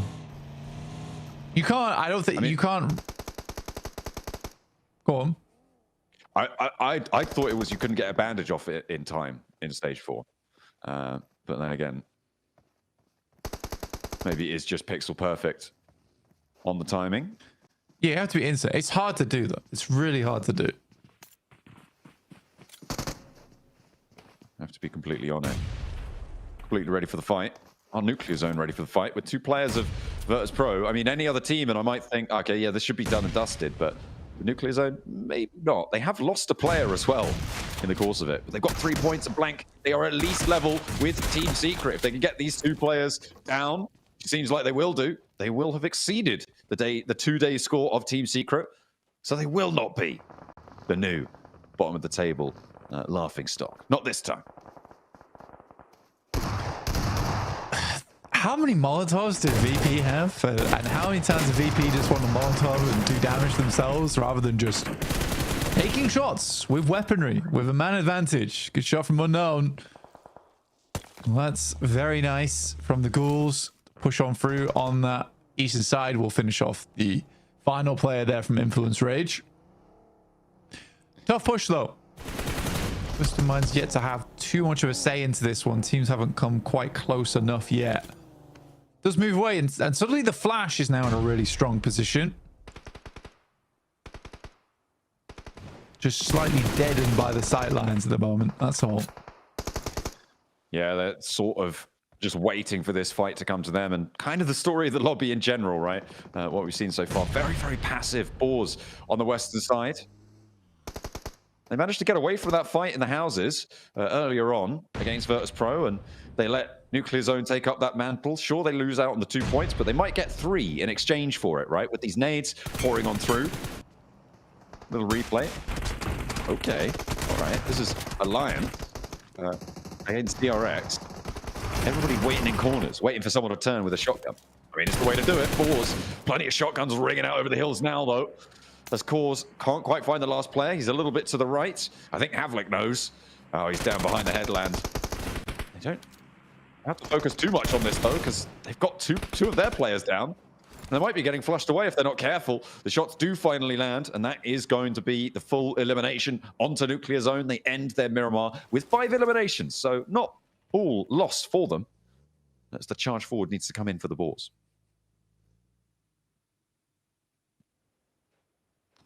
I think I'm most interested right now in E-Arena. I think for E-Arena, this is a difficult pushover towards the northwest side, but I'm also curious to see how they play it out. Just because I've been way more impressed with E-Arena so far, but I can't tell if E-Arena is good because this group is not that aggressive, and also E-Arena is just a cut above the rest right now, similarly to Regnum Kaya, or if E-Arena genuinely has made some big improvements. So I'm curious to see how they play this one, because I think this is a tough task for them. And it's a good little riddle.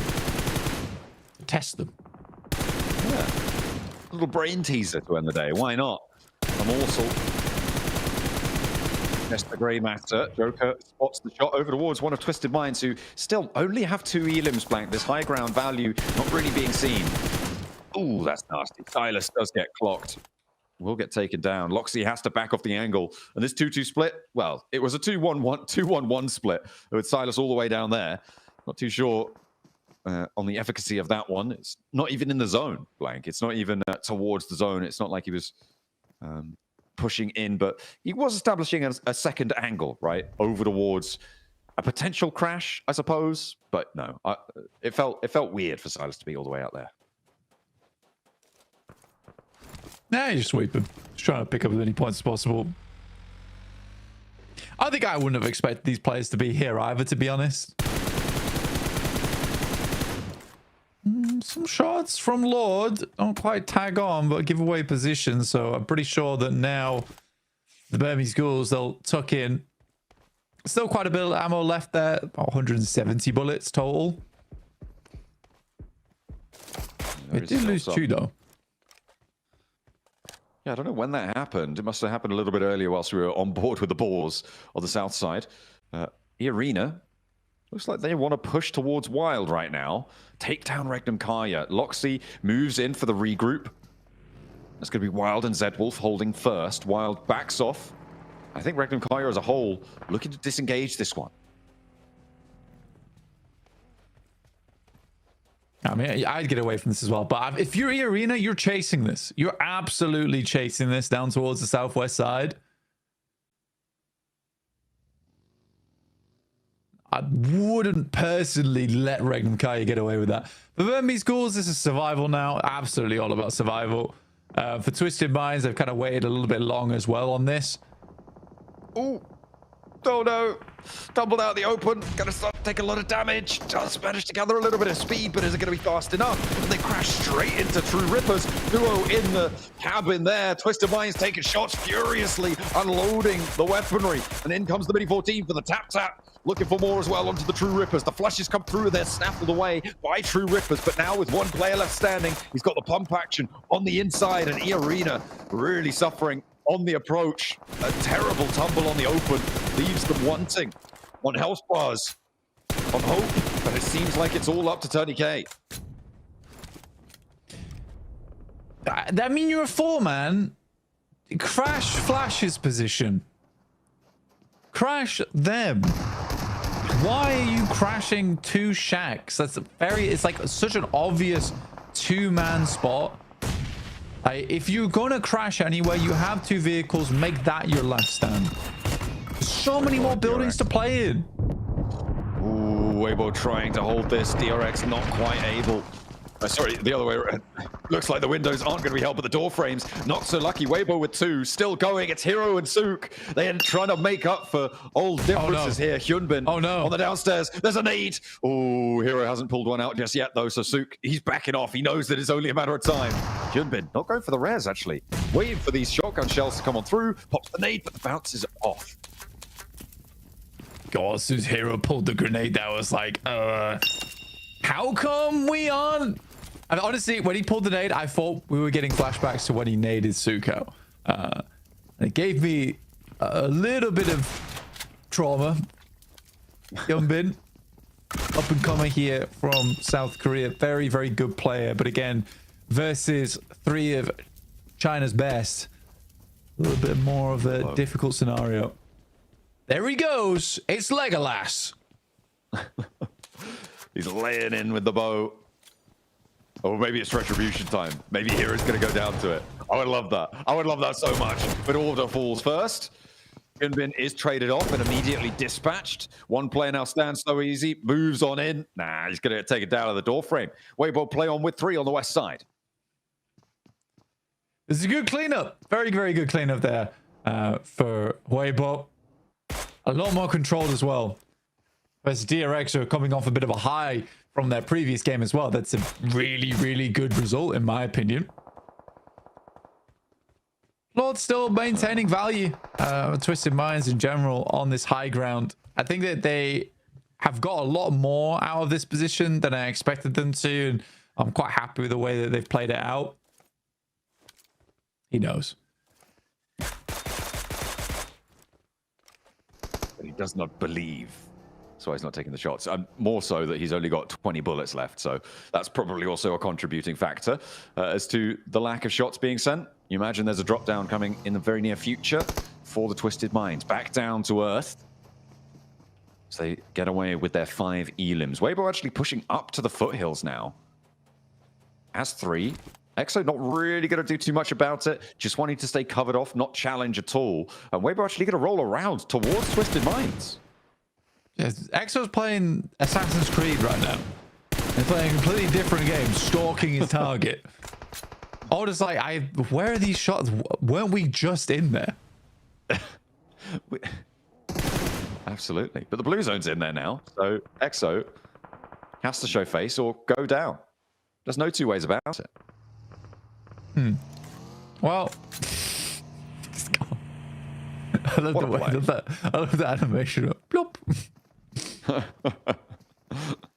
Well, that's unfortunate for the Boars. They'll lose 1, but they do still have 3. They could have played on as 4 if he hadn't done that. That's crazy. I thought he was a solo. I thought he was like a solo or a duo or something, and he was just going for a cheeky little angle. Yeah, but no, like I said, they were a full 4. Just playing solo Assassin's Creed on the western side, and now Boars have got a cause for hatred towards one of theirs. Bit of an annoying scenario, like you say. Playing on S4 would have been way, way more ideal. And the circle goes dead center, so it just pulls everyone out into really unenjoyable position. Again, still sort of annoyed that Irin didn't crash the flash.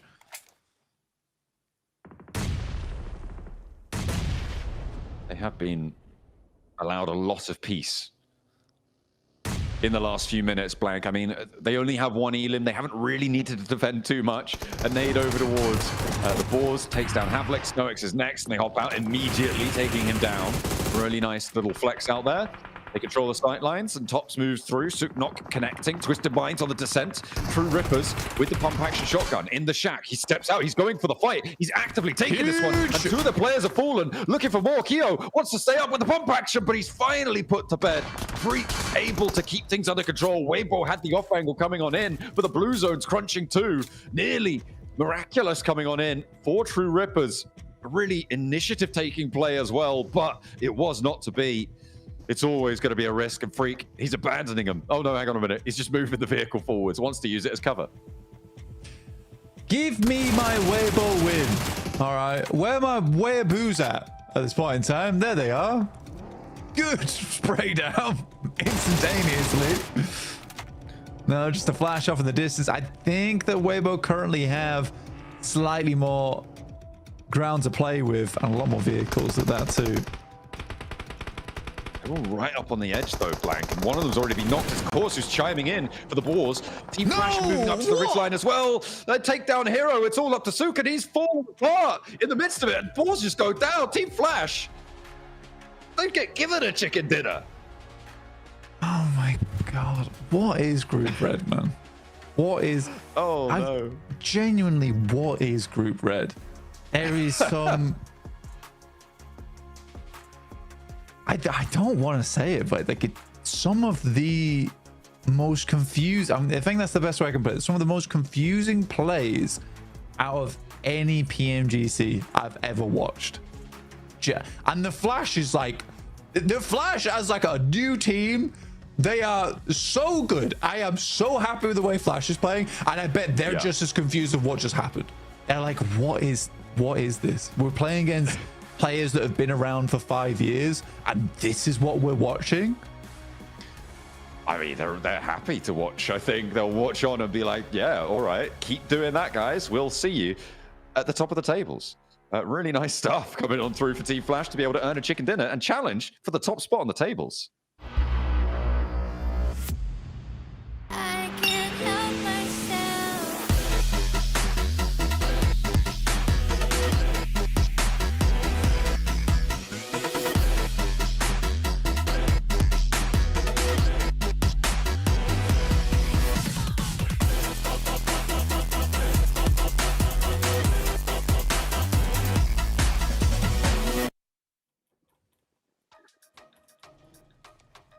And just in a flash, they pull out the chicken dinner. I thought this was a Weibo win 100%.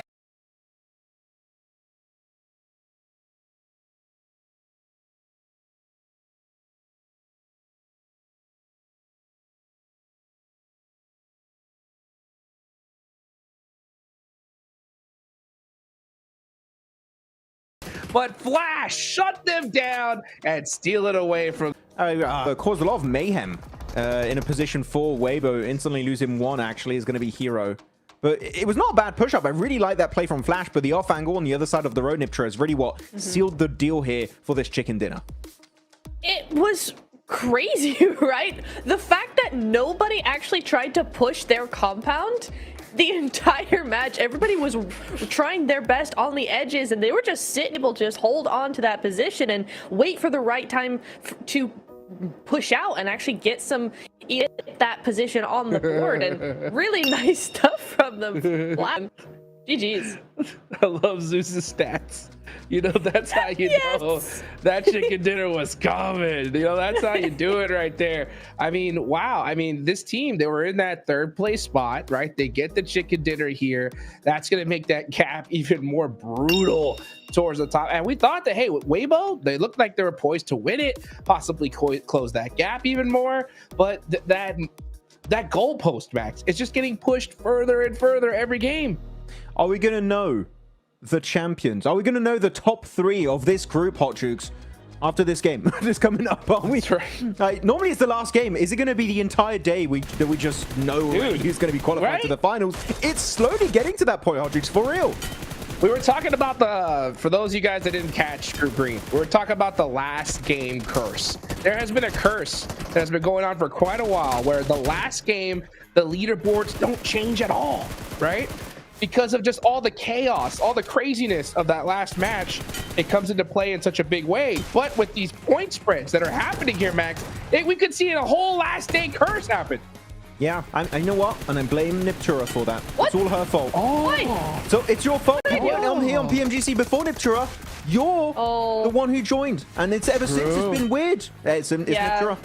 You're right. So sorry, guys. Formal apology after this show. Yeah. My bad. You're fine. No. No, looking back at some of these replays, though, E-Arena, Niptura, I don't know if you have anything to say on that, but pushing it on those sheds when you could have pushed Flash or tried to clear Regnum, not sure that was the best idea in the world.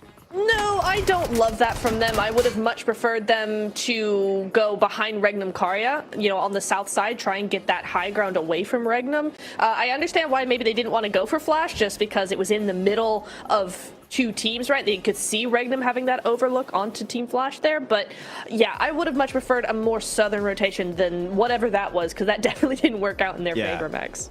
Here we go, looking at the map rotations here for Team Flash, and they actually took a very early casualty this game. And you know what?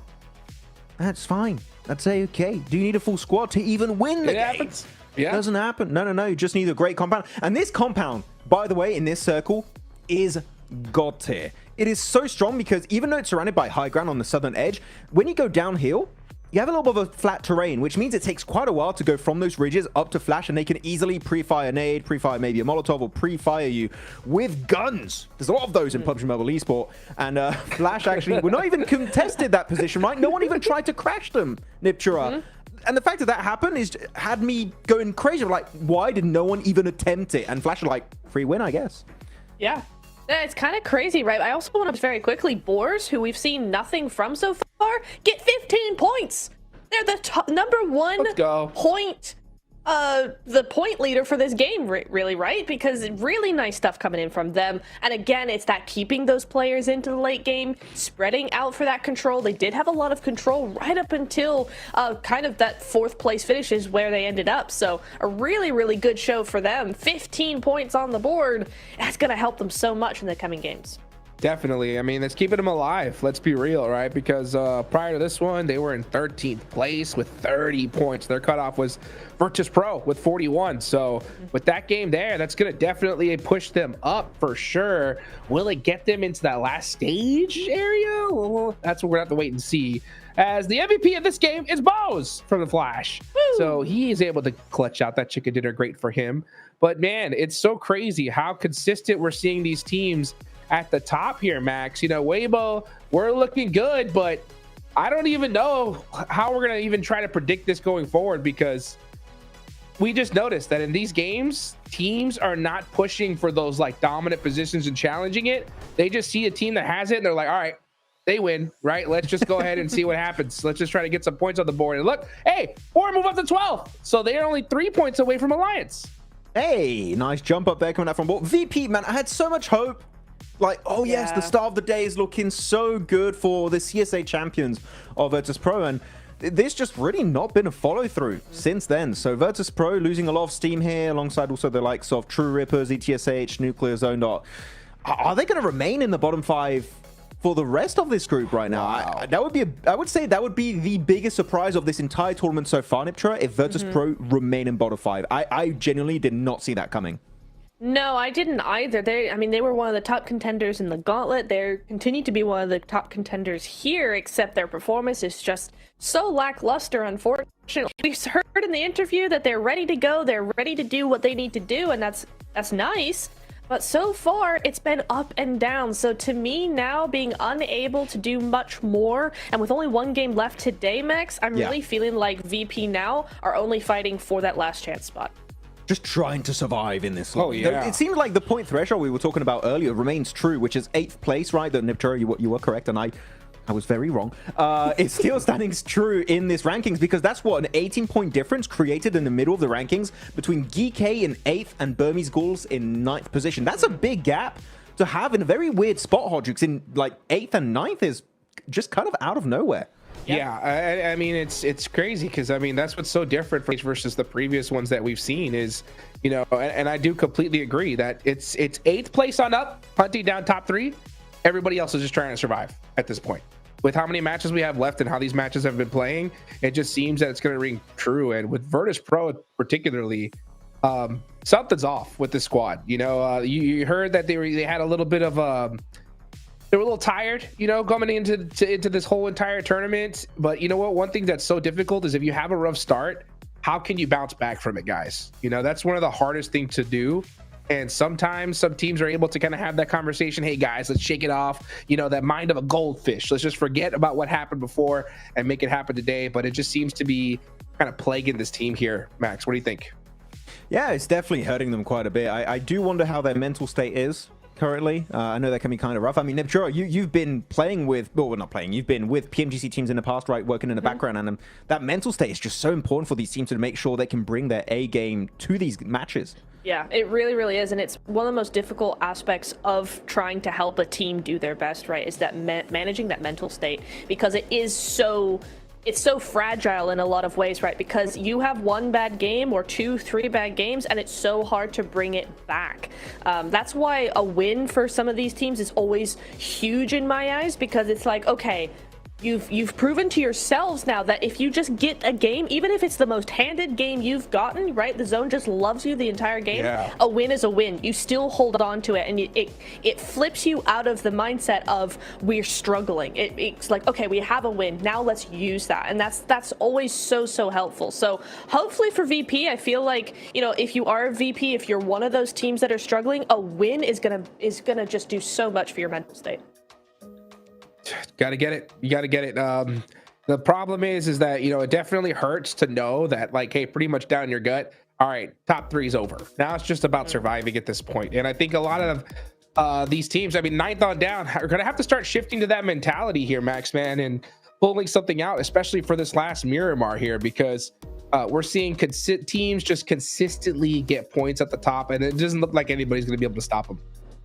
It's looking really solid right now, the top 3. If you told me at the end of Group Red, our top 3 is Regnum Karya, Flash, E-Arena, I wouldn't even bat an eye at that. I'd be like, yep, no, makes sense. The current results we've seen, I'd be more than happy. The only teams I think have that potential to jump up, I wouldn't even include DRX. Sorry, I haven't seen that confidence of DRX we've seen in the past. I would say Influence Rage would be the one I would put up there right now. Because DRX, sorry to say, Hyunbin, that fight, I'm sure we saw in this game on Miramar, in that longhouse building versus Weibo, Hyunbin was looking very hesitant. He was like, did I go for the res? I got that nade. What do I do? And it took so long that Sug just came around with the explosive bow, blocked out the escape route, and allowed them to easily clean up on Isle DRX. So even Hyunbin, like the unshakable player, was shaking in his boots in that fight. And I feel like they are now a little bit stressed for time to try and get these points on board.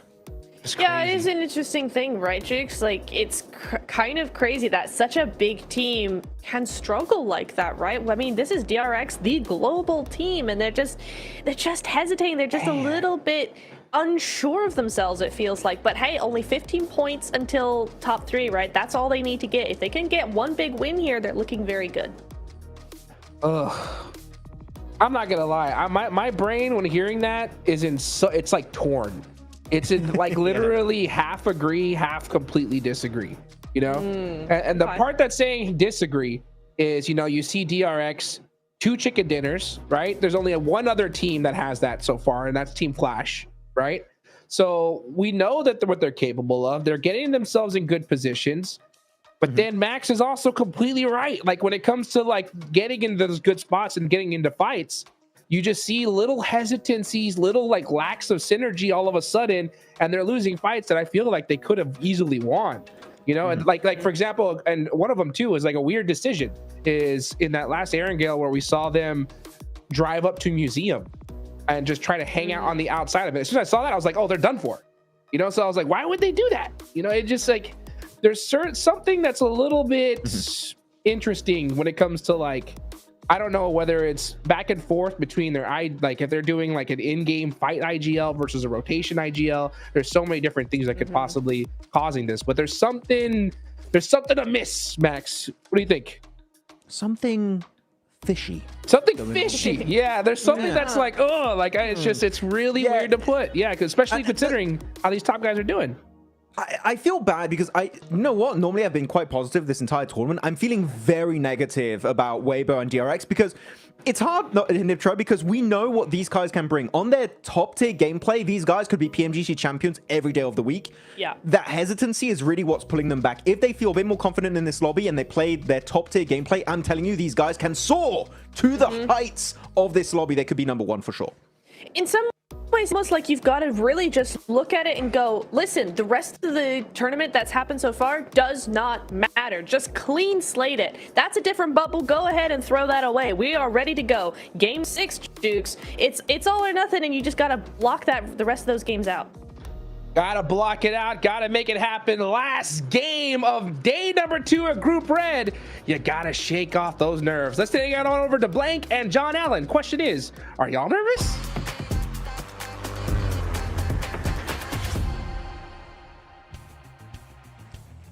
Nervous? You think I'm nervous? No, of course not. We're just happy to be here. Match number 12 at the end of Miramar. We'll be seeing what it's like going into that final day. Our teams, you're right, certainly will feel a little bit nervous. You've got to imagine our plane path from La Cobreria down towards Los Leones, essentially straight over the top of the city. But yeah, a lot of missteps, a lot of timid plays coming through so far in Group Red. It is only a few teams who have really managed to stand a cut above the rest, and even then, some of them are still not really, they're sort of lacking the luster that we would hope. Yeah, again, it's this issue that we're coming into multiple times now where, yeah, even the guys on this were saying this correctly, is that I just feel like a little bit negative about a couple of squads at the moment as well, where some of these mistakes are so silly. I even just watching back Weibo's push against the Flash, they had so much time just to go for team shots there. I don't know why they decided to pull out the Knight's Tale Classic and start jousting with the Flash. Was a weird maneuver, real weird maneuver. But at the end of the day, that's just the way these games do play out. Down towards the south side of the map here, Boars potentially getting a good start trying to get out from that bottom 5. Regnum Kaya also in a fairly central position around Picardo, looking to solidify that position over towards the top 3. And yeah, we're getting close. We're definitely getting close to seeing who our top 3 is if teams can keep this up. It's starting to isolate itself. Get a bit impatient here, Kevin, are we? All right. Honk of the horn, Ragnarok, hop in. We're going shopping, loser. Let's go. That's now actually an outdated reference, believe it or not. But you know what? I know. It really is starting to get a little bit outdated, but we're old. We're just old. We're two old men. Some old codgers. So a couple of having a right gossip about these teams. Oh, have you seen what Hero did today? Oh, what a rotter! Have you seen what Regnum Kai has done today, though? From 5th place all the way up to rank 1 here, with a lot of points on board here for them today. And again, I think that day 1 was definitely a learning experience for Regnum Kaya. Being able to get back into things here in a much bigger way. I think that Gauntlet was... I think this is the thing that annoys me about Regnum Kaya is I think without the Gauntlet, they would be playing a lot worse potentially here than they are right now. I think Regnum Kaya has a little bit of a warm-up problem where it takes them a little bit too long to get into things. I actually think the Gauntlet is such a massive blessing to Regnum Kaya in the grand scheme of things here. I think they'll do really well in the grand finals. Fingers crossed they make it now that I've said that. But yeah, I think they'll do really well in the grand finals purely because they've had a lot more time to adapt their playstyle, how they feel like these lobbies should go, how they're fitting Zedwolf into the team. So I feel like it's promising. I feel like it is promising, John. Definitely. I mean, we saw it from them back in the regionals, right? Back towards Europe. With Zedwolf finally sort of seemingly clicking with the roster, and towards the end of that tournament, I mean, they won the region, right? They came 1st place, and it's why we were so surprised about the performance coming in towards the Gauntlet, moving on in. And in general, it's good to see. It's good to see. Weibo, they had a couple of missteps today. Hopefully, they can pick themselves up from the pieces that were left shattered before, as they don't want to slip too much further down. The 7th place, certainly going into that next day. Alliance, they've had a couple of run-ins with Regnum Kaya, and Seven had a run-in with them himself. Welcome back to a quick report with the 7WG. I'm joined by Alliance. Alliance, currently where you're sitting in the leaderboard, it is very close to falling outside of the top 11. With 7 games left, are you looking to be in the top 3 or you're just looking to secure a top 11 finish? Sekarang Alliance di dalam posisi yang bahaya. Jadi sekarang kamu akan tengok untuk mendapat ke top 3 atau untuk safely dapat ke top 11 saja. Buat masa sekarang kita orang akan fokus untuk stay dalam top 11, tapi untuk lebih baik maybe akan mendekatkan diri untuk ke top 3. Esok kita orang akan reset, and insyaAllah kalau ada rezeki bonus top 3 tu. For now we will be only looking to get top 11, but for tomorrow we will reset all over and we will try our best to get top 3. I'm hoping that's going to happen. Now, in regards to that reset, what do you need to do to make sure you secure top 11? Bila yang kamu cakap esok kamu akan reset, apakah yang kamu akan buat untuk membuat reset itu? Maybe fix mistake kecil, macam decision apa semua. daripada communication, and esok buat macam first day je, semua 0 point. Maybe I want to fix some mistake, especially in terms of communication. And we just gonna pretend it's gonna be like a first day, everything reset, and we start all over. Well, I'm pretty sure all of Malaysia's hoping that you at least keep on going, make it to last chance, or if not, push for that top 3. I can't wait to see what Alliance is going to be doing. The game's about to start, so you can actually start going. Back to y'all. There we go. I mean, it is all about keeping your head up, right? Keeping on going, but I'm sure that's what all of our teams are hoping to do. I'm not too sure if that's unique to Alliance, but there you have it. That is the goal. That is the ultimate goal. Influence Rage looking to try and chase towards the top 3 right now. Blank, the team that is closest to being able to break that boundary, but there are quite a few, all the way down to 8th place, that are within striking distance of E-Arena with a chicken dinner on the cards for Geeky potentially. They could jump up, right? It's a 22-point difference. That's very achievable. Maybe not up to Regnum Kaya, not by the end of today, but tomorrow, it's a different story. There's always chance to get back into the swing of things. And at this point in time, I think this last game and Rondo tomorrow are going to be the big ones. Rondo, where you can get a huge amount of points on board. Sadly, we're really only having, we said 69, right? That's only 5 elims more. Well, actually 9 elims more than what you'd usually get in any lobby. So it's a curious one. Well, it could be even less. I mean, if we can, maybe it's just one player that survives at the end. Either way, it's about 6 to 9 points more that you can get over a normal lobby here in Group Red. So they're not taking massive advantage of the amount of elimination can be accrued over on Rondo. So tomorrow, I'd hope to see like a lot more fighting, a lot more aggression on that Rondo to try and shoot yourselves up towards the top side lobby, because it's the best place to do it. It really is the best place. It gives you so much opportunity to essentially give yourself a lifeline right at the start of the day. Yeah, get those early Rondo points on board. Although, as we've seen, the lobby state right now doesn't necessarily lend itself to having a huge number of elims more than we're used to seeing on our regular maps. So we'll have to wait a little bit longer to have that one come through, though. We've still got Miramar. And the whole night, we're going to have to sleep before we get to see that one, Blank. Oh, what a nightmare. True Rippers, they've had a bit of a nightmare, I think it's safe to say. They keep getting found on those rotates and getting plinked away. It's a tough time. Next circle coming on through. Let's see if we're going urban. No, we're going all the way down south. This is nasty. Mad dash now for the teams on the northeast side. Arena, you do not want to stick around here with the Burmese ghouls. I mean, we know you like to hot drop them in San Martin, but don't re-engage them in Picado and then nade yourself in your own face more. Not too sure about the strat on that one. But he's being dodged away from. Godspeed, though. Not going to be able to evade the bullets in time. And Sakura is going to go down as well. So a trade 1-for-1.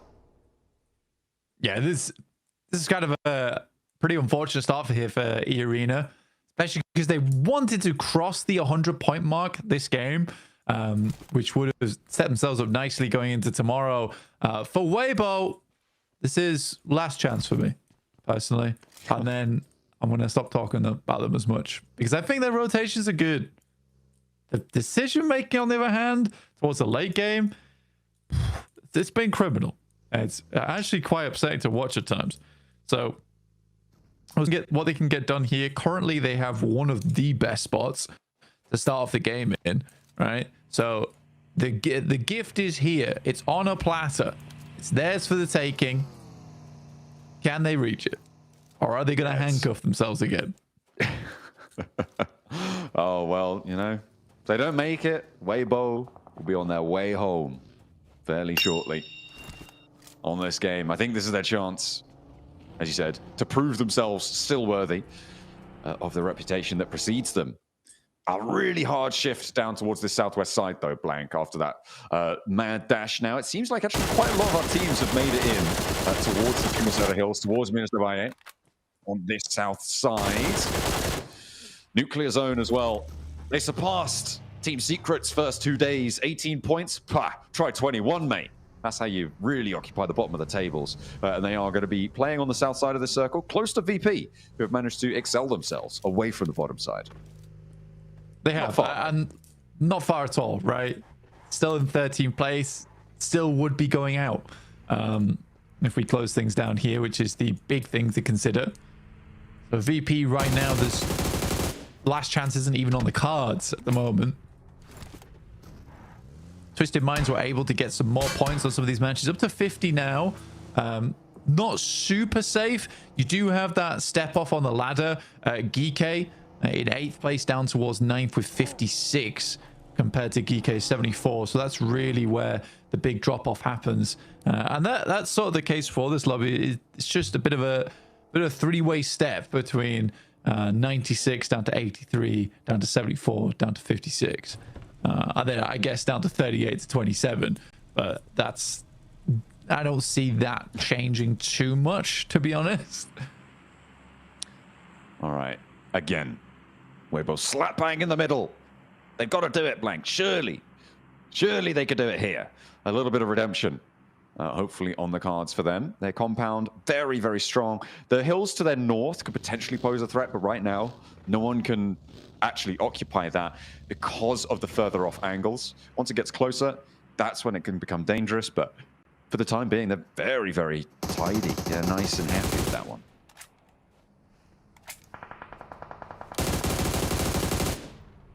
Oh, so here's True Rippers on the south side. They're not in the circle, by the way. So they have to go a little bit further here, push through Arcred. Be a bit of a slow game, honestly, with teams mainly just looking for position.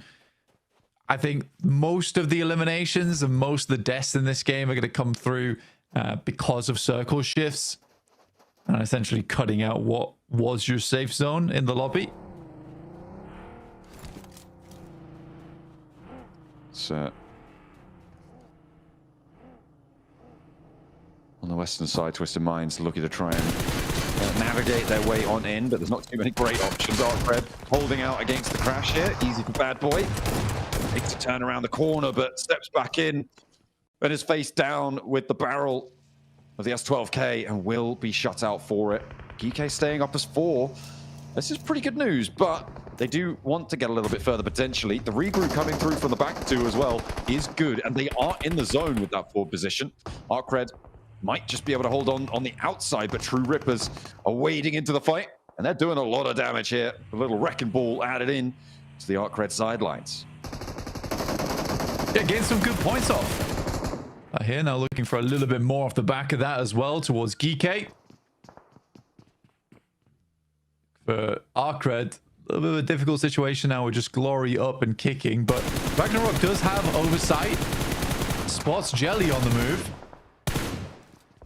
Rock. It's not going to be him to get the knock instead. It's going to be Glory from Arcred. Question is who gets the flush. That one's taken by Geeke, so Kevin does re-engage from that high ground to find it. Continues on the scrap. Jelly goes down. The first to fall for True Rippers. Ooh, Harsh just to be able to evade that nade. That's a real long shot. But for Geeke, they just want to keep control of that ridge line close to them, I suppose. In the meantime, Kevin is a little bit trapped on the outside. The blue zone doesn't make it any easier. Not at all. For Geeke, it's been a bit of a struggle bus getting in here. I doubt they're going to get too much further. Even for True Rippers as well as Geeke.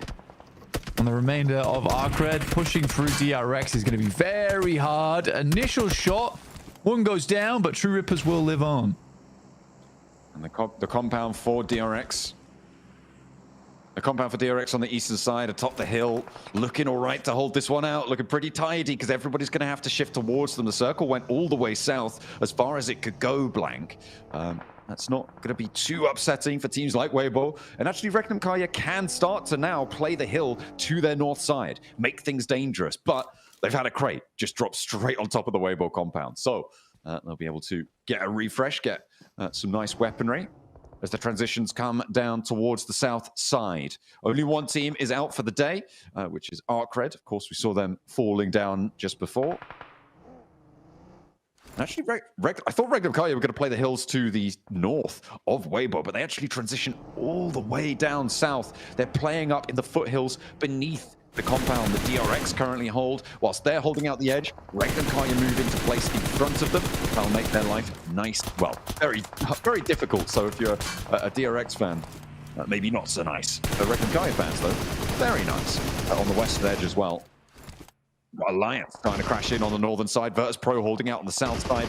You've got ETSH looking to hold off, and plenty of play zone eliminations going to start to come on through as DRX holding out everything from that high ground perch.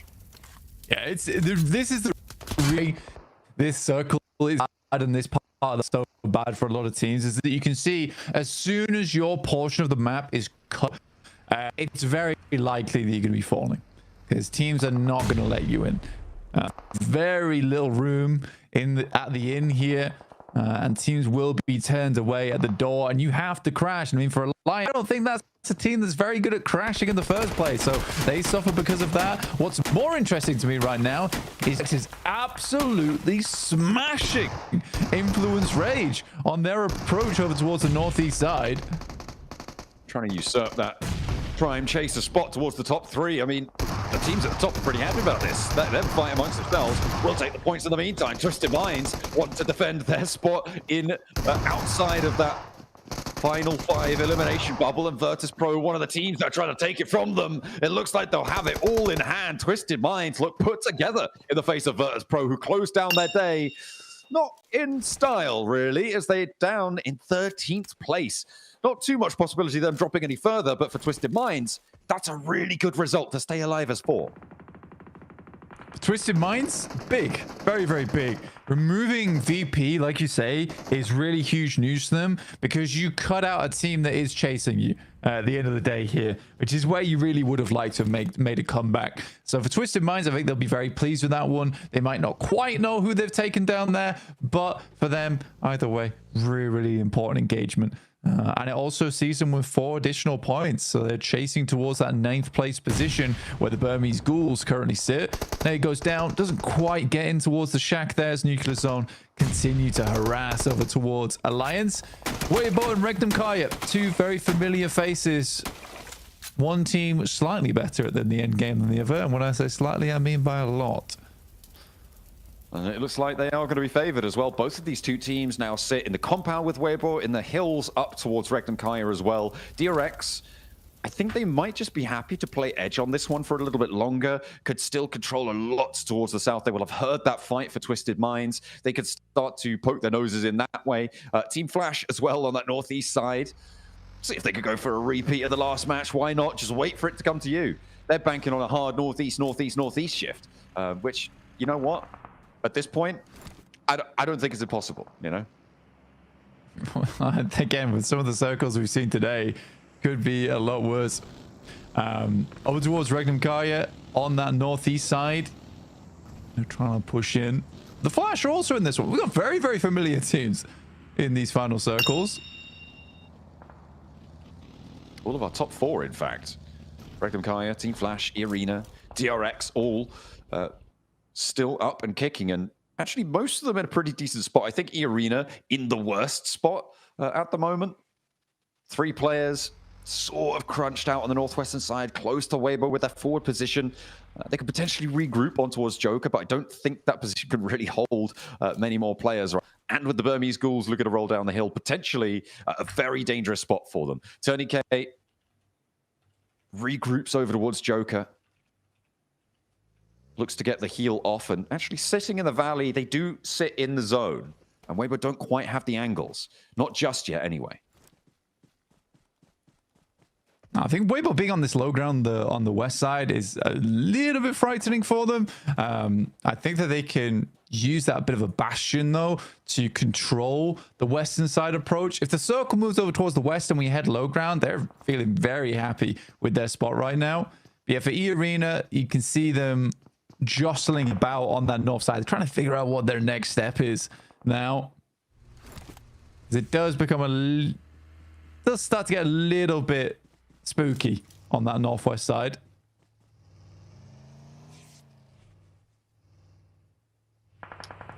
It's a little bit of a ditch there that Arena sit in right now. I think it's the west side really that's going to get very hot very quickly. Pause. Open the bidding over towards ETSH. As they try and move eastward, it is getting hampered by everybody in the area. Remember, Alliance sit in a little shack, or they were in a little shack before. They split out of it now. Jimmy actually playing down in the caldera a little bit further beneath. And Havlik continues to rain down from above the boars, kind of in command, I would say, of this position, with Nuclear Zone not really poking too far into the engagement. Reverb, no, he's not going to find what he's looking for there. Shut down, shut out, ETSH. I think, that, yeah, there is an answer over towards Cause, but boars should be able to res that one up, you'd imagine, because Nuclear Zone just don't want to get involved. There they go. Okay, now they've moved up the hillside. Havlik will take a nade to it, and they could sweep straight through this fight. They might have been able to do this earlier, but points are points no matter when they happen, and they'll be happy to take down half the boars on this west edge. Goodness me. Yeah, it's an interesting circle, this one as well, where you really do have red and blue going against one another here. Regnum Kaya as well as Weibo. The high ground versus the low ground. And we'll see who comes out on top between Anakin and Obi-Wan here. Don't underestimate their power, though. Got to be careful in situations like that. Alliance actually getting stuck in. Cluck still has the angles, but it's Weibo to get the point. They'll be able to steal that one away. Nicely found. And I thought Boars had it all on lock, but as soon as Nuclear Zone actually stepped into the fight, it went very well. But then it took a turn for the worse. And now I don't think anyone in this western side is going to have a good time.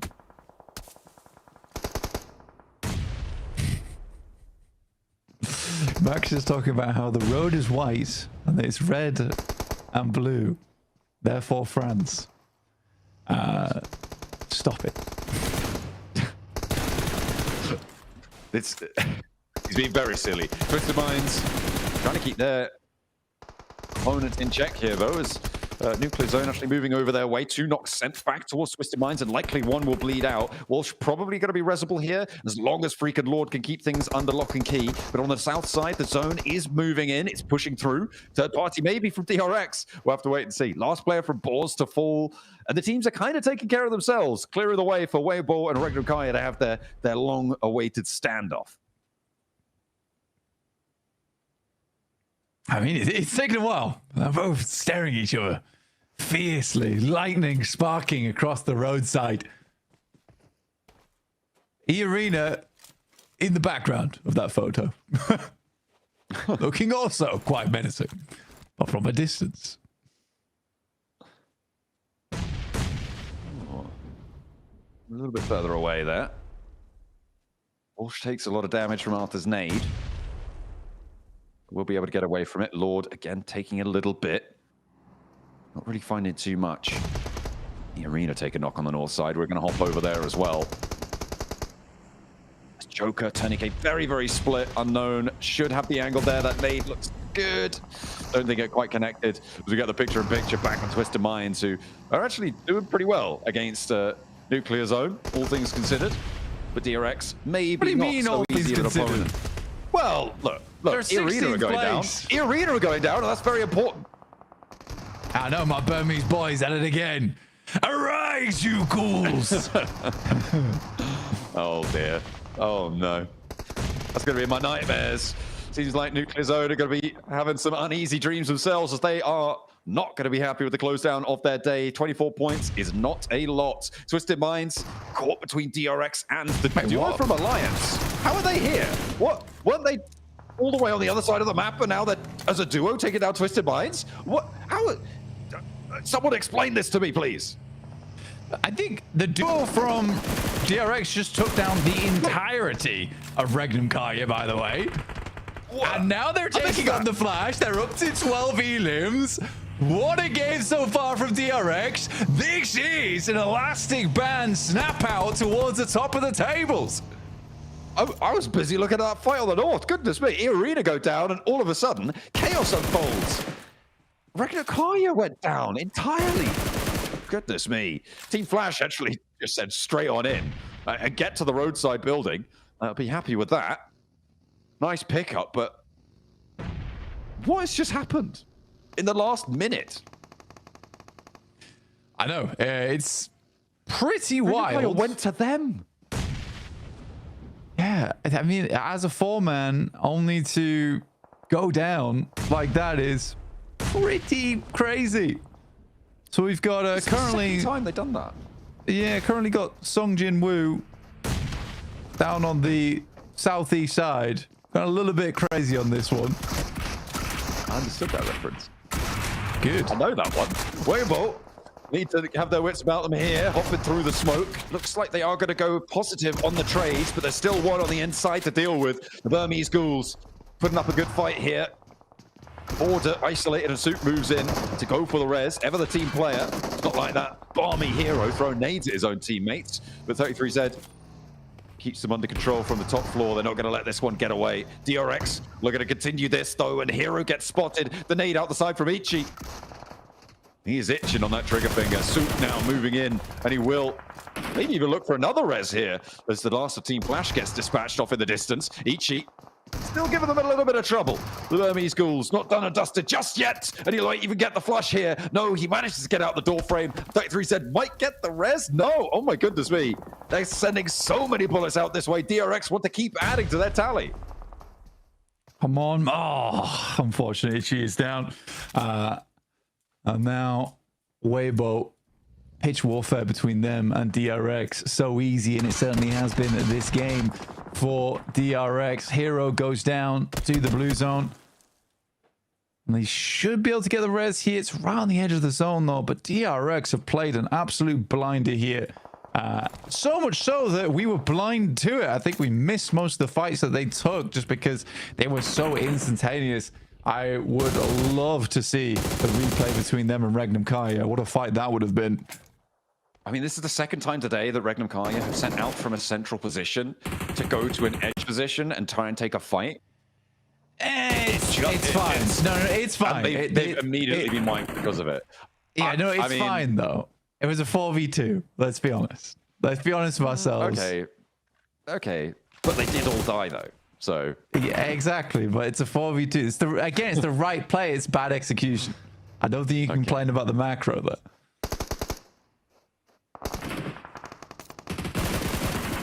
Weibo Gaming actually looking across here. Hyunbin looks to control, draws short of the rock. 33Z goes down. Hero back into the car. He's not wanting to stay in danger, but Order able to clip the wings a little bit. Meanwhile, the rest of his team having a real tough time. It's up to Suit to keep them safe. Does he still have that explosive bow? Now might be the time to use it. We'll have to wait and see. I'm not seeing them pop off just yet, so looked out for the shotgun. Just previously, we've seen him do that. Hero, no, he's getting lined up on. And immediately, that is going to get taken down. Alliance up into second place, potentially, if Suit goes down here, which is great news for them. Funnily enough, it's the two teams that Maxman wanted to do fantastically well towards this game. Now, against one another. But only one can come out on top, and right now, DRX is just looking like no other. So good. So good. And a marked improvement from what felt like a relaxed gauntlet for them. Far too relaxed. Here, they're looking like they've got a lot of adrenaline flowing through them. A little bit more tense about getting through to that top 3, but it's certainly propelling them forward. Blank and undenied chicken dinner here sits them tied in first place with Regnum Kaya. I don't know who wins on that, on the chicken dinners, but DRX got to be feeling good about this one. Finding the first, that's great news. Now, just for the second, one more player between them and a joint first place. DRX are able to do it. A 20 Elim chicken dinner. A miraculous return to form for DRX. It looked like Regnum Kaya accelerated away from them during the day, but they accelerate towards them during this match, and they are put to bed by them. The South Koreans, strong, storm the top. Insane. DRX, we know this team has the chops on them, and you want to see them join their brethren in D+ over towards those grand finals, and they are putting on a good showing here. Looks like South Korea won't be going alone to the grand finals at this rate. DRX put up another strong performance, and they have been going from strength to strength, John. Beautiful stuff coming on through. Previously, I believe they were on 2 chicken dinners, Blank, and I think that is actually going to put them straight up into first place. We'll have to wait for the overalls to double check that one, but DRX, a massive bid for freedom in the last match.